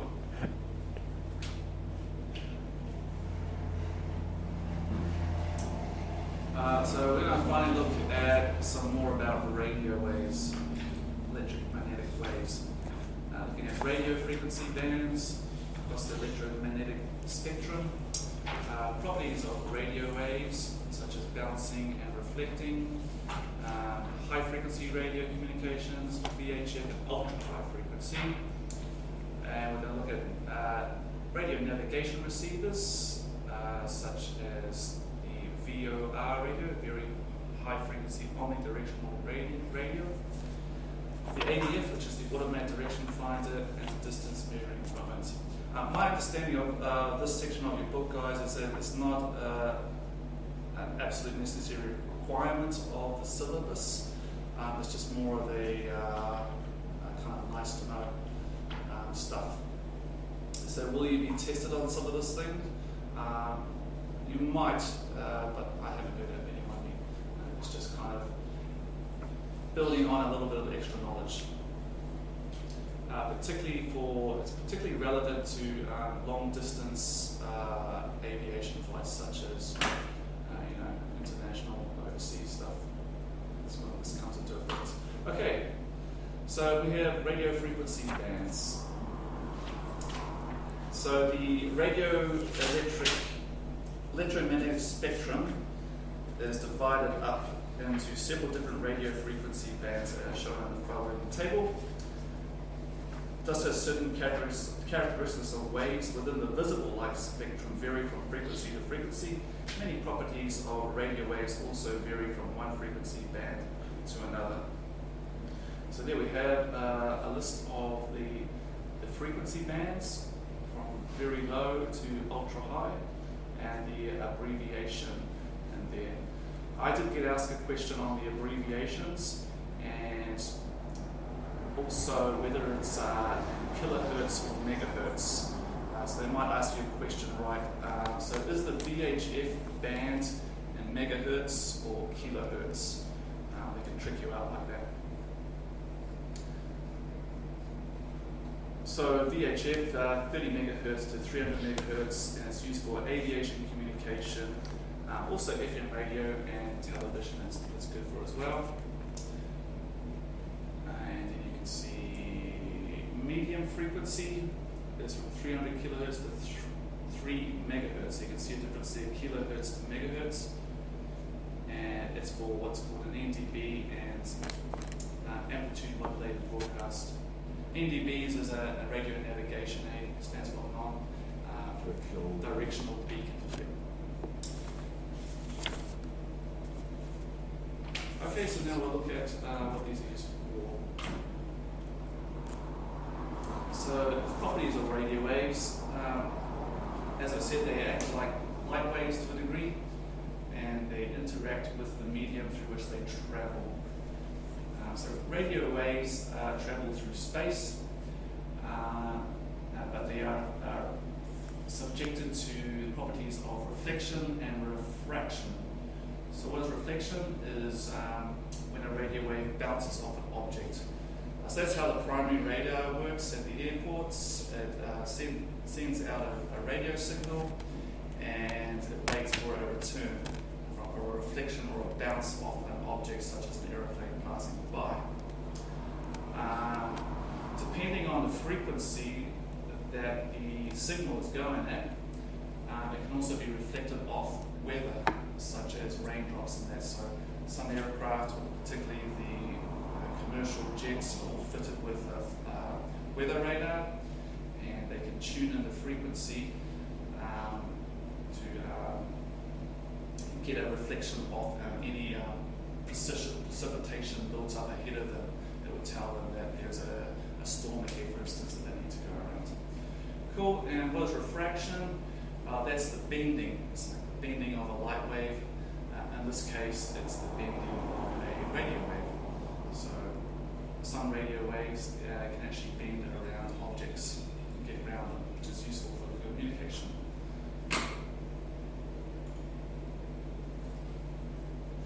We have different types of waves: sky waves, surface waves, and direct waves. Direct waves, so we need to know about these. What are sky waves? So they're radio waves that reflect or refract due to the atmosphere and return to the Earth. Surface waves are radio waves that travel parallel to the ground, and they can be subject to refraction due to atmospheric conditions. These allow waves to travel to great distances because they can bend, such as going around the horizon. Direct waves are radio waves that travel line of sight. They can be reflected but do not refract. So these are very high frequency VHF radio waves. And we've got a graphic. diagram here. We've got a transmitter tower and we've got a receiver aerial over here. This is the atmosphere, the sky, and up here we have something called the ionosphere. Does anyone know what the ionosphere is?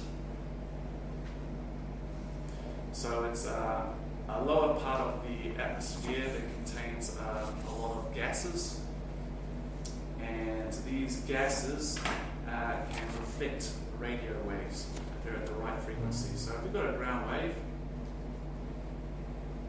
it's a high frequency wave, so it can use the property of refraction or bending to follow the curvature of the Earth, and so a receiver aerial, sorry that goes the wrong way around, can pick it up below the horizon somewhere else. So this is good for international travel, if you like, radio navigation. Called skywave propagation. So a high frequency wave can also be bounced off the ionosphere and be returned to the ground to a receiver aerial some distance away. But they are affected to something called night effects. So the base of the ionosphere never stays the same height above the ground. At night time it actually rises, and this gives what's called a greater skip distance. So what is skip distance? It is the distance between horizontal distance over the ground between the point of transmission and the point of reception after it's bounced off. So here we have the ionosphere, this purple line, representing the distance above the Earth during the day. And at night time, it rises, and now the skip distance increases. So at night time, you actually get a greater distance of communication with high frequency radio communications. Why is VHF preferred for aviation? So number one, you can fit a lot of frequencies in the band,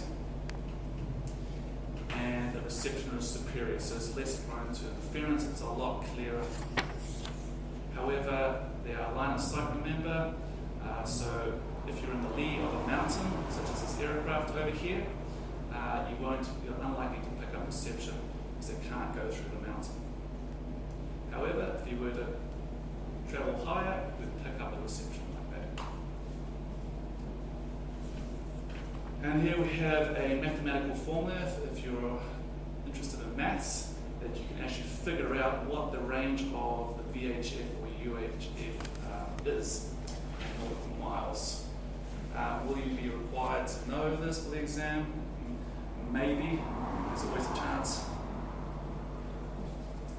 Will you ever use this in your aviation career as you're flying along? Probably not, until you get into the airlines perhaps, and there will be technology on board that can calculate that easily for you using the above formula, which is 1.2 times the square root of the transmitter plus 1.2 times the square root of the receiver.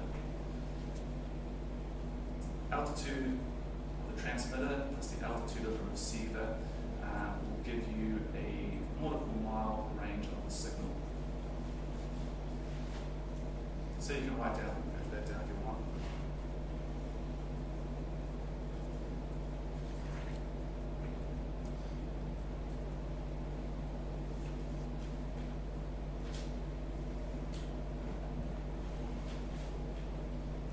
The book uses 1.25. Yeah, it doesn't matter, is it? Probably just rounded it down to make it okay. simplify it. Right.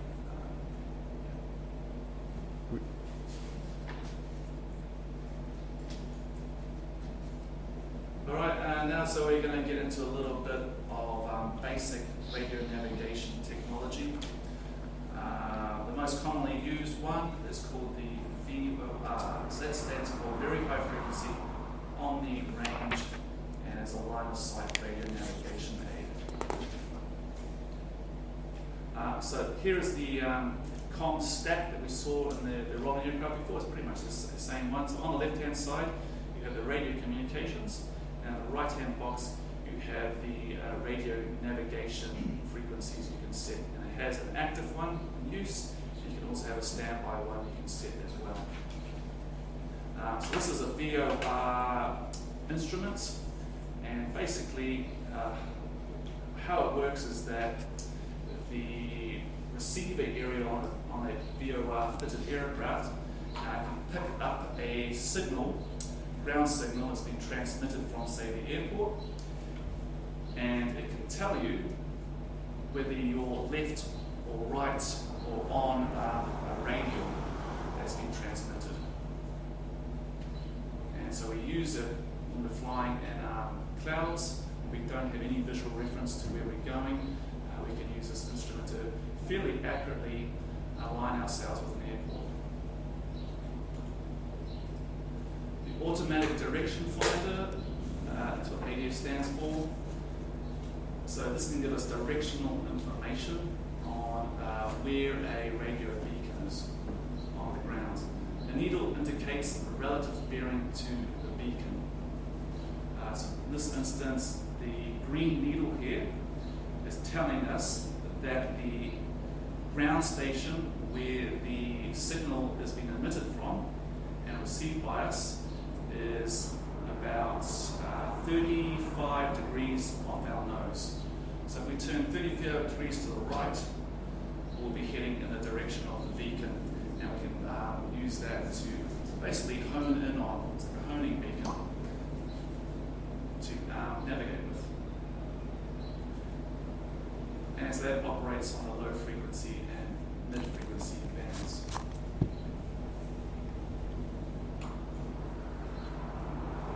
What is DME?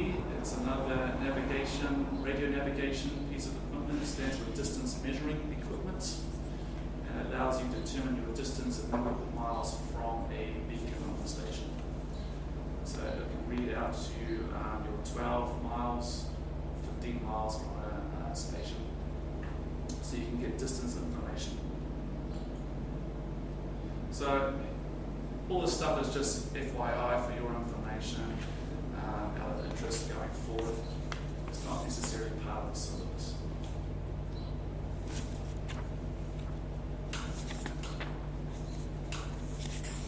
Great, guys. So we got to the end of it. Thanks for sticking with me. Thank you. And so yeah, quite a bit to cover, quite a lot of information. So that covers basically all the key points of the syllabus. Going forward before your exam, I recommend you just familiarise yourself with it. There's plenty of review questions after every single chapter, so you can test your knowledge of it. It's really handy, and there's a couple of sample examinations in the background as well. I just found that reading through it once, sitting review questions was enough to go and successfully pass the test. Okay. Okay. Thank you. So I've also got a sample examination it's an old examination from the Aspect course that you can look at, and it follows very closely to the type of examination you can expect on there. So you don't have too many surprises. So I pick one of these each. The answers are in the back.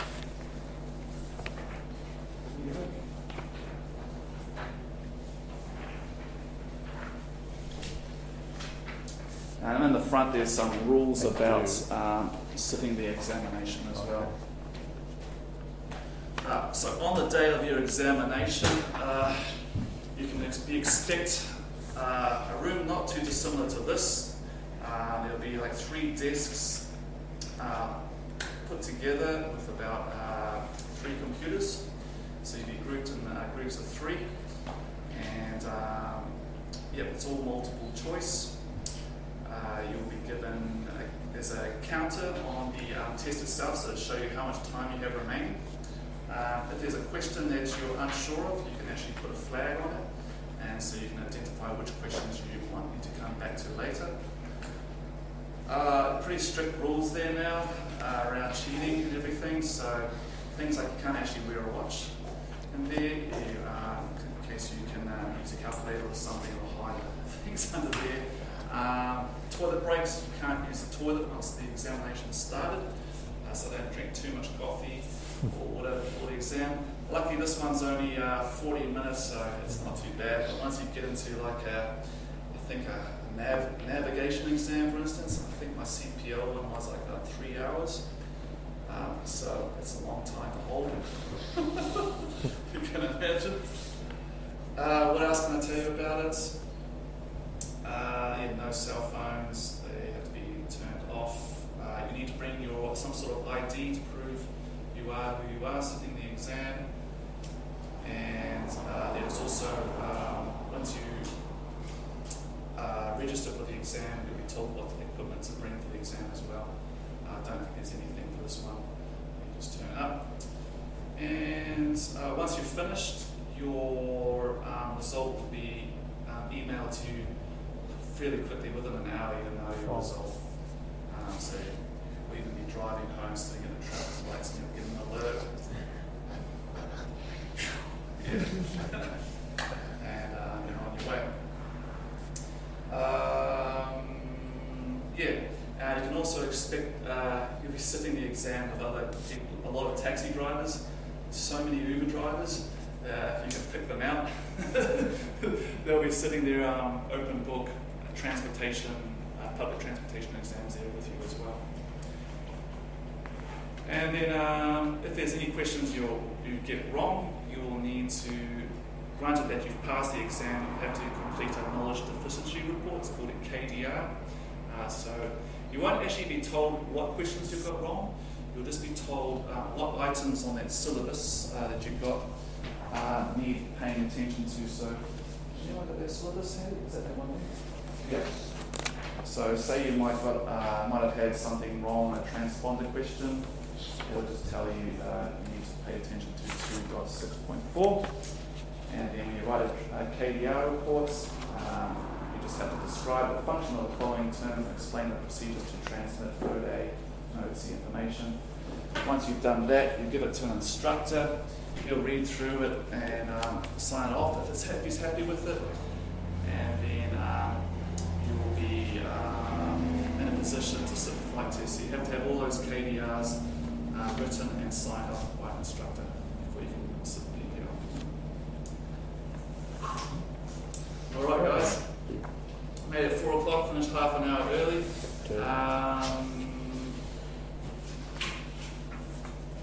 If you'd just like to quickly fill out the NSAC ground course questionnaire, that'd be appreciated. It's just a thing we do at the end of each day. So see how we're tracking, if we need to make any improvements, that'd be great. Go ahead and do that for us.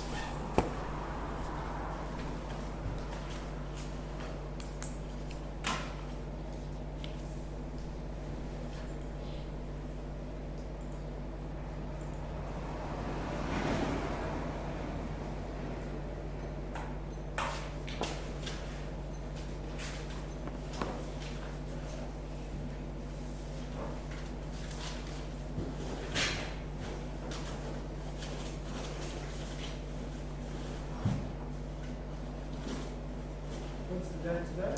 I believe we're about 13. 15.